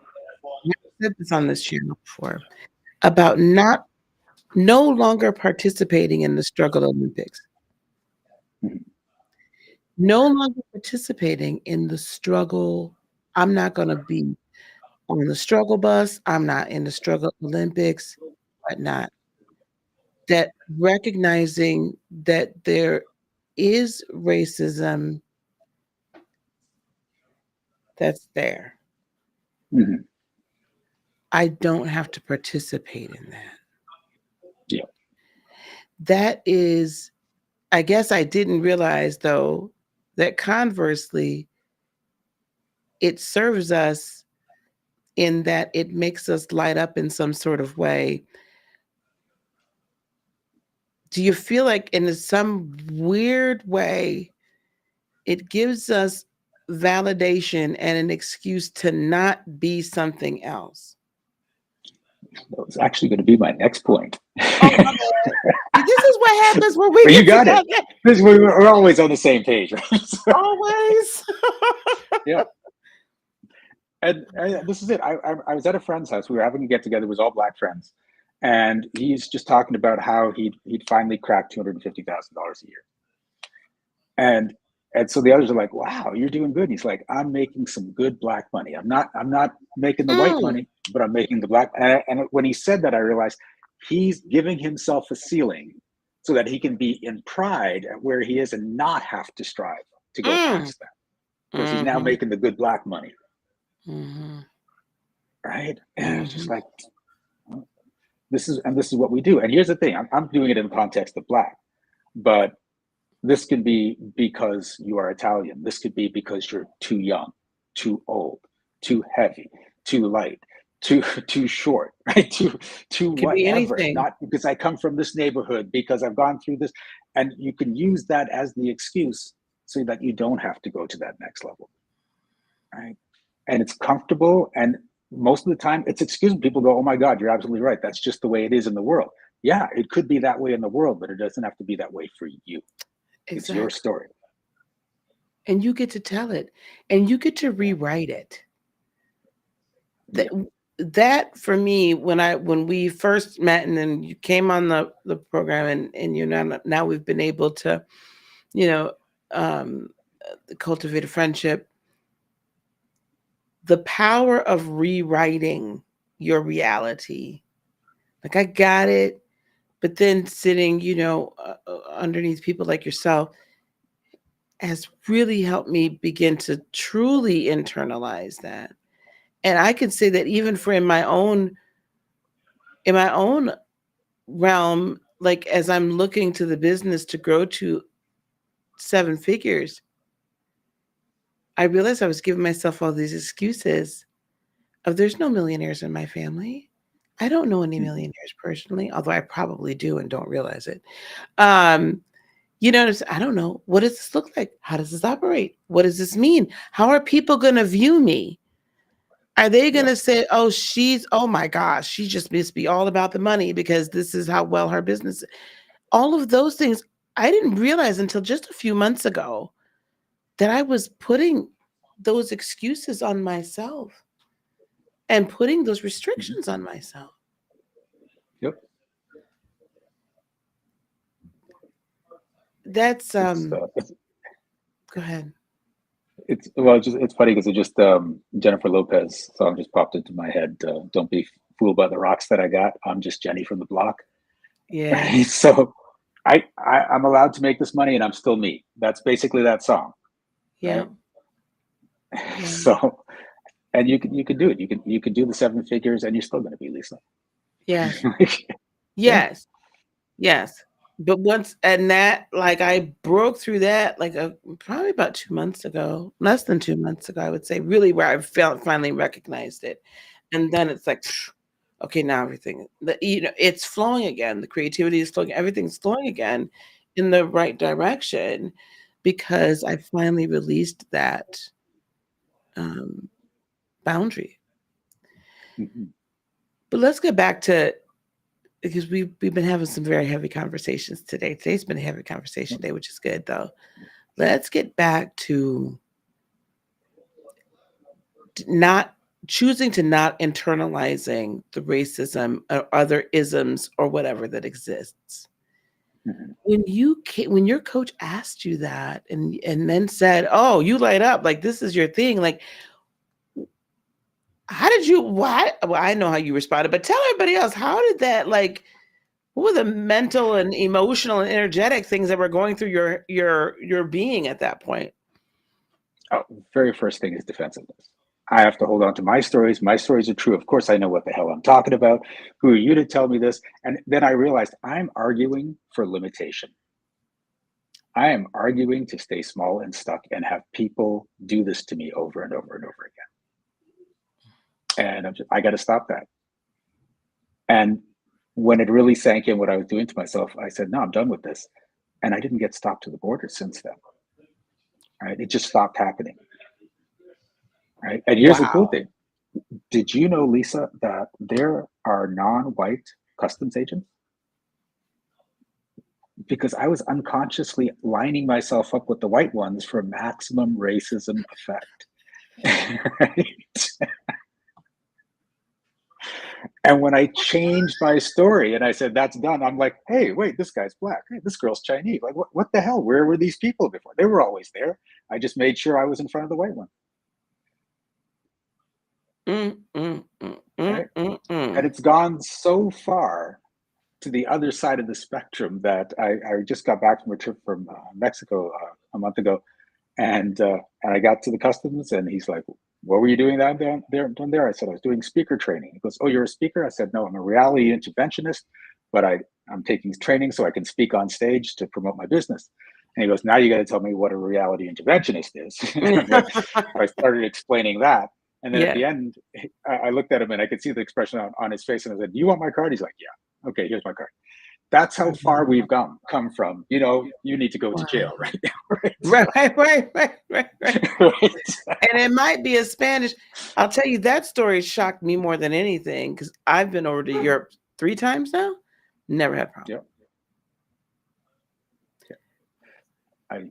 I don't. But I don't operate in that. See, it never happened to me, so I never operated in that reality either. Yep. That is insane.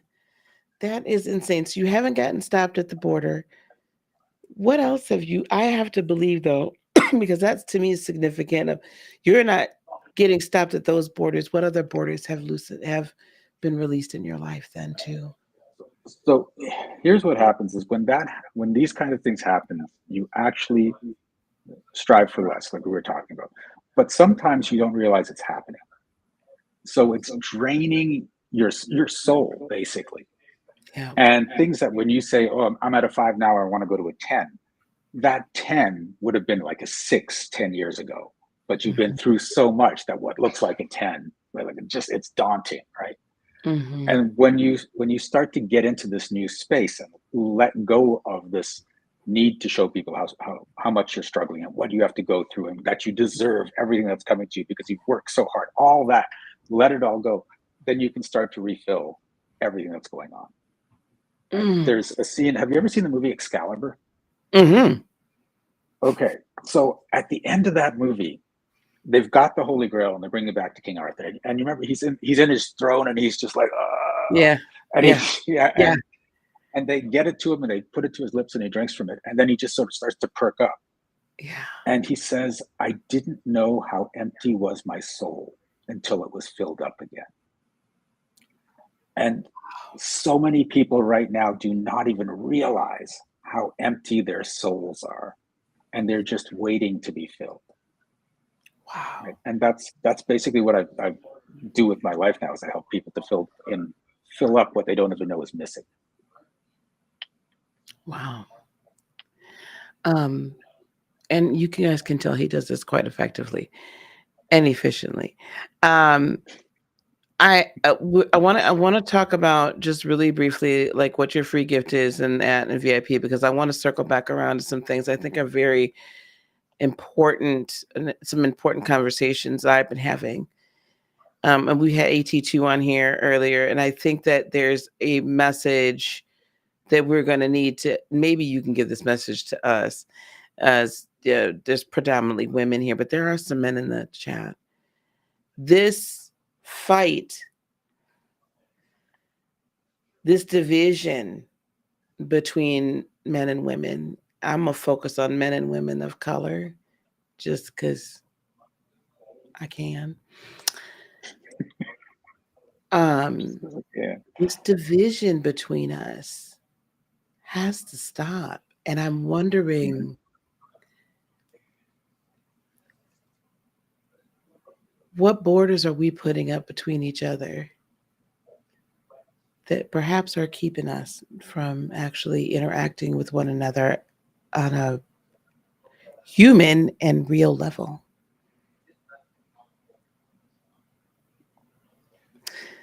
Borders, well, I mean, there is that whole, it's different for a man, it's different for a woman. Because again, there's a reality to it, but it doesn't have to be your reality. It doesn't have to be in your story. Mm-hmm. Right? And when you realize that anything that looks like it's real can be changed when you make that decision and focus on doing that, then you'll start to see all the examples out there of the people where you say, I can only get so far as a Black woman. Well, tell that to Oprah. Tell her she can only get so far.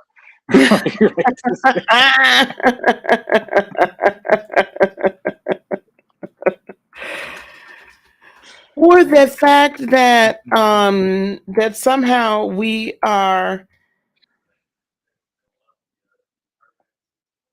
seem to be blaming. I was having this conversation over Thanksgiving, right, with my son. There's this blame game that we're playing with each other. Mm-hmm. If women would submit better and let men lead, then our families would be just fine. And women are saying, well, if you would just step up and lead. So well in the world. Right.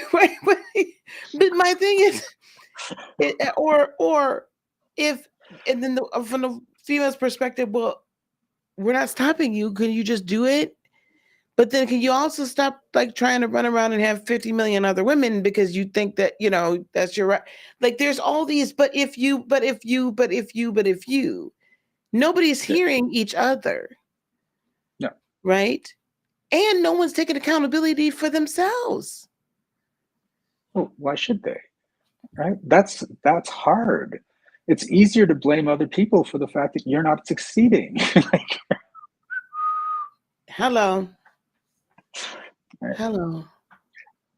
This is the thing. If things aren't your fault, you can never succeed. If everything is your fault, you can do whatever the hell you want. You can create whatever the hell you want because everything is your fault. Right? I own everything that's coming up in my life. One of my favorite stories is my roommate and I, we go to a movie once a month. And the movie theater is literally a 2-minute drive away from our place. But there was one time they were doing this 80s movie revival.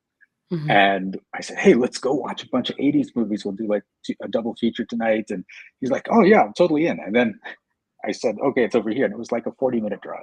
Mm-hmm. And so we're heading out and we're heading to his car. And he goes, what are you doing? And I said, well, you always drive. He goes, I drive when it's 2 minutes. I'm not driving when it's 40 minutes. So let's get in your car and drive. This is your damn idea. And I was like, fine. So we get in my car, we start driving. Less than 5 minutes into the drive, my dashboard starts to light up with every warning light you can imagine. No. And he looks over because the light's just so bright. He's like, what's going on? I'm like, I don't know. He goes, we better turn back before this car just stops moving. So I turn around, we get back, and I managed to get back to his place. We get back into his truck, and he drives us the 40 minutes. We watch the movie, we come back. The next day, I take my car into the shop, $1,000 to fix it. And I came and I told him, I said, it's going to cost me $1,000. And he looked at me and goes, wow, you really didn't want to drive to that movie. And I went, oh my God, you are right. I was willing to do $1,000 worth of damage to my car rather than drive 40 minutes to a damn movie. Oh my That's on me. Oh my God. But I own it. Like I do this every time. If something goes wrong, I own it. If something goes right, I own it because it reinforces to my brain, you're creating everything. Wow. And when I'm creating everything, I'm empowered. And even when I create really big, bad things, that's how freaking powerful I am. Yes. Right? That's the way I look at my life. And that's how I've been able to make this the best life I've ever had in my life. I say the best life, the best year I've had in my life. I've traveled twice a month, every month this year, except for this one. This was like my month off, but then I'm traveling again in December. I've made more money this year than I've ever made in my life. My relationships have strengthened to levels I've never had before in my life. And it's all because of doing this work. Yeah.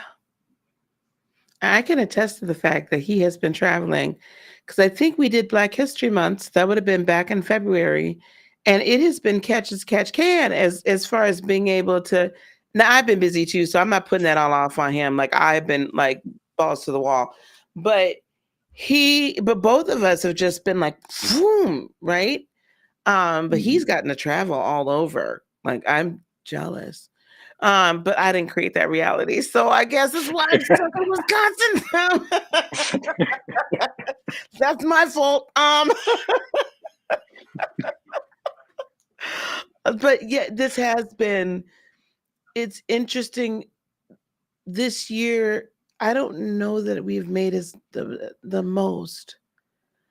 But I will say for me, it's been the best year because I've gotten through that second year of being an entrepreneur and learned so much. We've evolved so much, and we're in perfect position for 2023. So it has been an amazing year. It has been an amazing year. So yeah, and that is definitely by design.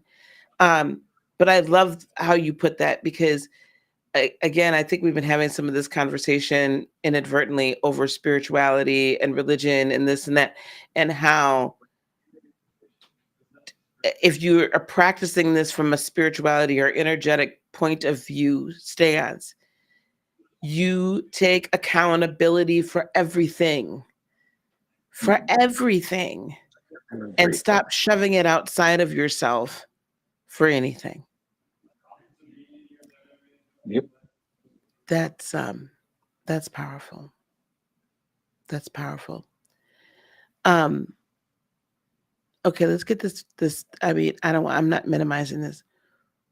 Well, what do you have for the folks? Because there's a little bit more. I'm sure we have time for a little more conversation. But what do we got for the folks today? Just for tuning in. Okay. So every morning I do these focused meditations, and I do them again throughout the day. And the cool thing is I've designed these so there's one I do where I'm just sitting and breathing, and it just takes you through breathing exercise.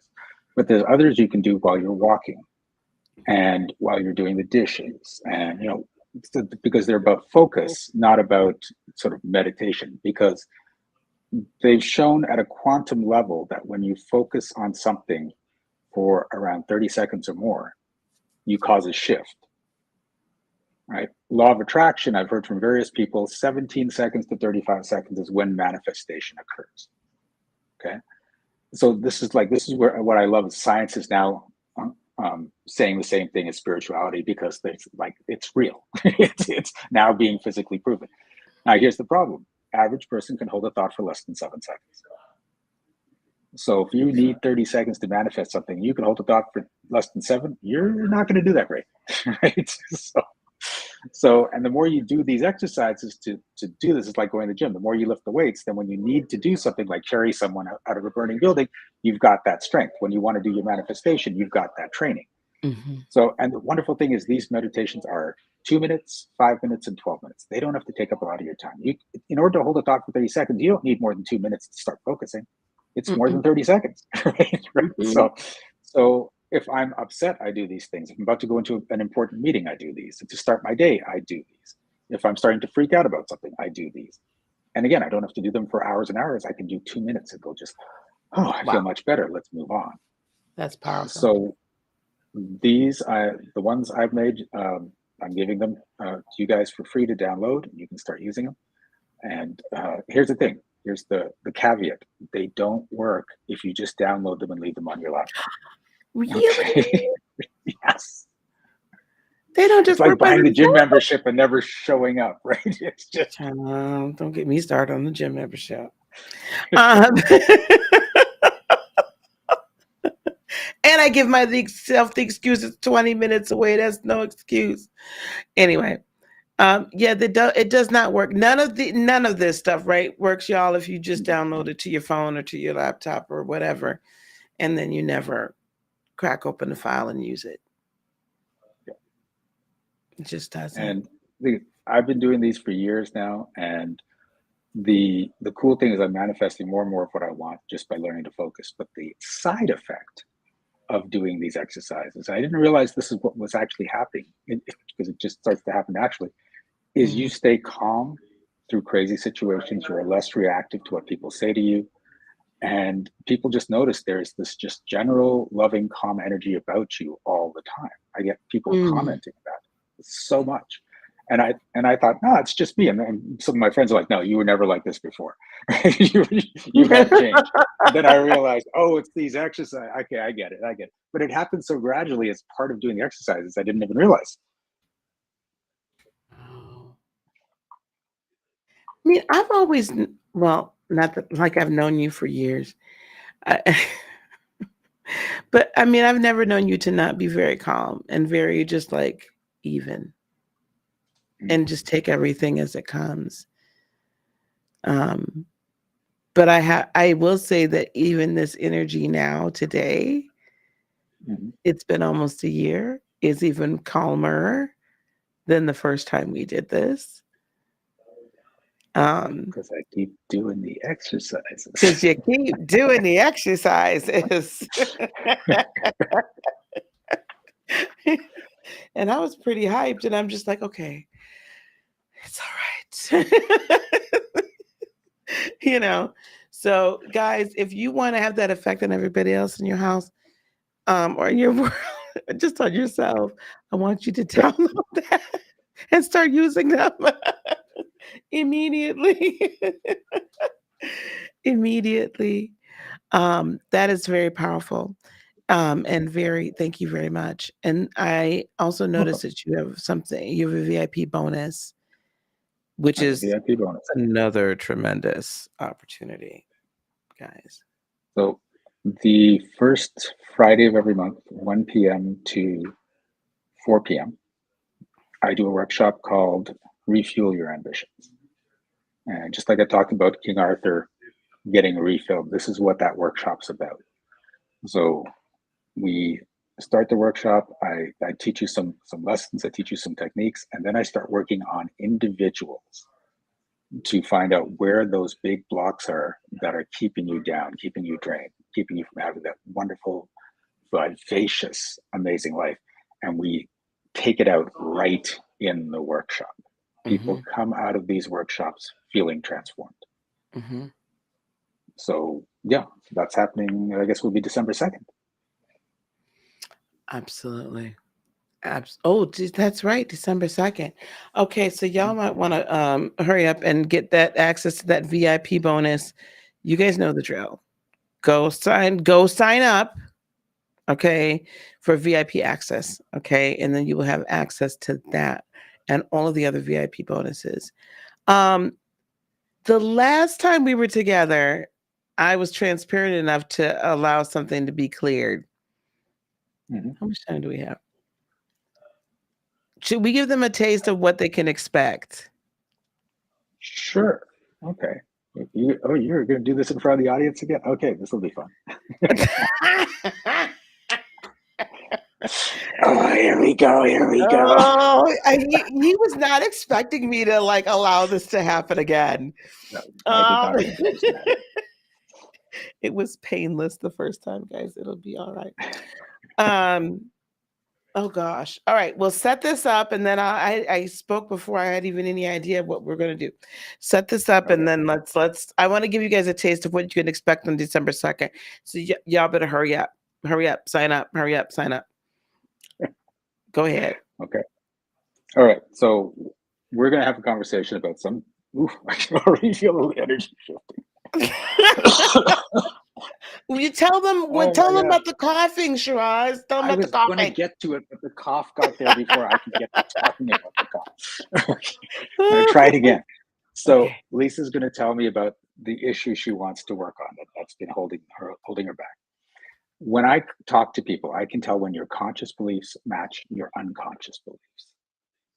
So I'm going to tell her whenever she's not telling the truth, not to me, but to her. So let's say she said, oh, Shiraz, I want to make 7 figures this year. And even though we've got like a month, I want to make 7 figures this year. She might actually want to make 7 figures within the next month.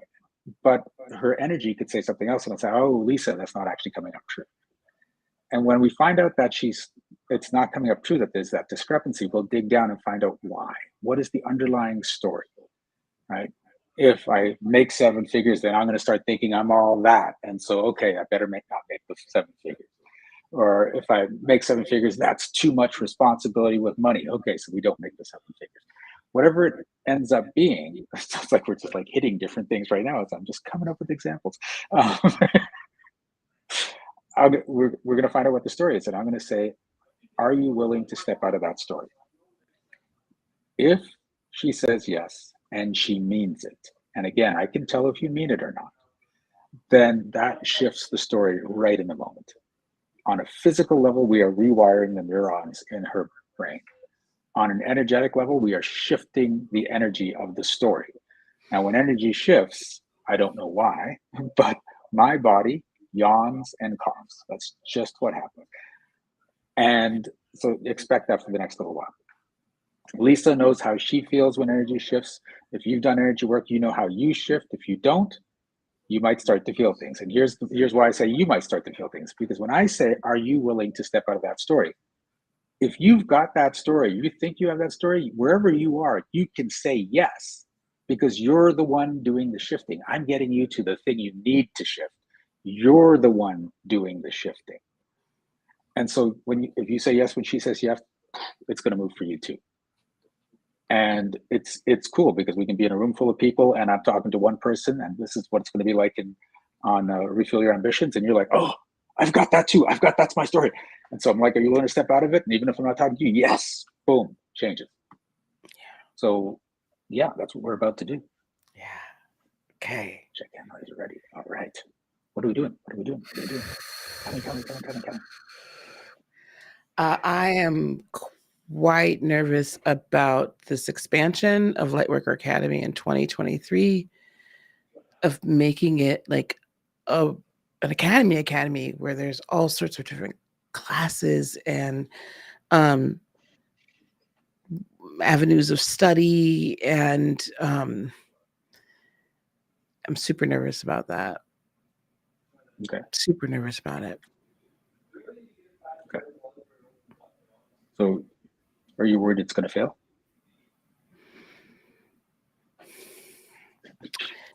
Your energy just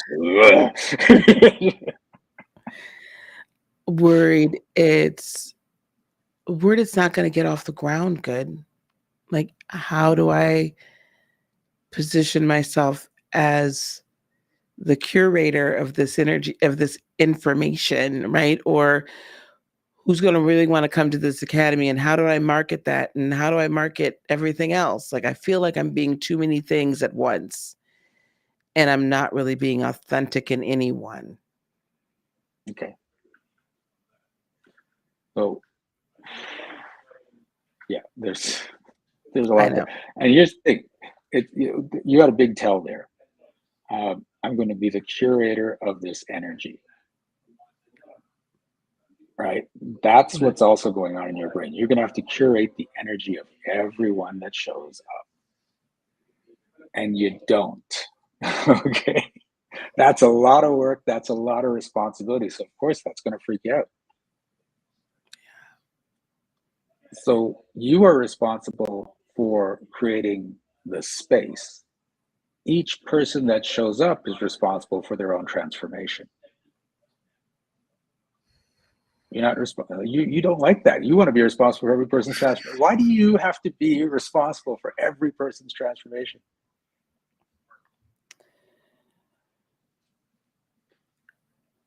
Probably because I've always been responsible for everybody's transformation, because if it doesn't, as growing up and even as a young woman, because if it didn't work, then it was back on my head. Well, you didn't get this person to do what they were supposed to do or whatever. It was always back on my head. Yeah. So that's the story you grew up in. And that was other people putting responsibility on you because they didn't want to take it on themselves. Right? Yeah. So this is the thing. You are not responsible for anyone on this planet except for you.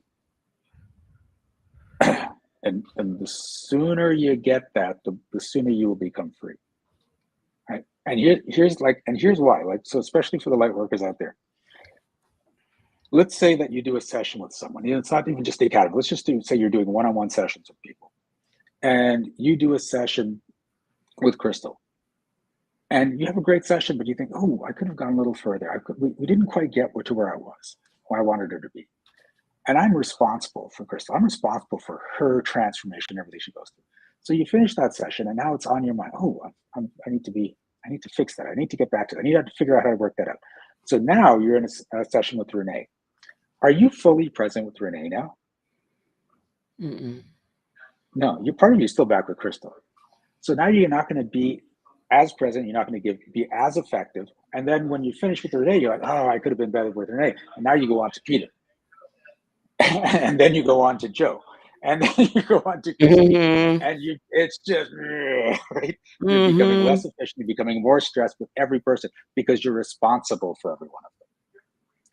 When you take that out of the equation, I'm just going to give the biggest contribution I can to this person in this moment, and then we're done. And then I'm going to give the biggest contribution to the next person in that moment, and then we're done. After every session, you're done. There's no more responsibility. You're free. You can be energized, and you just keep going. You can't do that if you're responsible for everyone. You're less effective when you're responsible for everyone. You are more tired and stressed. So are you willing to step out of that story that you need to be responsible for everyone you work with?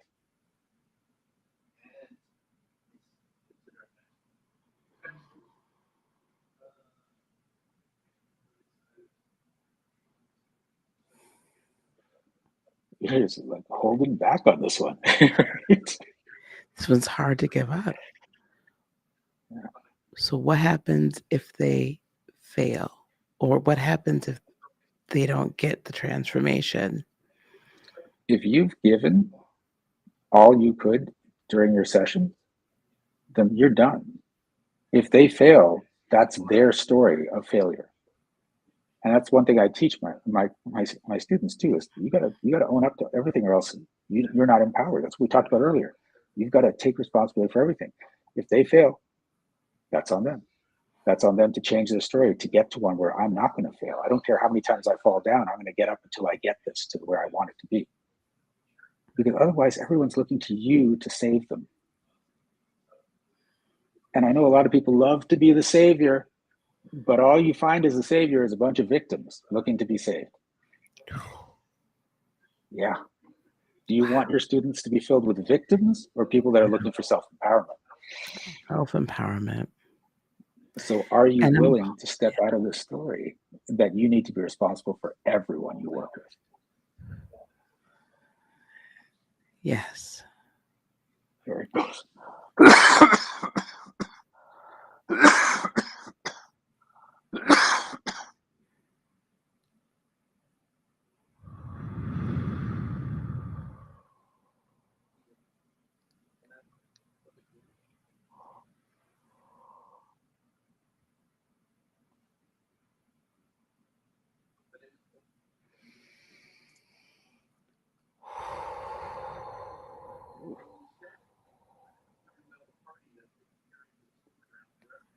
Okay. How's that feeling? Yeah. That's what y'all could expect. That was wow. We're not quite done yet, girl. No, I know. But here's the thing. This is something I want everyone to get. There is intention and there's allowance. Your intention is to have this academy just do amazing things. But if you're not in allowance of failures, including huge failures along the way, then the safest thing to do is not get started. And that's the thing you're worried about, that it's not ever going to take off. Well, it's easier for it to not take off than to make it feel like it's a failure along the way. So the intention is always for the best thing. The allowance is always for the worst thing. If it happens, it happens. But I'm doing my best. One of my favorite phrases is, I would rather die in my dharma than live in someone else's. I would rather die doing the thing I desire to do in life than to fall back and do that safe thing that someone else told me to do. Yeah. So are you willing to step out of the story that it's better not to start than to try and fail? Oh, that one's tough. Okay. That story of perfectionism and having to hit everything and to be the best at everything, that's childhood. Nothing less than an A was acceptable. Yeah, but that's your parents' story that they put on you. Yeah. It's not even your story. So are you willing to step out of your parents' story that they threw on you? That, okay, number one, that you have to be perfect. Yeah.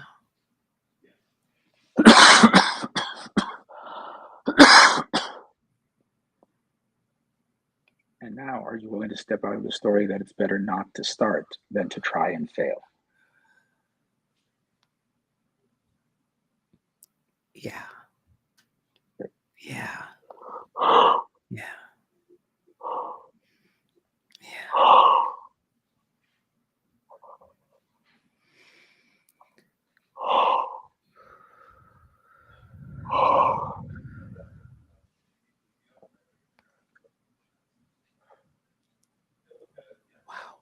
Okay, there we go. That feels better.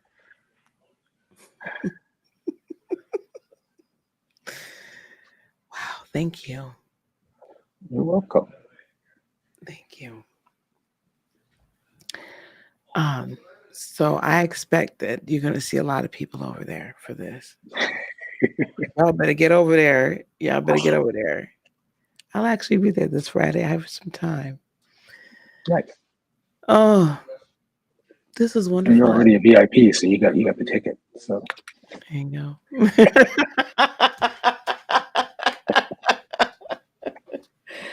Oh, we have a yawner too. Shakima's a yawner as well. yeah. Nice. There you Goosebumps. go. Yes, I love it. Oh, my heart chakra is really releasing so much right now. Oh, you're welcome. That's wonderful. That is wonderful. Shiraz, thank you so much. I so appreciate you as always. As always. You too. Thank you. Do you have anything? Because we're gonna keep rolling here. I hate to even stop. I feel like I should just bring everybody up and let's all just have a great time. What? Do you have anything that you'd like to leave with us today? Have fun. It seems like straightforward, but we're in a world where a lot of times people think you're on drugs if you're the happiest person in the room. Right? Like, well, what is wrong with you? What drugs do you want? Right? And the thing a lot of people don't realize is it's not just like it's about energy, but happiness is a prerequisite for success. The energy of happiness attracts success. And most people live in, I will be happy when. So you're actually saying, I'm not going to include happiness in the equation when happiness is required. Right? So when you're willing to be happy a lot more, and it's impossible to do it all the time, but a lot more. I start my day singing in the shower and dancing. I still watch Saturday morning cartoons. I am goofy and silly all the time. And as a result, my life just keeps getting better. I had one of my clients, he said once, it's like, you're just telling me to be a lot more happier and suddenly successful coming. I'm like, well, there's more to it, but you be happy. And he goes, what if in 2 years I've done this and I've been happier for 2 years, but I haven't created any more success? And I'm like, well, then you've been happier for 2 years, like, if nothing else. Yeah, that's not a bad thing. That's not a bad thing at all. Not at all. Yeah, that has been the theme. Shakima says it's been the theme today since the end of yesterday. Is just to have fun. Mm-hmm. Just have fun. Smile, and laugh. We're just talking about that. It's that, I love you, girl. And he said, can you come in at 4 o'clock? And I'm like, Sure. And then I realized, oh, the time she wants me in there, I'm playing Dungeons and Dragons with a bunch of my friends.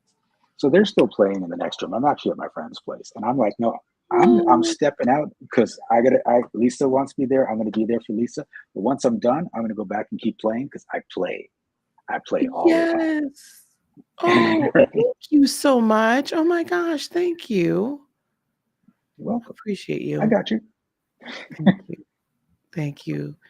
Will you go have some fun? I'll talk to you later. And then, see, now I'm going to have to bring him food now, y'all. I can't just send it. That's also why I had Doritos, because that's what you have when you're playing D&D. You got, like, it's just a junk food haven. Absolutely. No, you can't not eat Doritos when you're playing D&D. So go have some fun. Thank you so much. We really appreciate you taking the time so much. Thank you so much. No problem. All right, my friend. Take care. Thank you for having me. Thanks. You too. All right. Bye-bye. Guys, that was my good friend Shiraz Babu. Thank you, Shiraz. Oh my gosh. She didn't play Dungeons and Dragons or stop the game or didn't whatever so that he could come and hang out with us. That is just amazing. Guys, that's what friends though, right? Like when we create these relationships and they're genuine and they're authentic, we show up for one another. And we said this yesterday when Secret Tarot was on. My fervent prayer for each and every one of you as you are getting into this realm is that you find your family, right? And you find at least one or two or three or four, however many, that are going to support you and be there with you throughout this journey. You do not have to be a lone wolf. You really don't. We can run in packs. We can run in packs. All right. We have our next friend waiting in the wings, dear sir, when he's ready to come on. Let me find I'm going to put his title up, The Storytelling Alchemist, a new friend of mine, Jeremy McDonald. We're about to have him up. Give me just a second and we will be right back with Jeremy, and we're going to have some more high vibe, a high energy healing. This is just amazing, guys. This energy is just amazing. Tell your friends we are here. Let's chat in a minute.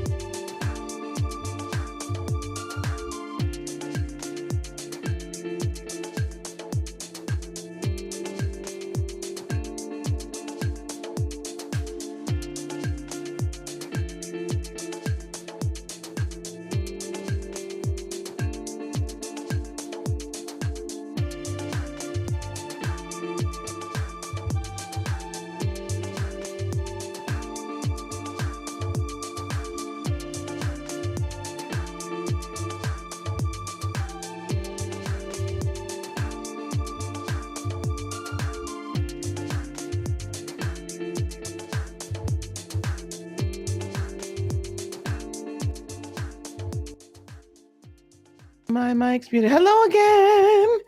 Tis me. I'm back. I had to have a break. That was heavy. That was heavy. Thank you again, Shiraz. Holy cats. Ooh.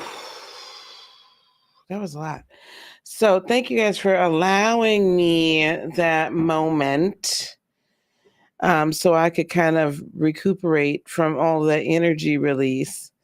Um, and now we are going to have, like I said, my new friend, Jeremy McDonald, the storytelling alchemist. He's recently, you've seen him on our Sunday Soul podcast, and we are collaborating together on some endeavors. And I'm just excited to hear Jeremy give us the power of the story and of the stories we tell ourselves. We're going to keep with that same theme, I think, but we'll let him bring it to us as he wishes to.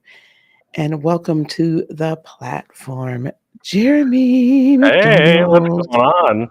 How are you? Hey, I'm good. Wow, I know you got in on the tail end of that. That was that was a lot.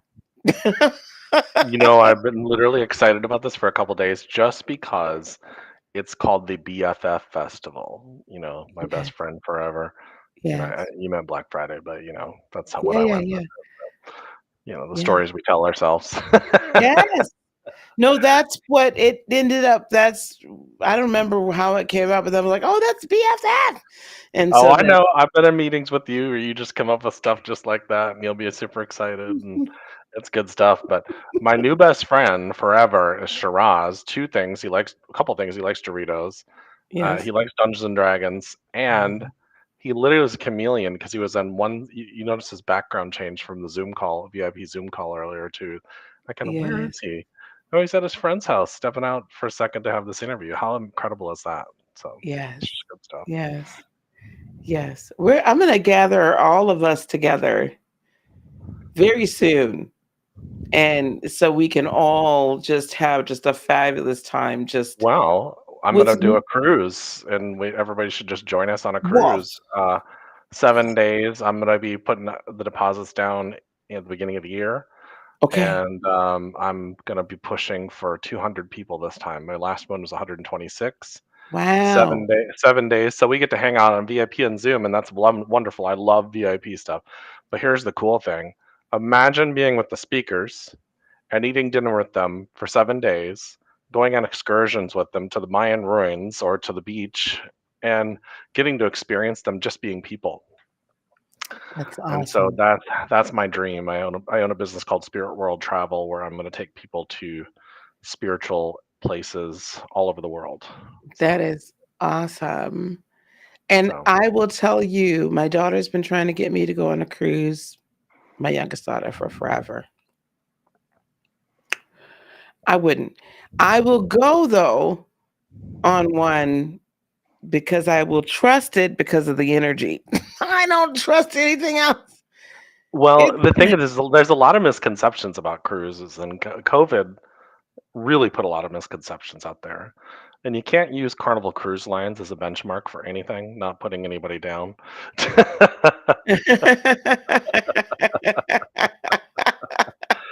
But it's just one of those things. And so we're talking about storytelling alchemy, right? Because I can, I can Please, get off on tangent. please. Well, that's fine. I mean, And I'm sure that. So tell us about storytelling alchemy and how that came about. Like, what is it? What? How do you use it? What do you do? What are you doing? well, I just started on my own personal journey, and it was one of those things where I could not figure out what I was doing. To be quite honest with you, I was just practicing on myself, and I started off on my spiritual journey, well, most of my life, to be quite honest with you.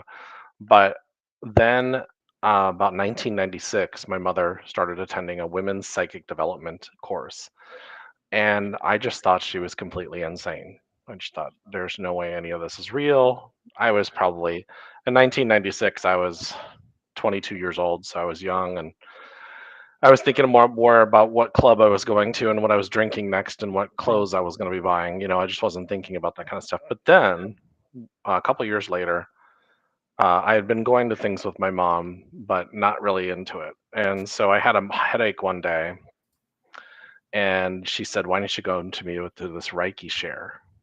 And Mm. I still really thought she was crazy, but she convinced me to go cook and buy me dinner. So the story in here is just built into, none of this is real, all that kind of stuff, blah blah blah. Well, Mhm. fast forward, I'd been now at that point, 2006. I'd been meditating. I'd been working as a psychic at a place called the Psychic Cafe in Ybor City, and there's a whole bunch of other stuff that goes into that, almost 8 to 10 years. But we don't have a whole lot of time as far as like going into that massive amounts of stories. But 2006, I lost everything. Mhm. So they say that 2008 is when the recession happened. Well, the Mhm. mortgage industry started changing in about 2006, and I was the vice Yeah. president of a mortgage company at the time. Wow. And so I not only lost my job, I lost my car, I lost my home, I lost my relationship. And then I Wow. found out that I'd put my stuff in storage, and my friend that had a key to it stole like all 7 of my instruments. I had a Gibson Les Paul guitar, my Oh grandmother's my engagement God. ring, whole bunch of other stuff, and pawned them to supply his habits. Like, let's just leave it at that. So I called that was my dark night of the soul, and that went on for about 6 months. It was just one thing after another that just hit me, hit me, hit me, hit me, hit me. Wow. So probably about 2008, I ended up with a teacher that I was in meditation, and I heard in the next few months you'll end up with a teacher that's going to help you through all this. Well, in comes my friend Virginia Drake, and she is the best way to describe it. She's had 9 near-death experiences, and she's was a psychiatric social worker. But the most important thing she did is none of that matters. I already knew what the truth was. She just held me accountable to the truth of what I need to understand about myself. And Mm. so the truth is we have these stories. I remember going and applying for jobs. I really needed a job, and I had this cross purposing going on where I don't want to do this. Mhm. And the program of freedom rang in the back of my head. And then this feeling of insecurity. Am I good enough at Mhm. this to be able to do this? And all this stuff running in my mind. And I really didn't fully understand it. And so Mhm. just started one day. I'd light a candle in my house and start meditating, just stare at it. And every time some thought of doubt would come up, I just imagine throwing it in the flame and transmuting it, not burning it up, but Mhm. just transmuting it. Mhm. So then I started calling it the self-awareness game. I'd say anytime there was something that came up that upset me, triggered me, got me, all twisted up in a knot, whatever, I would say that that's an opportunity for me to look at it. And I would Mhm. jokingly say to all my friends, I play the self-awareness game, meaning you have free reign to tell me when something is not right, at least to you. I mean, you just did that earlier, like about an Mhm. hour ago. And it doesn't matter if you're right or wrong, you felt the need to say it. And that's what's powerful.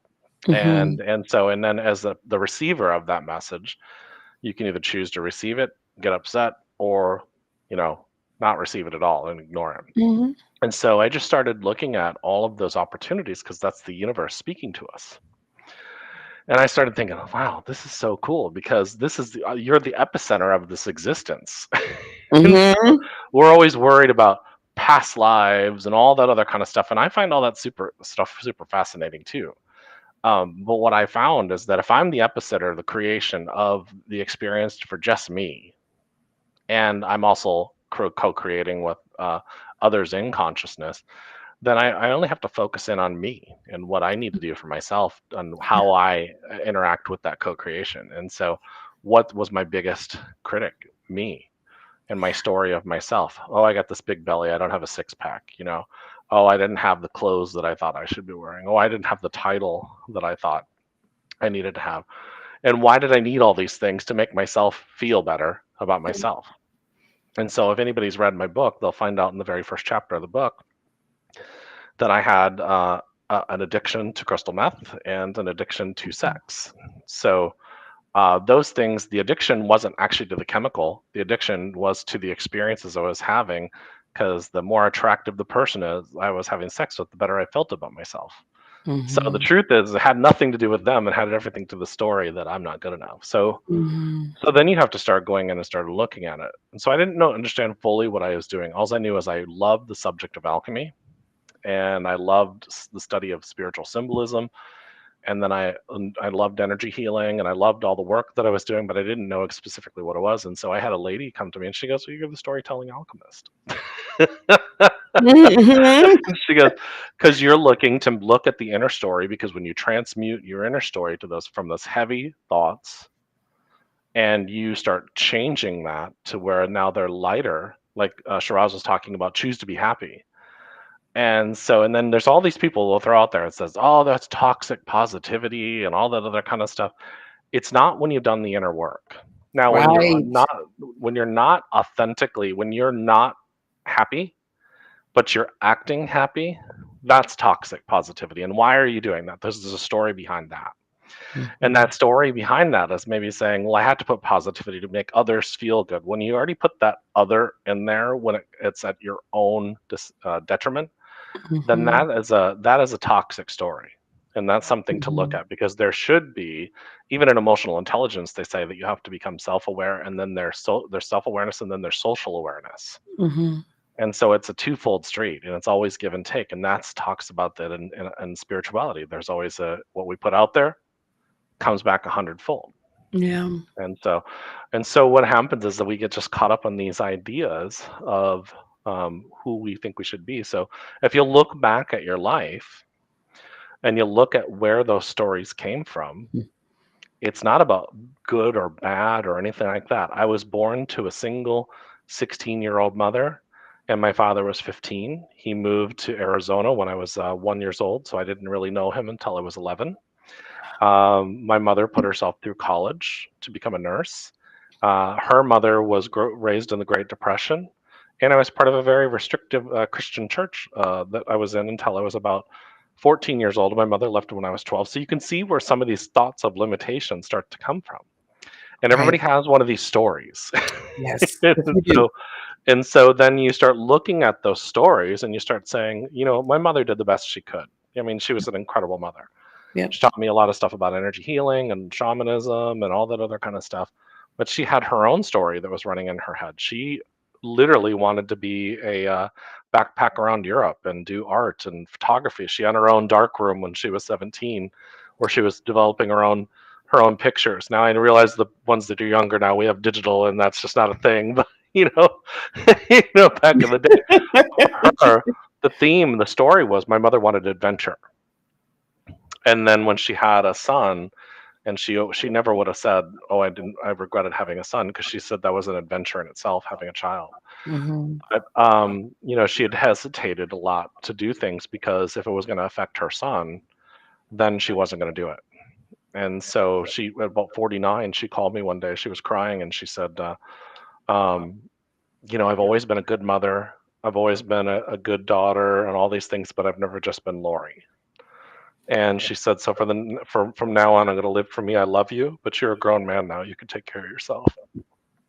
I was applauding. I thought it was cool.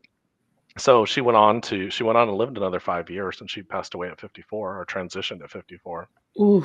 And so, but you have to, when we look at these stories, and I want to just throw this out there. I want you guys just to think, because now it's time just for us to really start thinking and not just me talking. I want you to look down, and I want you to just do a real quick exercise. If you have a piece of paper in front of you, I want you to write a number at 1 through 5. 1, 2, 3, 4, 5. And then I'll give everybody a second. So a piece of paper, 1, 2, 3, 4, 5.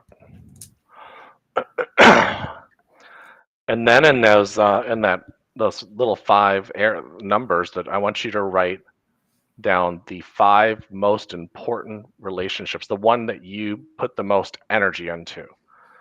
So I want you to think about it. Now, I don't want you to put in the names. I want you to put in like children, Mm. friends, mom, dad, boss, at work, whatever. And I want you to write all those down. And then I'll give you instructions after that. But I'll give you a minute or so to do that. So 5 things, 5 relationships that you put the most energy into, and then we'll go from there.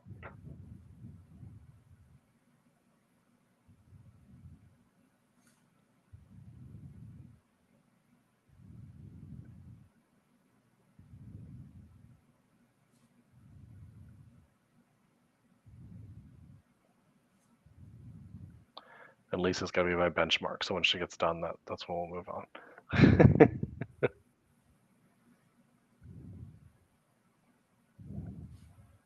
Perfect. Thank you, Shakima. All right. So now the next, I want you to write another set of numbers, 1, 2, 3, 4, 5. But on this set, I want you to write down the 5 most important things, meaning goals that you have.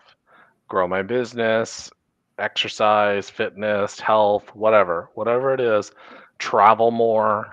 It doesn't matter what it is. Get a promotion at work, more money. There's no right or wrong, just those type 5 things.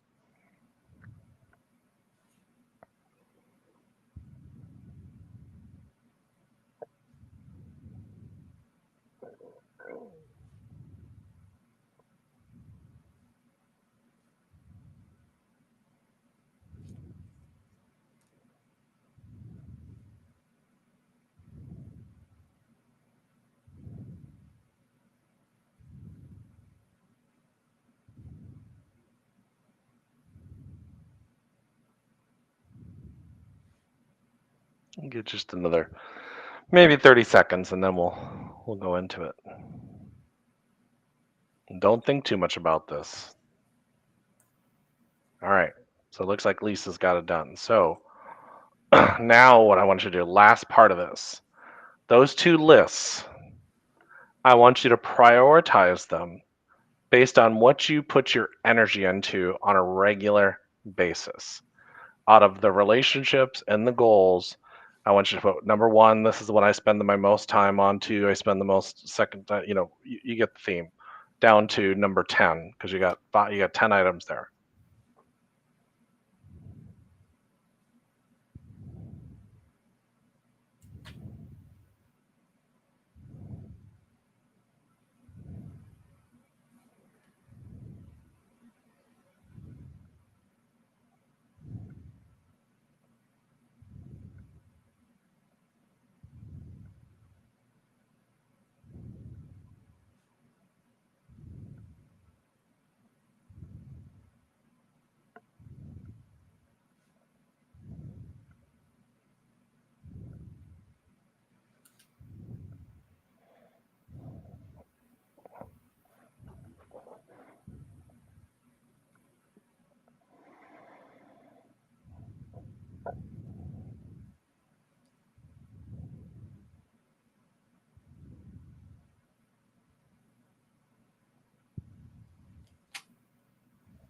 Okay, maybe just like 10 or 15 seconds more, and then we'll jump into the next part of this.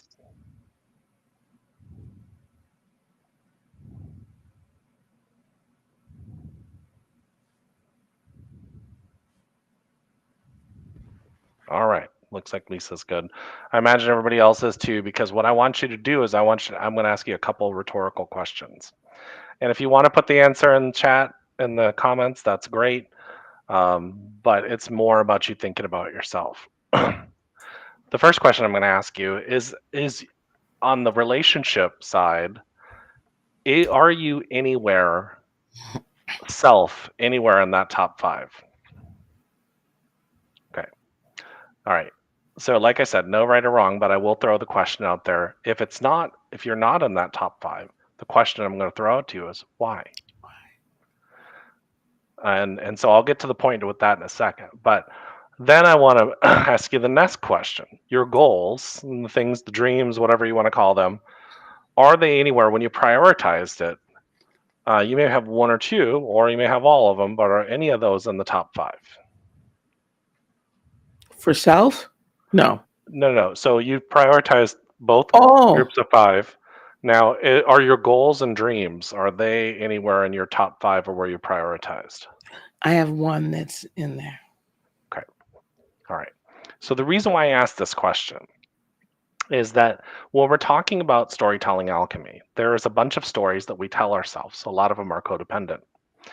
And so I'm throwing this out there that why wouldn't you be number 1 on your relationship list? And some people will say, no, my children have to be more important. My grandchildren have to be more, my church community has to be more important, everything else. But what I'm going to throw out there to you is that if you were number one, your relationship to everybody else would be whole because you'd be working from a whole perspective. Mhm. And so then I've done this for Christian churches too, by the way, and they throw out, well, God needs to be number one. I said, if you were number one, your relationship to God would be whole because you would be a child of God that's operating from a whole experience. It doesn't matter what your spiritual beliefs are. And then if your priorities, now we're not saying that your family and your friends and your loved ones are not a priority. But if you are happy and all your goals are being met, your health concerns, your business concerns, everything is being met, don't you think that your relationships to other people are going to be a lot more enriched? And the interesting part, because now just in the last year, my best friend and his boyfriend are going to be my business partners for the cruises because they got to go on one and they just thought it was really cool. And so now, not only do I get to have the priority with my friends, the people I love, but they get to be a part of my business that excites me because I trust them. And so things just start to fall into place. And what happens is when we constantly put everybody else first in our energy, we've all heard this.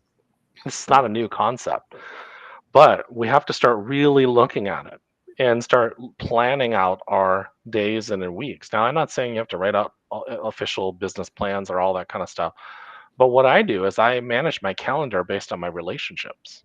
And people are like, "What are you talking about?"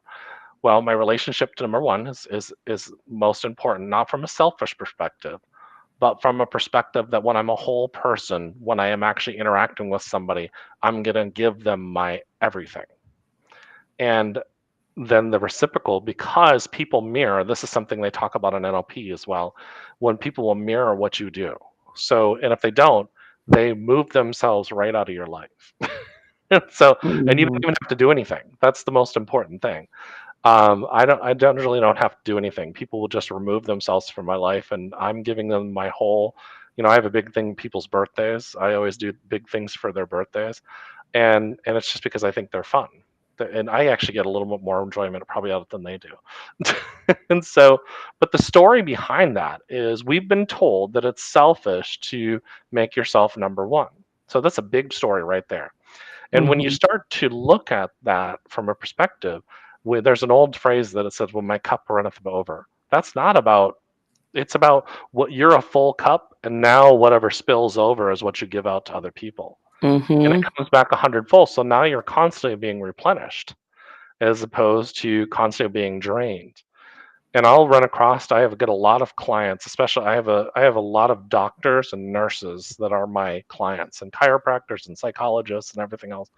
Mhm. And they come to me and they're like, "I'm just drained all the time. I mean, besides your profession, where are you drained?" And a lot of them will have spouses that don't work, don't take care of the kids, don't take care of the house. They're not a full partner, and generally haven't had a job their entire life, or it's off and on. And it blows my mind away that this very educated person is now, because there's a part of them that wants this love, and maybe when they were younger it was different. Now they've grown, and you see this person that's very well educated, got a good career, and they're not getting the how do I say it, the reciprocal relationship they need. Well, there's a story running in their head that I've been with this person for so long, and da da da da. Well, relationships change, the dynamics of relationships change as we grow, and if the relationship doesn't change with us, then the relationship probably is not going to make it. But the two people that can work Mhm. in balance with each other and grow and actually build together in the dynamics of how we grow as individuals, then you're going to see a relationship that's going to be successful. Mhm. And so it's one of those things where I start to look at these things and watch these inner stories that go on within all of us. And it's not just me, it's everybody has these stories that are telling us, "Hey, oh, I don't want to do that because I don't want to rock the boat. I don't want to hurt anybody's feelings." And it's not about hurting feelings, because you can always do things with grace. There's a you can be depressed and handle it with grace. I mean, Lisa's been on the phone with me a couple times. We've only been friends a few months, and I've had some things happen since we've been friends. And in it, you can handle it with grace. It doesn't have to be like tangents on social media, and or yelling at your friends or the people you loved. And so there's a Mhm. story that causes us to react, and and there's that knee-jerk reaction.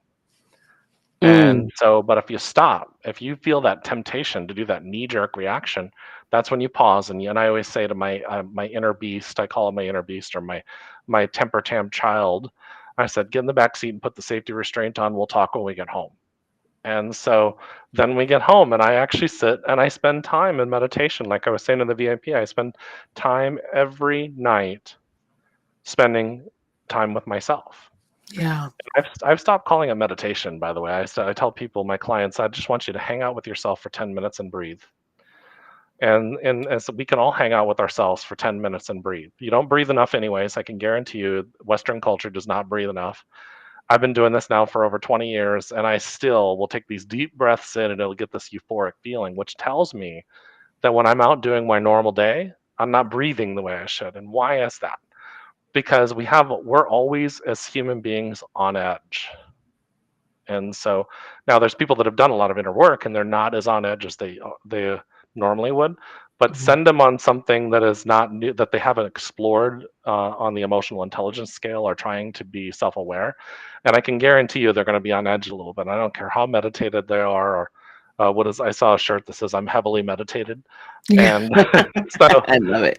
it's like one of those things where we all have these opportunities to grow. And so what I would challenge everybody to do is I want you to start changing your way of looking at the world. So when something comes up and ticks you off, that's just a great opportunity to get to know yourself better. And so it's now you're changing something from something that's happening to you, and now it's something that's become an opportunity for you to grow spiritually, emotionally, and everything else in your life. And so and then you welcome it in. So now I welcome in issues. Now there's a thing called discernment, and there's a difference between discernment and judgment, like you were talking about earlier. There are things where, there's people in my life that I love dearly. I love them from afar. And it's not that I judge them. It's just that they're at that, maybe at one time we were great together. Now their energy has changed and mine has changed, and we're just not in the same place that we used to be. And their energy doesn't necessarily work with mine, you know. But I do love them. And it's one of those things where, but that's for my own peace, because I've been looking for a life of having more peace and growing and understanding myself more. And you can repeat the same lesson over and over and over again until you're finally like, what's the definition of insanity? And so, right. And there's one of those things, and I'm sure everybody can look back at their life too. Like I adore my family, but when I'm looking back at my childhood, I think about how they are always in arguments, like always in arguments about politics or about whatever. And I just start to look at it. I'm like, why? And so when you're arguing, you're screaming to be heard. And I want you to really look at that. Think about that. I want you to go on your social media at some point today. And I know everybody knows there's going to be somebody screaming something on their social media, and you're going to be like, what are they talking about? And some of them might even offend you. And some of them are going to make you go, roll your eyes. And you're going to, you're in that moment, you're going to be in judgment. That's okay. I mean, it's just one of those things. Use this as an opportunity to grow. And then you start realizing, wait a second, have I ever been at a point where I felt like I needed to be heard, and I was desperately looking for that opportunity to be heard? Or something in me felt invalidated, or I felt less than, or something along those lines. And so it's, and by the way, written word is only 7% of our communication skills. So body language is 55%. So you see all these arguments on social media, and I just giggle, and I'm like, did they look up the UCLA experiment that happened in the 70s where they said written words are only 7% of our communication? You got all these people arguing over something, and they probably have no clue what the intention was behind what was being said. No, they don't. But that would require research, Jeremy. What? And then it hits their story. So what I'm challenging you guys is that those triggers are your story. Yeah. And so the question you have to ask yourself is, what story do I want to play? Do I want to play in? Do I want to play in a story where I'm enjoying it? Do I want to play in a story where I'm always angry? Mm. I mean, either one is fine. I mean, I don't care which one you want to play. It's up to you. But what I will tell you is that the body, when you give out love, and this is not a love and light message that a lot of people have, but when you give out love, the limbic brain doesn't know any different that you're giving love to somebody else or you're giving love to yourself. It just Okay, knows whoa, when whoa, you whoa, back that one up. I need you to say that again, okay. please. So Go you're ahead. the limbic brain in your body, when you're giving a hug to somebody, when you're giving love to somebody, it doesn't know any different. It just knows it's feeling love. That's all it knows. So I give you a hug, Lisa. My body is like it feels good. And so, but when I'm giving anger out, it doesn't know any difference either. It just feels anger in the body. And so Mm. I want you to think about that. I want you to really get self-aware and just take a few seconds to think about it. I want you to think about the last time you were really happy. Like we're all in a good energy and a good vibe right now because of the Mhm. Black Friday event that Lisa and her team is putting on. But then I want you to think about the one time that something just really ticked you off. So what Mhm. ends up happening is right now our energy is very loose and we're all the body feels good and we're like, oh, this just is so great and all that other kind of Mhm. stuff.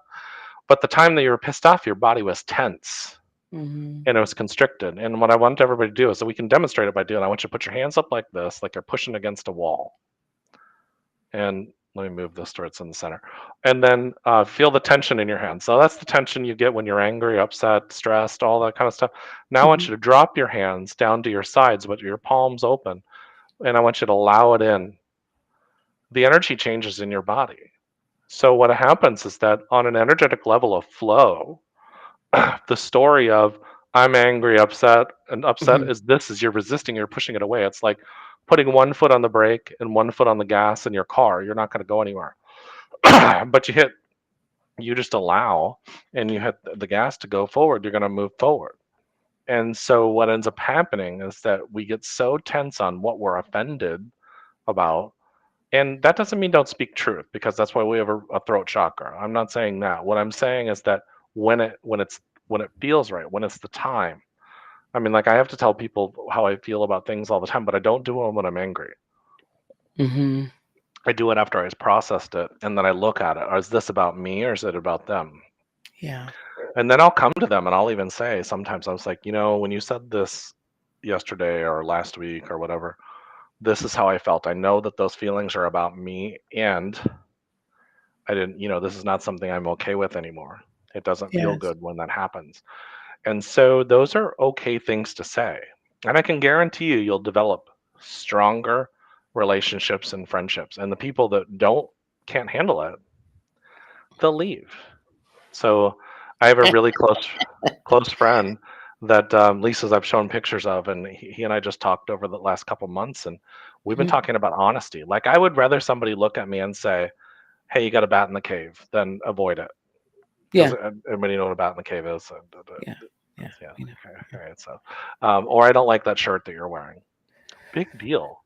Big Yeah. deal. I mean, like, it's not a big deal to me. Like, now maybe for some people that might not be a thing, but it's one of those things where I would just rather people be honest. And there's a story in us that's been told, oh, that's not polite. But you know what? I may be wearing a shirt that I got a belly that I shouldn't be wearing because it's got the buttons kind of, doing the little, that little thing. And that's probably not okay for me to wear on stage in front of 500 people. And I would hope that Lisa would tell me, Jared, you either need to lose weight or not wear that shirt. In my Cancerian way, I'd probably just be like, I really like that shirt better on you. Like literally, I would just say that. I think that color fit I would have such a hard time just coming out and saying I'd just be like, I really like that one. Yeah. But I And wouldn't here's let you some go out there. That's the point. That would not happen. yeah, No. I mean it's that's a caring friend. It's one of those things where I may look at it because there's something that we all have. We all have blinders when it comes to ourselves. And I'll look in the front of the mirror and go, "Hey, how do I look right now?" And it's one of those things where you just can't do for. But what we're talking about is vibration and story. So the story is either limiting or it's not limited and you're living in the flow of the universe. Well, what blocks us from the flow of the universe? It's a lot of different things, but it's our thoughts. So we think it's all about, it's of course it's about energy and what we put out there, but things Yeah. magically don't just drop on our lap. I just had a friend, somebody I hadn't spoke to in several years. I ran across them a few weeks ago at an expo I was speaking at, and we decided to try to go to dinner. And we went Mhm. to dinner last night, and I said to them, I said, one of the reasons why I stopped coming around is because you were always angry with me, and I don't want to live like that. Yeah. And they said back to me, I wasn't mad at you. I was mad at my own life. And Mm. I was taking it out on you. And so it Mhm. took some time because we haven't really seen each other much, but we needed that space apart to be able to talk about that. And because sometimes the energy will take us apart Yeah. so that we can go and think about where we're at. Not about Yeah. you go in your corner, I go in my corner. It's so we can grow. And Absolutely. so, and by the way, I don't have to be around everybody all the time. It's one of those things where I like to take time to work on myself and grow and work on the projects that are important to me. I mean, I Yeah. did started doing that at the beginning of the year because during the pandemic, I have a group of friends. We would always do a game night every Saturday. Well, I wanted to work on this work. And Mhm. so I stopped coming around as much. And it had nothing to do with them personally. It had to do with the fact that I had to practice what I preached. That little exercise I had you guys do during the pandemic, they had become the top 5 as opposed to my books and the things I wanted to put out there, my projects that I wanted to work on, and my cruise. My cruise is my travel company, and so I had to realize, well, wait a second, you're out of alignment here. Mhm. And so and I had 5 months this year to really spend a lot of time with myself and working on myself. And that's one of those things that I don't care who you are, these teachers out there, I teach through my vulnerability Mhm. and I teach through my pain. And Mhm. so one of the things, nothing against any teacher, but I'm just saying what I do is I want the people that I teach to know that I have pain and things I'm working through, and how I'm teaching them is through how I worked through it myself. So I can Absolutely. say with experience, I've been through a dark night of the soul. I've been through a few of them. Absolutely. And Absolutely. so, yeah, it's powerful stuff. How are we doing on time? Sorry, I'm just talking. No, it's fine. We have a couple more speakers for today. So no, this has been a fabulous. I love how both you and Shiraz just kind of like flowed right into one another, right? How this was just perfect about telling the stories and the stories that we tell ourselves and rewriting our own realities. And this little exercise was completely eye-opening because I'm like, oh, wait, how come only one of my 5 goals for myself Hmm. is even now? Granted, one of them is number 1. So Yeah, I'm gonna pat myself on the back for that one. good job. But the other 4 are way down at the Well, bottom. let's start with that. Let's say we had a goal of fitness, and Yeah, some people would say, well, I've got to run my kids and all this other kind of stuff. I'm like, well, what could you do if you had more energy because you had a healthy body? And how much absolutely. more energy would you have to work with your family and do things with your family? And your family, Absolutely. a lot of times you got these men, you heard this classic story. You got this male or female that's working really hard, and they're working hard to make money for their family so they can have more than what they had when they were a kid. That's a common story, right? And Right, so then if you stopped and you said, well, wait a second, what I have to look at my children. What is it they are looking at? What do right, they need? So, yeah, there's just a right. lot. Absolutely. But this is amazing. Now, you've got a couple of amazing offers, one of which I was just like, if I had caught a hold of you before you put it up there. But that's okay. What's your free gift for folks, your free resource today Well, for folks? I have one that's just a free audio that Awesome. I think that they've already put up, and it's called Peace Be Still, and it's me and my spiritual teacher that is just talking about how to find peace in your life. Yeah. And the second one is for the VIPs. I'm not sure what you're referring to that you would smack me about, but it's a 30-minute session with me for free. And it gives you a gift code. And so now, am I going to at the end of that say, "Hey, do you want to continue on with the more sessions with me?" Absolutely.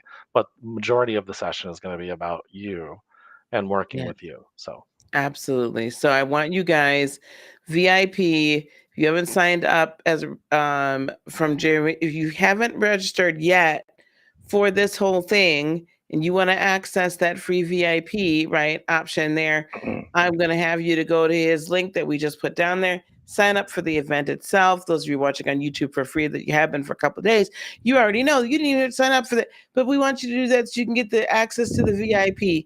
And then if you have already signed up as being on the registration list, here is your link to sign up for VIP as well. And we will match you up there and make sure that you get access to that very valuable gift from Jeremy. I, as always, appreciate you. I always love the time that, and we have not, like, we talked every day for like, or at least once a week for like 2 months, and all of a sudden like life happened, and then we just Yeah, like life him. Well, do started we missing. want to talk about like for 10 seconds? Do we want to talk about my course with your course? Do we want to talk about that now, or do we want to? Yeah. And then Jade in the wings, we'll have to kind of we'll get you on. We'll condense it just a little bit, and then we have Shantae, and then we're wrapping it up. But yeah, Oh, I'm sorry, so Jade. no, that's totally fine. It's okay. Yeah. The cool thing, okay, so we met at a networking group, Mm-hmm. and then just kind of like started getting to know one another because we both figured there was something there, and I think it was actually to talk on for the podcast, Exchange podcast. And then I found out that Jeremy is also a corporate trainer by trade as well. Mm-hmm. Jimmy, and so then, those of you who already been around me, y'all know that I've got the Practical Lightworker. Well, part of that is Lightworker Business Accelerator, and then something that I'm calling Limitless Reach, where we're really accelerating, like Yaya is part of that group, where we're really accelerating your growth, your business growth, right? You may already have a business, but you are ready to like take this to the next level. And part of that for me is taking your transformational programs to the next level. And Jeremy is an amazing person to help you do that. Why don't you tell them about your boot camp, and then we can tell them how we're working together. Yeah, so I created a 9-week intensive boot camp that'll be done via Zoom, obviously, on how to develop your own course and how to create an engaging course that people want to come to and enjoy. And so one of the things I'd looked at spiritual teachers and all these people that were teaching these courses, and if I fall asleep through them, then it probably wasn't engaging. So I was like, well, what can I do? And so I mentioned to Lisa, I've been thinking about doing a boot camp on teaching spiritual teachers how to teach and how to design their course. And so you'll learn all my 25 years of experience as a corporate trainer and instructional designer, training manager, on how I created that, but also 20 some odd years in the spiritual arena. How do you blend those two worlds and make it still engaging? And so that's what we're going to be going over in that course, and it's going to be piggybacking on well, not piggyback. It's a working Just collaboration with integrated, integrated with the Heart of Inspiration and yeah. her work. So. And so on our end, because some of you guys, if you've taken TPL, you've had the opportunity to become a Limitless Lightworker and become certified in that. But also you've had Lightworker Business Accelerator. And we've also added one additional piece to that then on the back end where we're helping you rebrand. So I've got my team back here and the coaches as well, but we're helping you rebrand everything, taking it all to the next level. Your website, your social media, your messaging, at all of that. When do you do ads? When do you add team members? How are you going to grow and scale? Okay. So it just makes sense that you would go ahead and grow and scale and elevate your 6, 8, 10, 12, whatever week program as well for your online courses, because everybody's learning this way. So this is what integrating and working with Jeremy does the best. Now, for you all coming in, first of all, producers, can one of you guys, I'm going to put a link here, a calendar link here.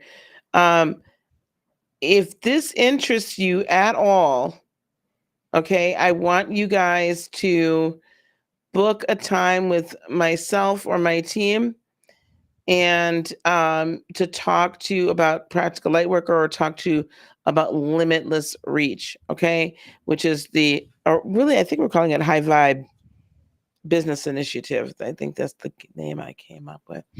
But if either that interests you, I want you guys, especially you all that are already doing the work, and students existing or just recently graduated students, you all can grab a hold of me and we'll talk to you about that, right? But we're looking at a 6-month program with a 9-week boot camp kind of dropped right in there so you can accelerate your business to the max. Or you can take his course as well, solo, okay? You could take his course solo, or we can put it all together. So, because I'm not trying to hold anybody back from doing that either. Cool. I want that. We need excited. that. Yeah. Well, this has been awesome. Thank you so much, Lisa and team, for doing this. And it was nice to see Adelia too again, because we haven't seen her in a few weeks. And Yeah, I know. And then we're gonna do hopefully in January. Telling a lie. No, hopefully in January or this next month we're gonna record something. We're gonna do a masterclass together. So I can't wait for that either. Perfect. We're gonna do our high vibe masterclass. So I can't wait. All right, guys. Thank you, Jeremy. Is there anything you want to leave us with before you go? Be excited about this time coming up. 2023 is going to be an incredible year for everybody, and I just really feel the energy is going to, really be different. So start thinking about what you want to do and start planning out your year. And Absolutely. what do they all say? Have fun. Have fun. Everybody have fun. All right. Thank you, my friend. I will talk to you very soon. Sounds good. I'll talk to you later. All right. Take care. Bye. All right, guys. Okay. So we have 2 more guests today. And I know one, Shantae, did you just get back from traveling? Are you still traveling? You okay? I can't hear you, baby, but I'm just asking, did you just get back? Are you all right? Yeah, I know you're there, honey. Did you just get back home? So we had earlier a little bit of a just kind of a technical mix up here. So I want to be able to bring Jade to the stage, Shantae. We're going to bring Jade to the stage. You can stay there or you can come back in just a few minutes because we had just a little bit of a kerfuffle here and it was just a little confusion. So you can hang there and I want to bring Jade up, Black Girl Magic Tarot, because she's got some fabulous messaging that we want to talk about with vibrations and being her first language. So I'm gonna play just a couple seconds of music so I get everybody together and then we're gonna bring Jade up. Okay. All right, here we go. One.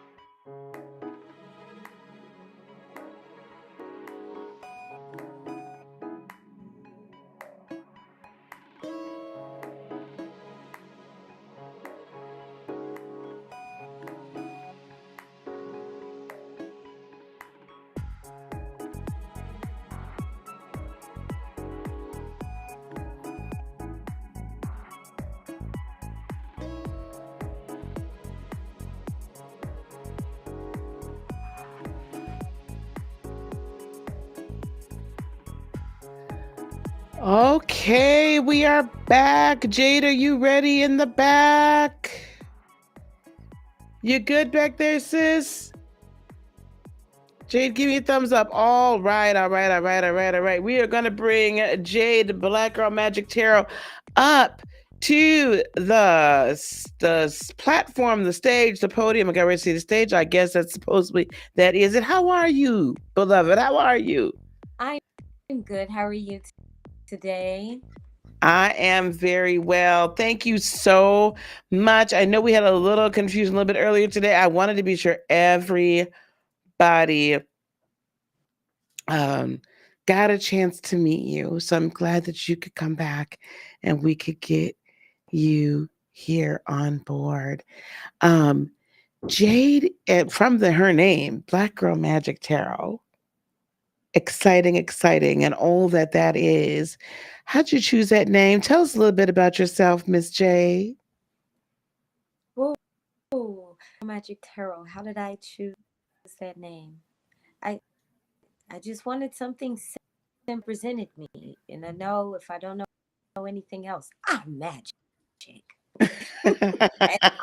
Obviously, my there you elevation, go. So it just all ran together, and here I am. That's amazing. I love it. A little bit about myself, magic, but you know, swept under the rug when things that other people aren't in tune to doing. Not saying they can't.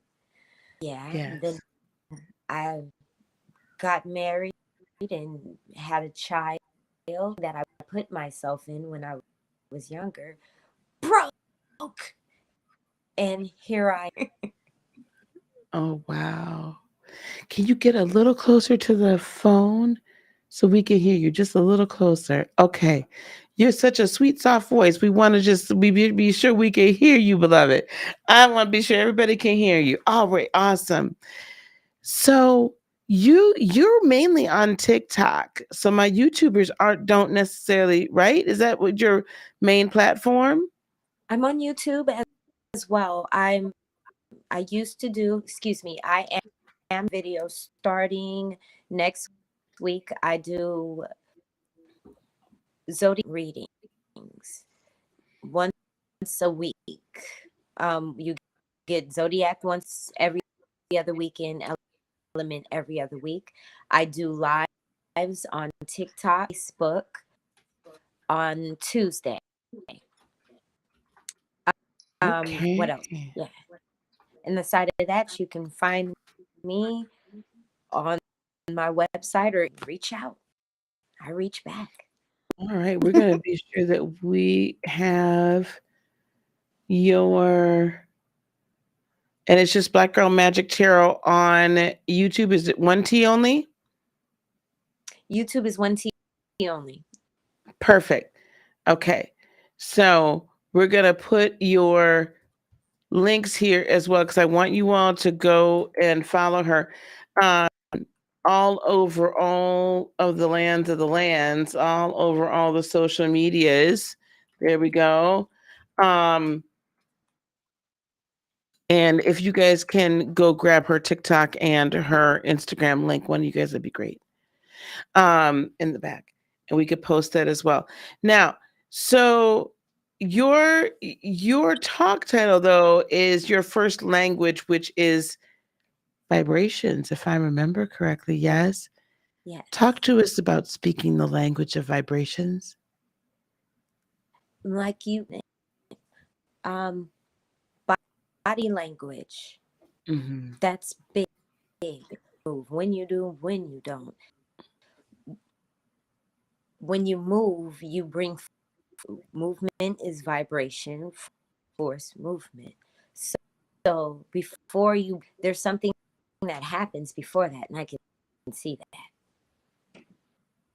I see it's so small. It's an energy.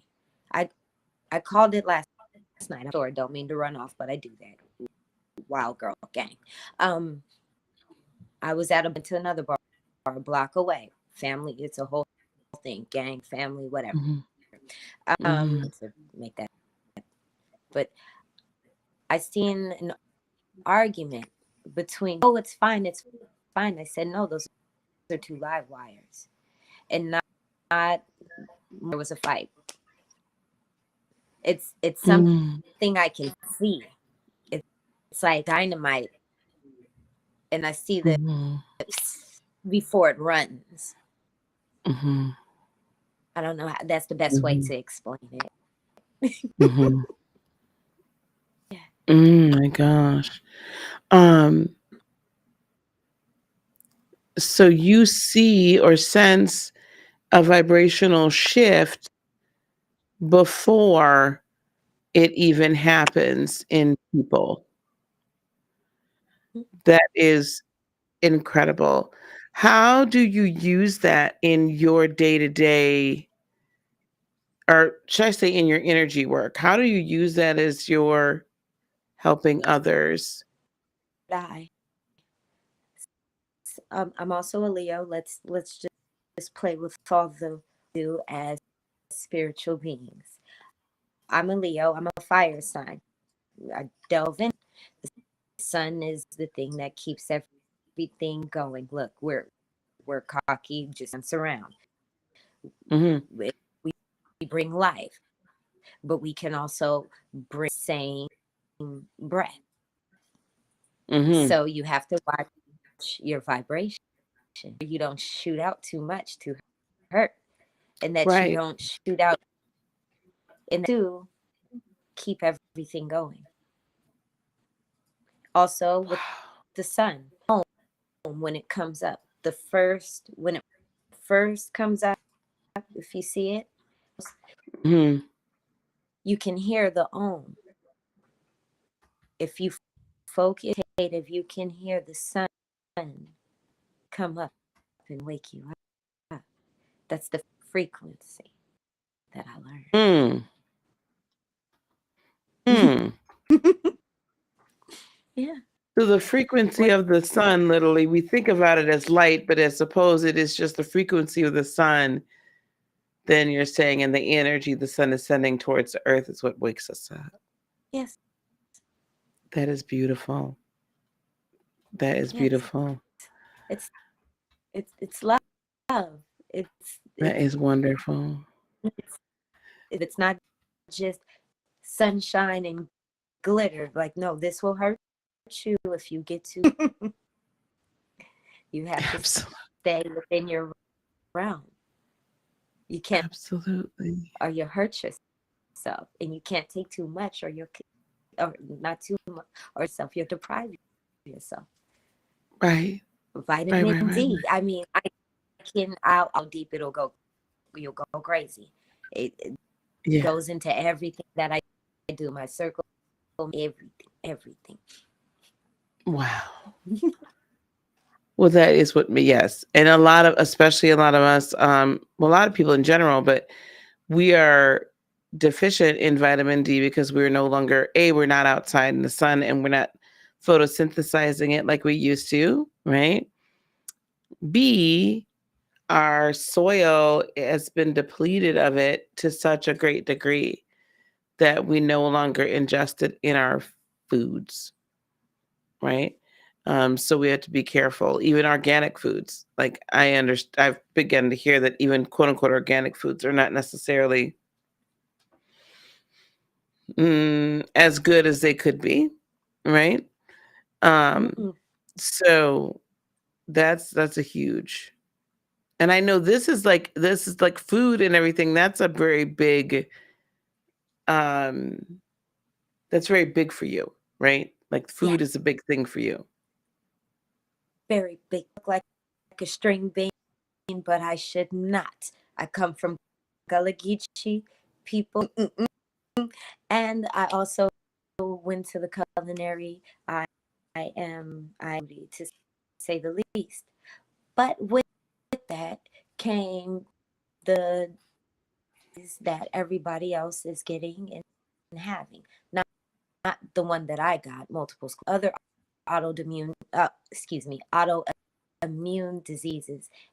and other diseases all come from what we're eating.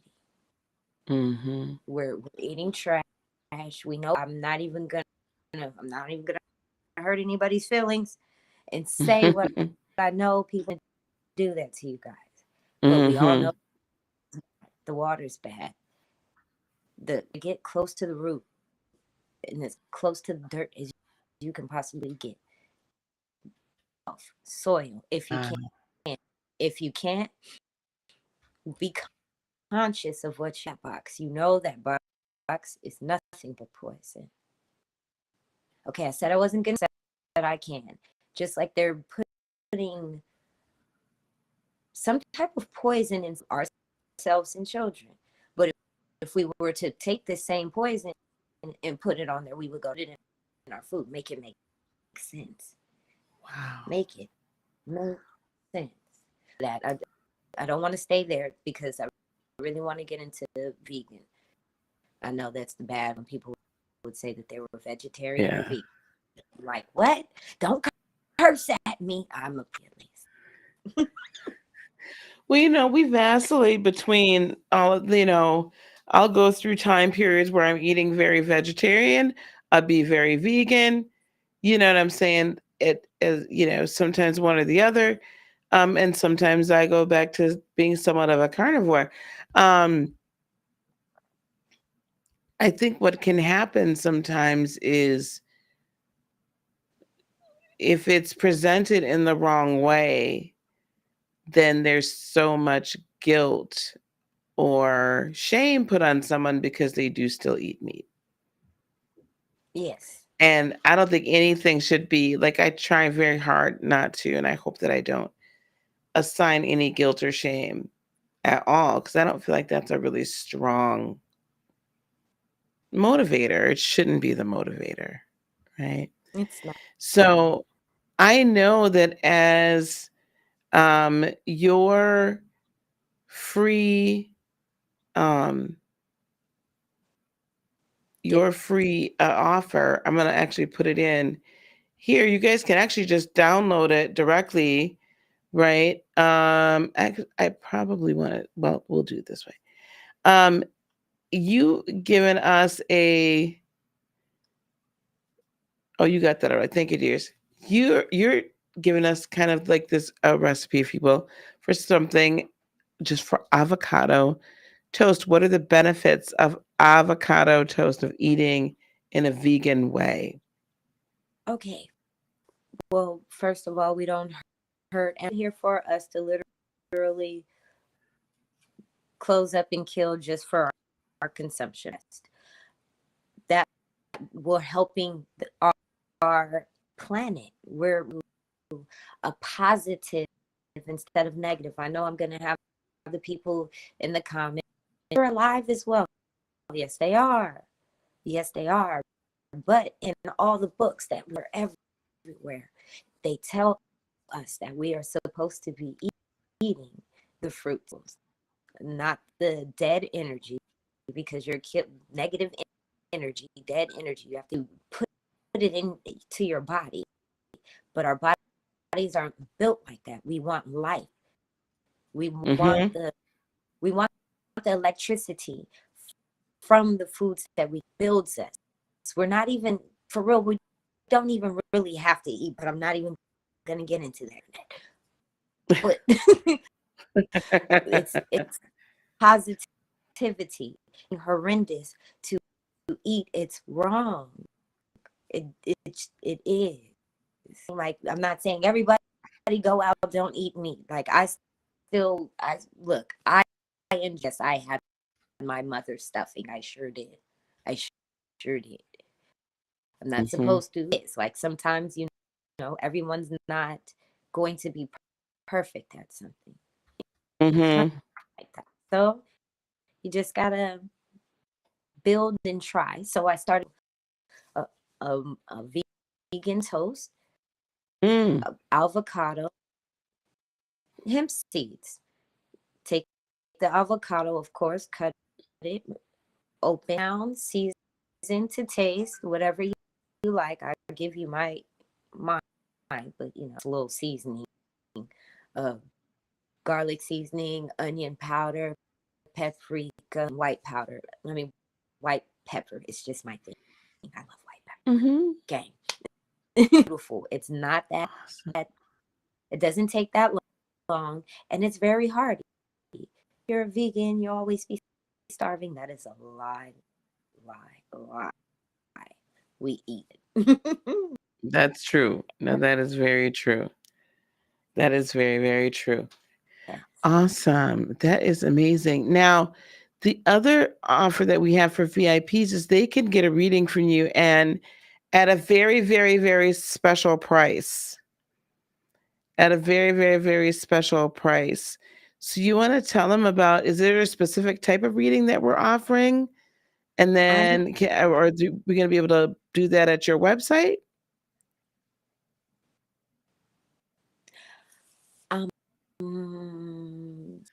Or they can go book a reading with you, just a Yes, general my reading, yeah? website. Yes, Yeah. through my website, general reading. I'm not one of those, a la love girls. I literally wanted to sit down with your ancestors and literally just hold court. Just be honest. Yes. Nobody listens to their ancestors. Not even me. I'm real honest. And I'm just a person in between. Because sometimes your ancestors really, I heard somebody say it earlier, your ancestors be say y'all. Yes. That's all I'm gonna say. Absolutely. I've Absolutely. even had to drop them off and leave. That's how it seemed. Like they were like hit her and left. Yes. Yes. Absolutely. Yeah. Yes. Like, Wonderful. we really need to pay attention and be with our ancestors. Because again, I think Miss Yaya said they're here. They're here and they want to help us. And if you're feeling like you're going crazy, you're not. You're just, it's them.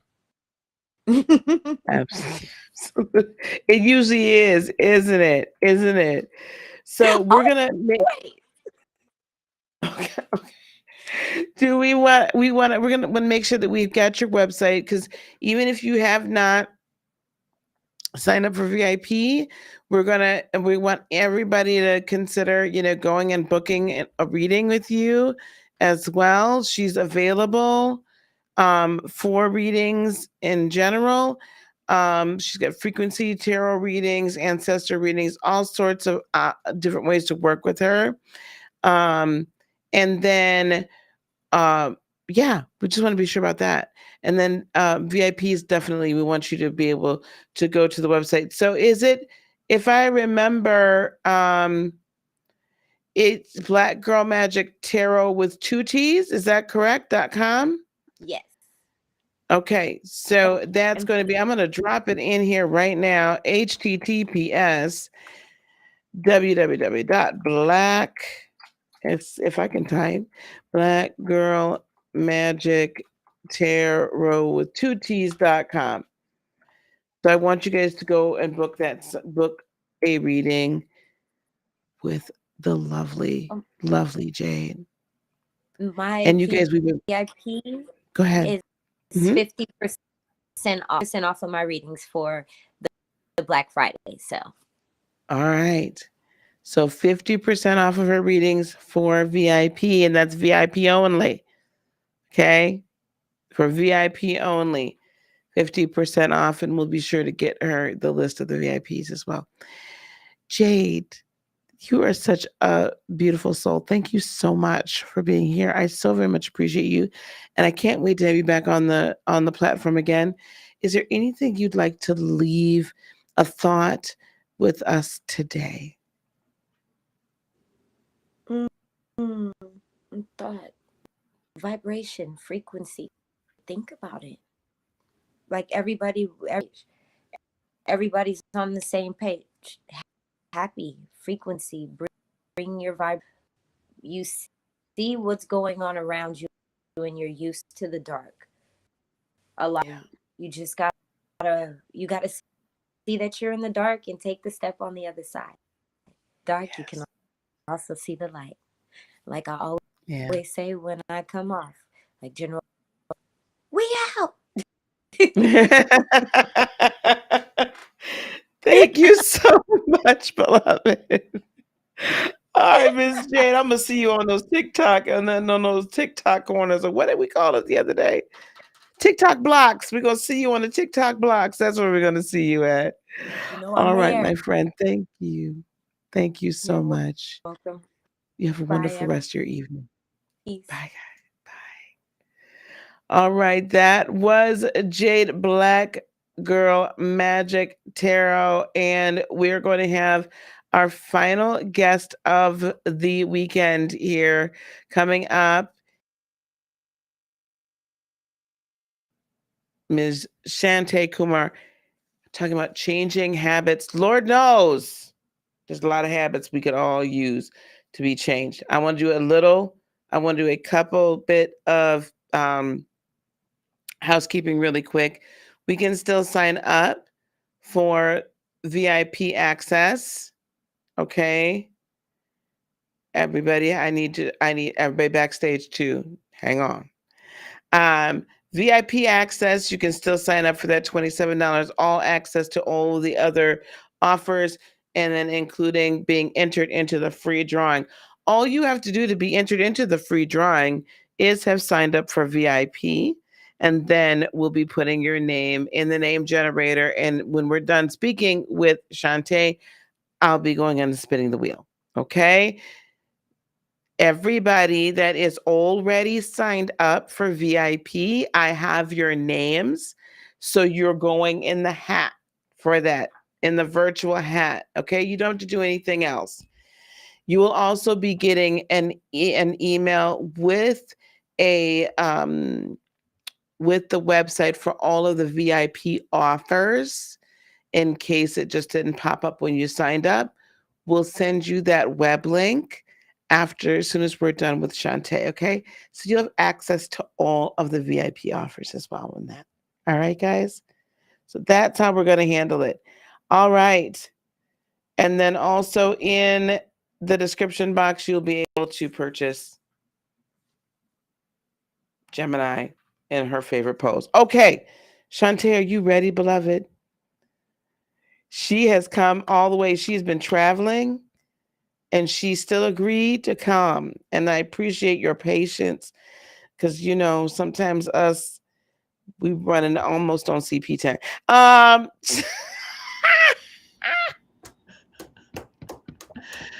know all about that.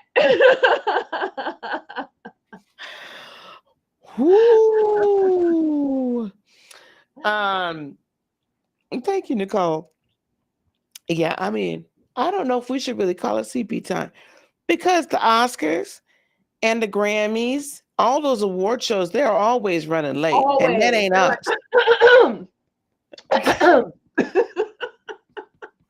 That ain't us. Not usually running it. When we run it, we have people going up on stage slapping folks. Anyway. Stop. Listen, I can't help it. I'm punchy at this point. I'm punchy. How are you doing, Miss Hello, Shantae? darling. I'm doing well, thank you. Good, good. Your holiday was good? Yes, Spirit knew, right? Right? I knew and Spirit knew. We had the choices to pick the times. Yeah, yeah. Which one was mine? So I'm glad I listened. I understand. I appreciate you. I appreciate you for taking time out away from the family to do this for us today. No, thank you. This was such a blessing and an honor to be asked to be on something with you. I was like, yes, where do I sign all of the lines? Oh, thank you, honey. Thank you. I appreciate that. This has been a blessing of an entire weekend. I want you, because my audiences, they're going to see this now and see it later. My audience is not familiar with you yet. This is our first time introducing you to the audience. So can you tell us a little bit about you and how you got into this kind of spiritual-based mindset, life-changing, how did that happen? Yeah, all the things. Yeah. So short story, long story, mid story. Okay, mid story. Basically, mid story. I started with my previous life, as I like to call it, as a psych nurse. I've always been interested in the mind. In nursing school, I actually got into nursing school because I wanted to be a part of the Peace Corps, and they needed people who could actually do things. So, you know, being 18 and being, I'm nice, I could smile, I can jump in and help people. No, they wanted people with skills. Like, are you an engineer? Are you a nurse? Blah, blah, blah. So I got into nursing to go into the Peace Corps, but I realized quickly nursing was really not my thing.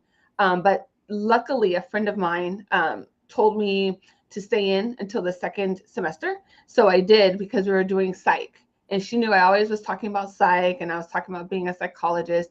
But psych nursing was definitely my forte. Like, as soon as I stepped onto the floor, it felt natural to me, which could seem kind of crazy and scary, I guess, in some ways. But I just fell into it, and I understood kind of the flow and how to talk to my people.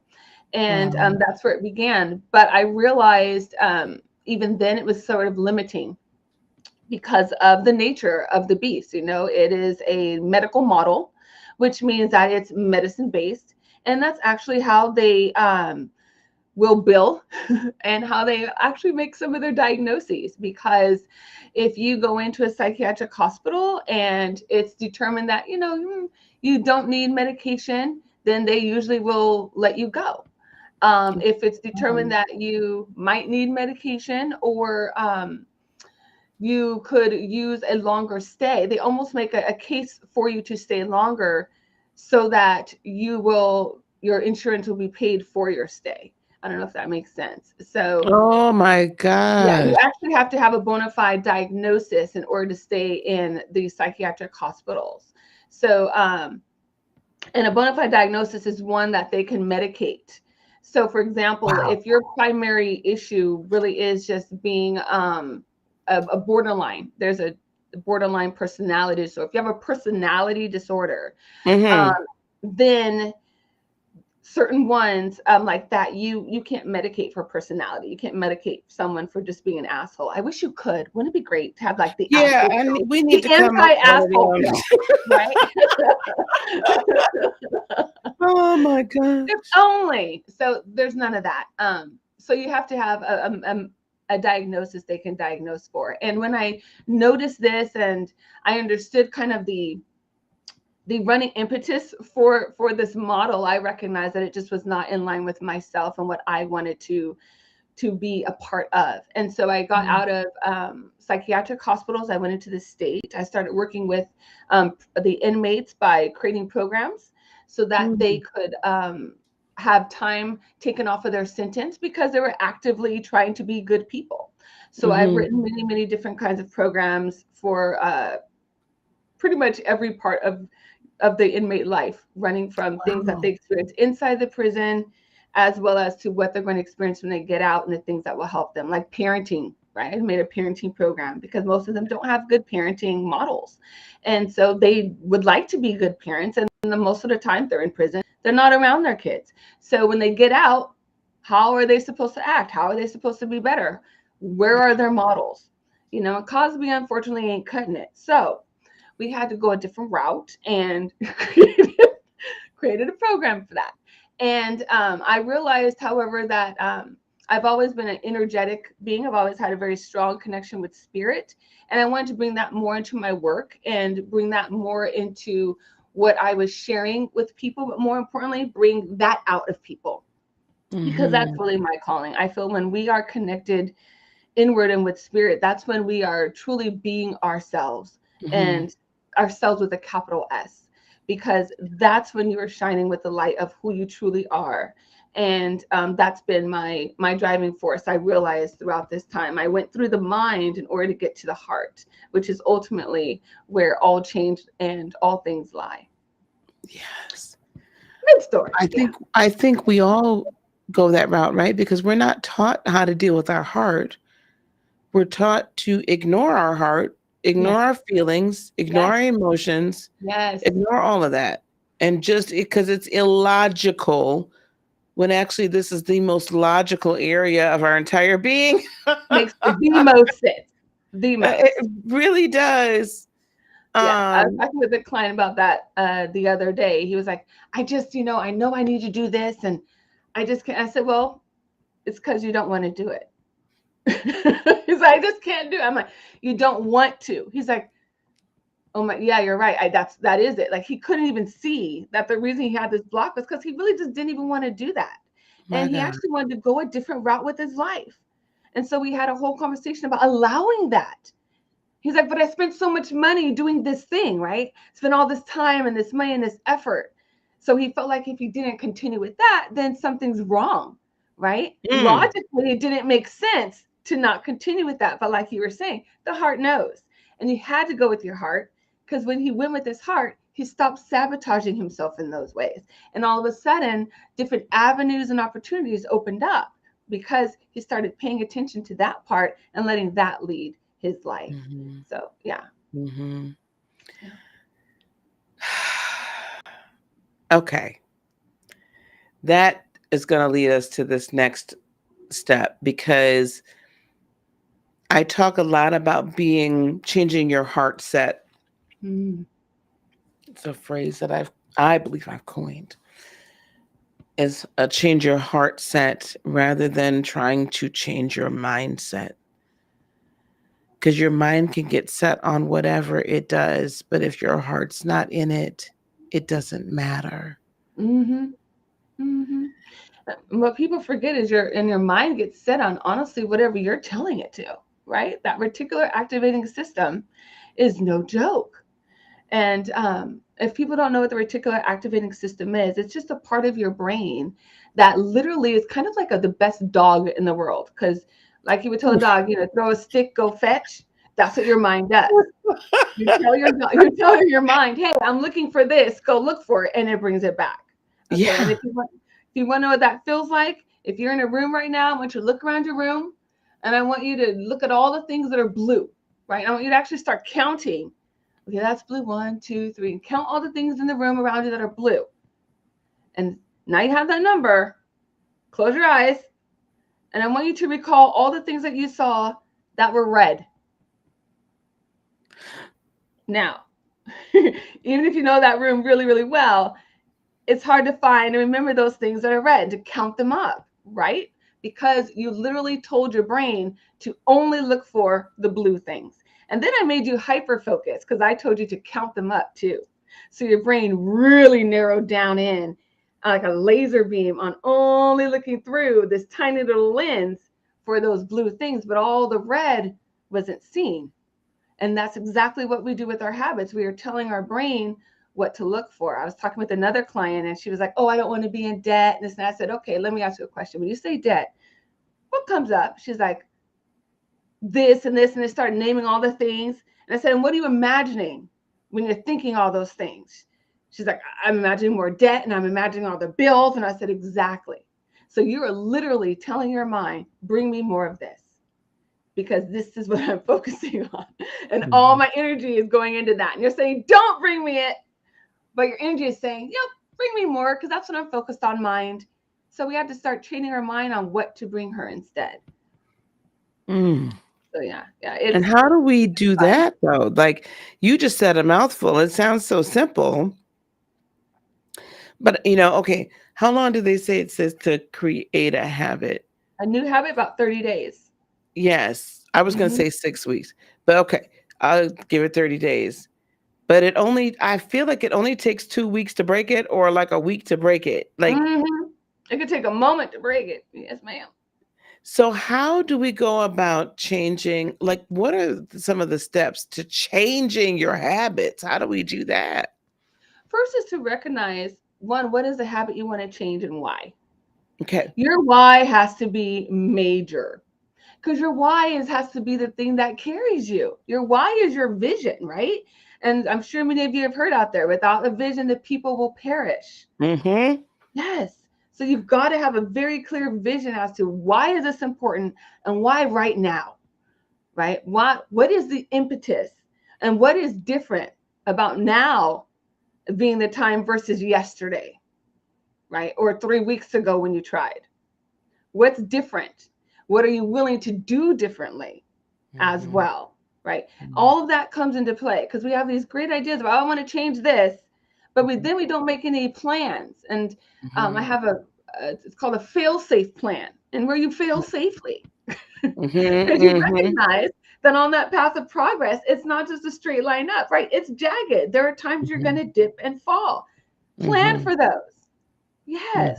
Have something in place because you know what some of those dips and falls are going to look like because you've been doing them already. It's not all a surprise, now is it? Nah, we know. We know a lot about what's going on with ourselves. We just tend to put a little blinder on and, keep it going, right? Like a horse. Yes. But yeah. Yes. So those are the first things that I would say you have to do. You have to be aware of what it is you want to change. And you have to have a really big why as to why this is important right now. And then you have to think to yourself, okay, well, if something comes up, right, that starts to derail me, or I start to feel a little off, what am I going to do about that?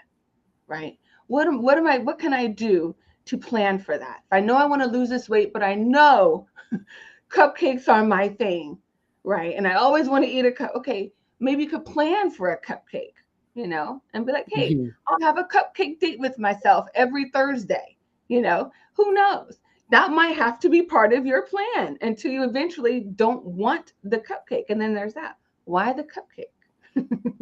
What does the cupcake represent? Is it just cupcakes? Is it all baked goods? Right. Right. So yeah, we could unpack a lot of that working together as to what are these things that you are subconsciously sabotaging yourself with that are coming in the way of your goals, and why that's affecting you in that manner, and how. And usually it's, as you know, it's something from when we were younger that we are playing out now. And that's why I love what you said about the heart set, because when you get all of that cleared and you start to really unpack a lot of that garbage that we've really cluttered our hearts up with, yeah, that's when you start to release and let go of these other things that seemed like they were what you needed when they're no longer, when they're not. And if you're, how can I put this? When your why isn't big enough, I feel like we need to ask ourselves, why do we keep putting ourselves last?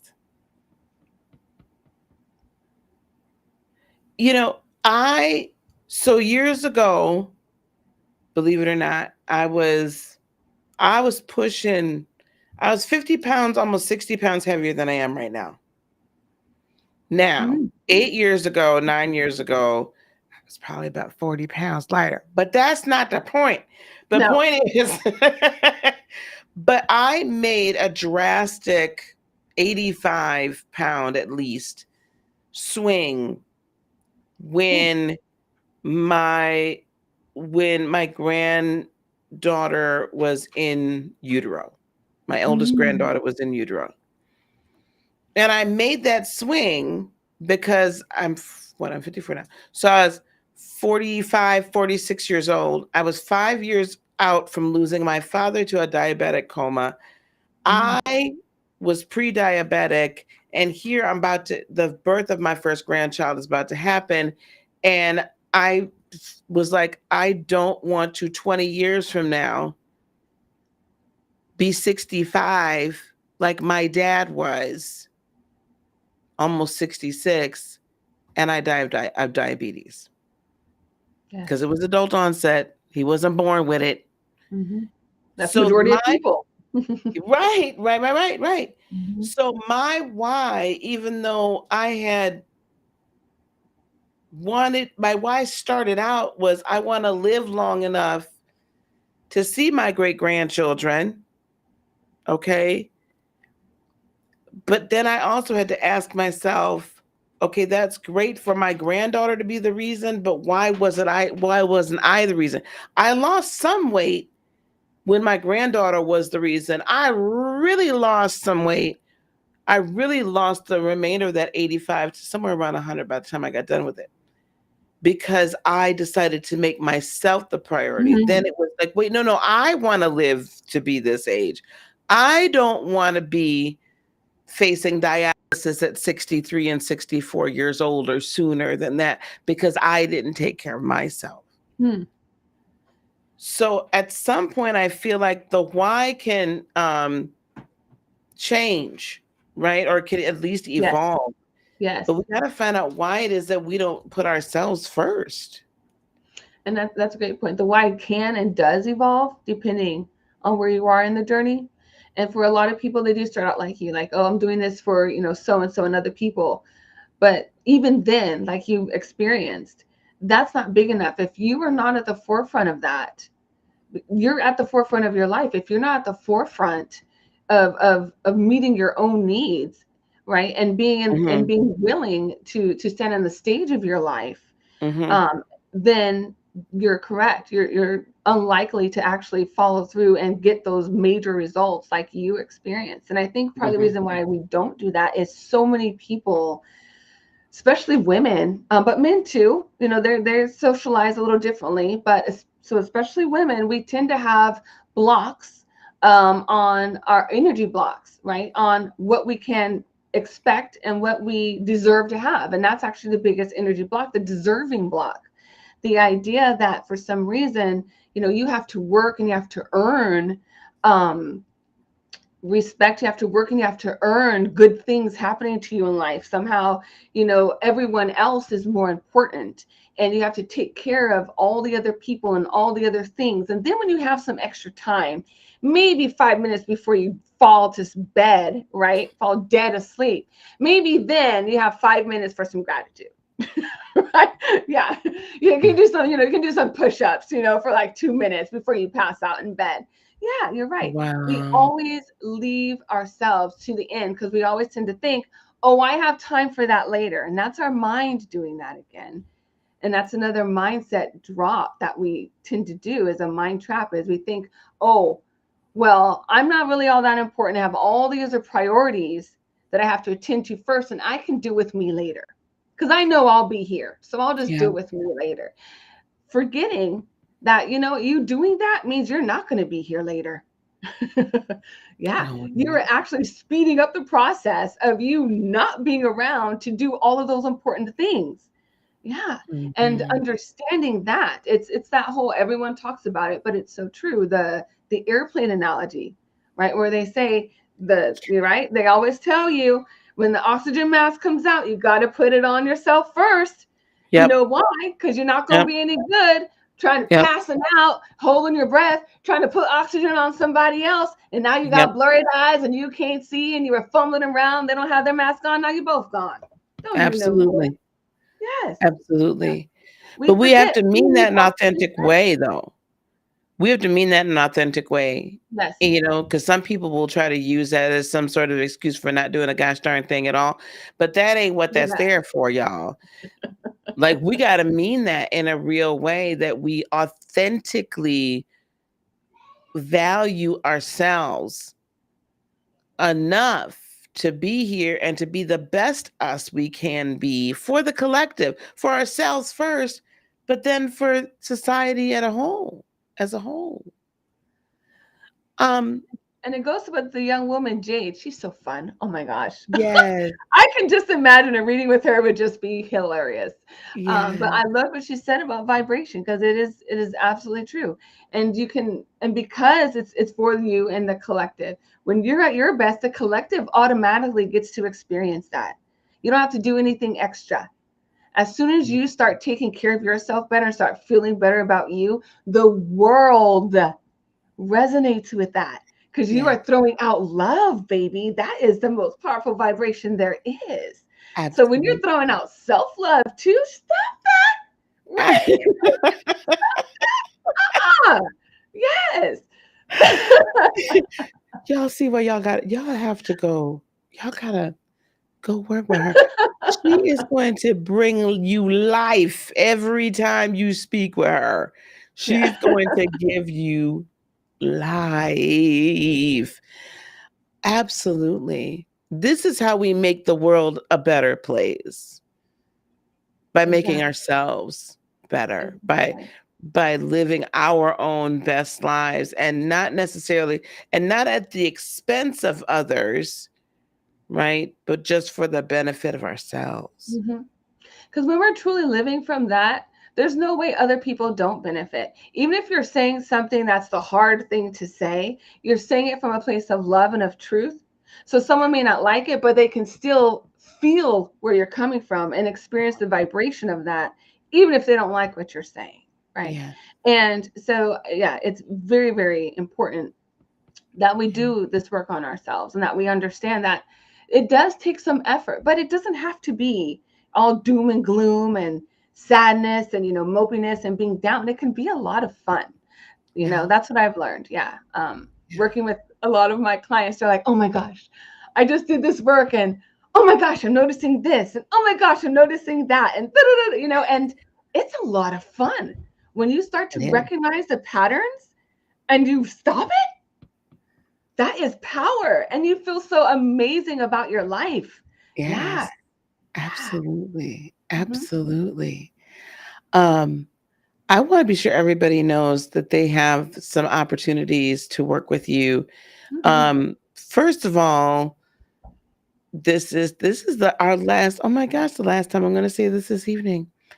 Our free resource that you are sharing with us so graciously.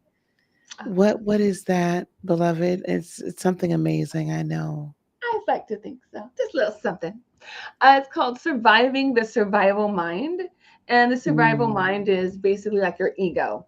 And your ego is a beautiful tool. It was created as a defense mechanism to help keep you safe and secure for your own survival, right? So all of the things that we tend to think about ourselves, this character, the personality, a lot of it is made up by the ego. So that we could progress and we could be safe while we are learning about ourselves and learning about the world around us. Unfortunately, the ego can take in a lot of impressions from those around us, especially when we're younger, as many of us know, right? We tend to be sponges. We soak up a lot from our environments. And so this tool helps you to kind of decode some of that. And it really gets black and white. Do I believe this about myself or that? There's no equivocation about it. It's like, well, sometimes, no. The majority of your time of your life, and you know this, so don't be trying to play. The majority of the times of your life, if you feel the majority of the time life is great and I'm a good person, or life sucks and life is against me. You know what you're thinking the majority of the time. And so what this does is help you to identify some of those thoughts that maybe have been lurking around and might be a part of the program of your life. And so because you were unaware of it, you did not know that this is what's happening. So once you become aware, that's when you can bring up from the subconscious to the conscious and start making changes. So that's what this does. It helps you to become aware of some of that egoic programming that you may be most likely operating under. Let's just be honest. You are. Okay, I am. I can identify all these things. There are still, I don't want people to think that just because, I think people feel like you get to this point where you're doing all this like high vibe, spiritual, high frequency work, and then all of a sudden there's just not a need for any of that. And I think hopefully you all have learned, if anybody's seeing this now or later can identify with any one thing, it is that it is not, work does not cease just because you get to some mythical or real point in your ascension process or your healing process or whatever you want to call it. Exactly. All the sages, they continued to meditate, right? No matter how good they were at meditating, they meditated, they did their thing, right? Every guru or every main person, they kept it up. They kept learning more. They kept up their practice, because that's what it is. You have to be consistent in the practice. You're absolutely correct. Absolutely. Yeah. And I think especially if you become aware, because now that you're aware, sometimes people fall into like this spiritual, I don't want to say twittiness, but kind of like a spiritual elite, like, well, I'm spiritual, so I don't get angry. They do though. No, it's that daggone spiritual ego, man. That is just a problem. Yes. Mm-hmm. That is, and it will trip you up. Yes, it right. will. One of my clients, that was her main issue, was anger. But she had been on the spiritual path for so long, she didn't allow herself to recognize anger. She's like, oh no, I'm not, it's okay. Well, I'm not really angry. I'm like, stop trying to logical weigh your feelings. You're Right. pissed off. Be mad. Right. You're allowed to. It's part of the human experience. And all it is showing you a Right. different part of awareness and different part of you that needs to be expressed at this time for a certain reason. Honor that, or you're going to keep feeling these same after effects of repressed Absolutely. anger. Yeah. Absolutely. And then also, if y'all want to work with her, the VIP offer is going to give you an amazing way to work with her. So I'm going to put that link in there again. If you have not signed up for VIP to have access to all of these offers. So I want to talk to you. I want you to tell the folks about how they can work with you, in addition to just to going to your website, which we're going to put up again, Mhm. but the VIP offer for that. Can you tell us again about what that is going to be Yeah. today? So the VIP offer is actually something I had a lot of fun creating. It's called the Love and Abundance Workbook, and it allows you to actually go through different parts of the self, the intellectual self, the emotional self, the physical self, and actually start doing what I call self-love ups, finding practical ways to start showing and expressing love to yourself and acceptance of yourself. And so it's a way to kind of delve into that, but it's a gentle way of doing it. Kind of like if you're not used to swimming, you're not going to just jump into the deep end, right? You're going to go into the wading pool, kind of feel around, right? Maybe go up to your knees and maybe go up to your waist and maybe hang out there a little bit. That's what this is. It's not a deep dive in, but it is enough to get you started and get you comfortable if you haven't already become used to that journey. And if you're already on the journey and you've done some work, I recommend you check it out anyway, because there's always a new way that we can do things. We can always add new tools to our tool belt, right? Sometimes we have our mechanisms that help us to deal with strife and deal with challenges, and they may not work. Well, this may have something in it that can work for you, right? And that will work in a pinch. And that's what I try to do. Not stuff that's going to take you, 15 hours to get right. You can just do it in like a couple of minutes. And that way you can keep it moving and also feel like, hey, I'm progressing. And I like this about myself. This is fun. That's excellent. I love that. I love that. And then y'all going to go to her website, and then y'all going to go on and start to work with her on a long-term basis, or a short, shorter midterm. But I really want you all to get in front of and get with and start interacting with this divine energy, because it will transform your entire life. Yes, it does. Yes, it does. As soon as you open up to it, the floodgates, babes. Yes. Yeah. Well, the divine energy I was talking about was you, but Oh. okay. Thanks. Wait. She means me. Yes, I mean you. I was just thinking about how, they were saying, when you start looking and asking for spirit for things, you start getting all of those coming to you. Yeah. You sure do. You sure do. Shantae, this has been magical and fabulous and enlightening and empowering. Well, I so very much appreciate you. I so very much appreciate you. Very much. Now, is there anything else that you would like to leave with us this evening as we prepare for our drawing? We're about to do a drawing. Yikes! I'm I know. excited. Yes. I think, honestly, the only thing I would leave everyone with is I've realized that I think big part of my message in this world, well, two parts, is hope and fun. Mm-hmm. I think we need more hope. And I think we definitely need more fun. And we need to allow ourselves to be hopeful and to have fun, because that's where it comes from, right? It comes from us. And we have to be willing to have the hope and spring from the hope. But even more than hope, even deeper than that, is faith. Faith is even better. Yes. Yeah. So start with the hope. And then after a while, let that develop more into some deeper faith. And that will carry you through any and everything, my darlings.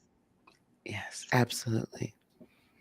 Thank you so much, my dear. Thank you. Thank you for taking your time. You just got off the road. Thank you so much. No, my pleasure. Yay. And thank you, everyone, for being here. So many blessings for all of you. It's such a beautiful place he's created for us, right? So stoked. That's the theme, is more fun. Like, everybody today has just been about fun. Have fun, have fun, have fun. Yes. I love it. I love it. All right, my dear, I'm going to drop you down because we're going to get prepared for the drawing. Thank you. I will see you very soon. Yes. Thank you. Love you. Love you. Bye. Bye for now. All right, gang. All right. Well, let me type into now. I gotta child. Hold on, y'all. Hold on. Wasn't this fabulous? Let me turn some more music back on again. Did we all have a good time? Did we all have a good time?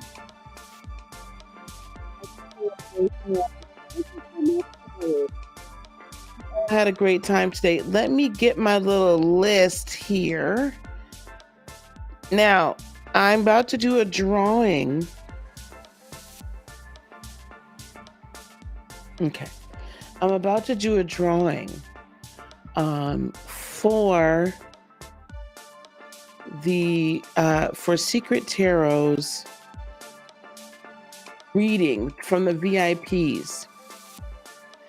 So what is going to happen is Secret Tarot herself, one of my BFFs, is going to be giving everyone, well, she's going to be giving one lucky winner from the VIP, the group that has signed up for VIP. She's going to be giving one of you all a 2023 reading, an annual reading. Now, she does not do this on a regular basis. And she had talked about perhaps doing this, like, you know, opening up readings. I don't think she's going to open up the readings. I don't think she's going to do this. I think she's only doing this for one of you because she and I are such good friends. So you guys are really getting a treat because you're going to be able to get a personal reading from her, from Secret. Now, I'm going to call her on the phone because I think she's in the car. So I'm going to call her on the phone. Just give me just a second here, beloveds. I'm trying to do too many things at once.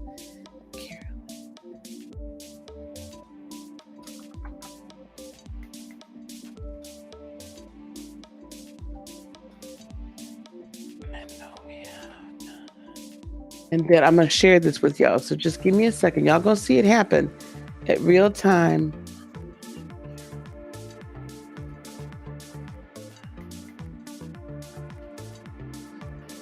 So that is a $299 value. I'm telling you, it's like way more than that because she ain't doing it.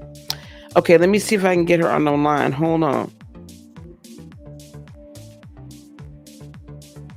So you all better come on and sign on up now, if that's what we're doing. Hi. Now, I've not put you online yet. I'm just letting you know. So you're in my ear, but they can hear me talking to you. Just my side. So it looks like we have 1, 2, 3, 4, 5, 6, 7, 8, 9, 10, 11, 12, 13 so far. I'm making last call for VIP. Anybody else want to sign up? Last call for the VIP. Last call for the VIP. I think it's amazing. I'm going to put you on speaker now. Let me just see who else is here. Just hang on. Hold on. Okay, you're on speaker now, beloved. I don't see any more. Hello, everybody. Can y'all are on. Let me do this way. I don't want anybody seeing your name. Wouldn't be a secret. Wouldn't be a secret anymore, would it? No. Okay, can everybody hear? Can you give me some hearts if you can hear my bestie, Secret Tarot. Put some hearts in the Okay, we're gonna do one more. Okay, hang on, hold on. We got one more person that wants to sign up. Copy, and they say the link ain't working. So here we go. I'm gonna drop it again, Jace. We're gonna give you a second. Okay, Jace. Let me know if that link works, Jace. Oh, what you doing? What you doing, my friend? You driving? Well, we got the tree up today. Oh. So it's been an eventful day. And then we're getting ready to take my son back to college tomorrow. And so we're just wrapping up the holidays. There you go. And yeah, we got the tree up. So at least holiday number one, right? Holiday number one, you got wrapped up. Holiday number one, you got wrapped up. So we still have what? Holiday number two, at least Christmas. Holiday number two, yeah. And these yearly readings, I'm going to start for the generals. I'll start posting them probably sometime next week once I get settled back in from taking him back to college. Okay. And that's for the, the general zodiac signs, but yeah, I was telling them I didn't think that you had at one point you had talked about maybe offering these like to the general public, but that I don't think that you're going to end up doing that. So this is really an exclusive opportunity. Yeah, it's very exclusive. I'll have to think about that one still. If I do, it'll be no more than 5 spots open, and that's it. Yeah, so this is very exclusive. Jace, I'm putting your name in here, and you and I'll figure this out, okay? I'm putting your name in, and you and I'll figure this out because I know that we want to get this. We want to let people be able to do this. Okay, so now I'm going to share my screen. I think this makes noise, but I'm not sure. So if it don't, I'm not responsible for that fact. This is a free website, child. A free website. Ain't nothing we could do about it. Can everybody see? Can everybody see? All right, all right, all right. All right, all right, all right. You guys ready? You do not have to be present to win, but we are going to go on and click the link. Here we go. We ready? We ready? We ready? Now, anybody else don't see the name there? It should be there. Come on now. Going once. You want to spin it? How are you going to spin it? We've got... Hey, Diva, how you doing? Wait a minute. So we have Jeremy, the storytelling alchemist, says he wants to spin it, but he can't spin it because I can't share the screen like that. This isn't Zoom. Diva is asking me. So this is a spin, Diva. If you signed up for VIP for a free annual tarot reading, an oracle reading from my bestie, Secret Tarot. So she threw into the ring for everyone that signed up for VIP access to this whole BFF weekend. That's what that would be for. Okay, Jace, you got it. Okay, great. Okay, anybody else? Because I'm getting ready to spin now. Anybody else? You can in your mind. Yeah, Jeremy's going to spin in his mind. This is what we get this late in the game. Okay, is everybody's punchy. Nobody knows what the heck's going on. Diva, you want in on this for 27?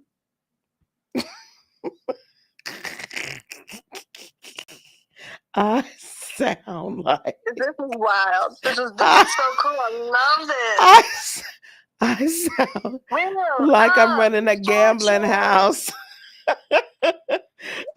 like I'm running a speakeasy. I'm gonna turn the music up because I don't think there's anything going on. Okay, here we go. We ready? I'm waiting. Okay. All right, y'all. I'm doing the darn thing now. We just gonna do it, okay? We gonna do it. You don't know what you're signing up for. Diva, okay, I'll give you a reading, sweetheart. Don't worry about it. Okay, here we go. Are we ready? 1, 2, here we go. 3. It's clicking. It's going. It's going. It's going. It's going. It's going. It's going. It's going. It's going. Oh my gosh. Babita was almost there. It was Sharon. Sharon. Woo! Sharon is the lucky winner. Sharon is the lucky winner. Is Sharon in the house? Is Sharon in the house today? I don't know if she's here today, but Sharon, you are the lucky winner of Yay, Sharon. Congratulations. How fun. How fun. So we're going to get her an email, my friend, and then we will exchange emails with you as well. Okay. Okay, that sounds good. Congratulations, Sharon. Congratulations. Yeah. That's awesome. Yay. All right. All right, my friend. I'm going to let you go on and get back and hang out with your boy so that you can have your last evening with him for you to take him back to school. Yeah. I take him back tomorrow, so. Okay. I appreciate you. Thank you, Rose. It was nice talking to you. Bye, Lisa. Okay, bye. Bye. All right. That was Secret Tarot. Thank you. Thank you. Sharon is the lucky winner. Woohoo! Thank you all. Now, but all of you are winners. All of you are VIPs. Everybody that's been here for these last 2 days, everybody is a winner because we've had an amazing 2 days. The VIPs, you're going to be getting links to the replays. You have them all at one time. So just give me a minute to kind of do the choppy thing, and then they'll be up on Event Raptor, and you'll also have another link to the playlist, and you have links to all the VIP offers as well. So this was just an amazing time. I want to thank everybody. You guys, thank you. I don't know if my producers in the back want to come up to the front. I'm looking there. Do my producers want to come up to the front? Are we going to be okay? Okay. All right. No editing. Stop it. Okay, here we go. Laughy. Here is Idalia. Hello, Idalia. Hello. You want to say something? Idalia is, then she doesn't want to say a thing. Okay. Idalia is our newest member of the team. And she has stepped in and just done an amazing job. Now I don't know which Maria, but Maria's not on camera, so you're just gonna see me. But I don't know which one to bring up. I'll bring this one up. Maria, you don't have to say anything if you don't want to. Yeah, Maria looks a whole lot like me. Uncanny resemblance. But these two ladies, oh, okay, wait, we'll take this one down and then we'll bring this one up. Oh, here's Maria. There she is. Hey, hello. These ladies, I could not have done this without them. My coaches are in the audience as well. Joanna, Kelly, thank you. Could not have done it without you as well. Nicole, Renee, thank you. Could not have done this without you. These two ladies, though, however, like if anybody needed like landing pages and all sorts of things, we created websites. They were the producers behind the scenes. They've helped me run everything, from the production, and I could not have done this. So I want to thank the both of you for taking all the time from this weekend away from your families to help me with this. We love you. We love you. Love you. Big hearts. And so everybody knows I am giving them at Thursday, Friday for sure. And then y'all pick another Friday in addition to this Thursday and Friday to take off. Okay. I appreciate you guys so much. Okay, guys, I'm going to drop you down. We're going to get on out of here. I love those earrings, Maria. She ready to go out. Let her get out of here. All right, guys. All right. Wow, this has been great. Thank you guys so much. To all of my speakers, thank you guys so very much. a lot of which were students, current or past, or members or that have participated in our programs. So I just thank you guys for being willing to step out and be a part of this and put yourself out here and get seen. And we're going to make sure that this gets seen to even more people as well. Don't know how I'm going to do that yet, but I will be doing that. So just know that all of these things are going to be shown, individually in the coming weeks. But my VIPs, you'll be able to get it immediately, as well as access to the other offers. So I just appreciate you because you're willing to step outside of your comfort zone. So I, again, want to say thank you to Melinda J, oh wait, I gotta say her right now. I know it's Vanessa, but I want to say her right. Where is it? Where is Divine? Divine Empress Mystic Healing. Got it. Okay. To Kai Blackwell, to Secret Tarot again, to Talia Dashow, to Carrie from Krista, CEO of Crystals and Chai, Dr. Sage, the Intuitive, Black Girl Magic Tarot, Jade Williams, Yaya healing us, Mama Yaya, AT2, Shiraz Babu, Jeremy McDonald, and Shantae Kumar. I could not have done any of this without all of you being so willing to meet some new spiritual BFFs. All right, gang. I have talked for 2 days. That's it. That's all I got. Thank you all for being here. Again, if you've not yet signed up for VIP, you may want to do it like now, because literally this is going to go dark. I'm going to make this private as soon as I sign off here and stop the stream. Okay, we'll be back together again tomorrow. We'll be doing some work. We'll be doing some discussions on, I don't know what we're going to talk about tomorrow yet, but we'll figure it out for Sunday Soul Podcast. There's a lot to talk about. And also, if you yourself would like to work with us, me and my team, I want you to click this link that I'm about to drop in the chat. And yeah, she is scratching at the door. She's ready for me to let her back in. That link that's in the chat, I want you to book a call with myself or my team to get to work with us. Okay, we do things like this. We're doing another one in March. I believe in promoting everyone that we work with. So if you want to be a part of the Practical Lightworker or the Limitless Reach program, or work with Jeremy and I in a real huge capacity here, and get your business going, get you flowing in your purpose and in your practice, just like all of the folks are doing today, we have been doing over the last 2 days, I want you to click that link and let us help you. Okay, you guys ready? We're gonna get on out of here. Oh my God, Betsy, thank you so much.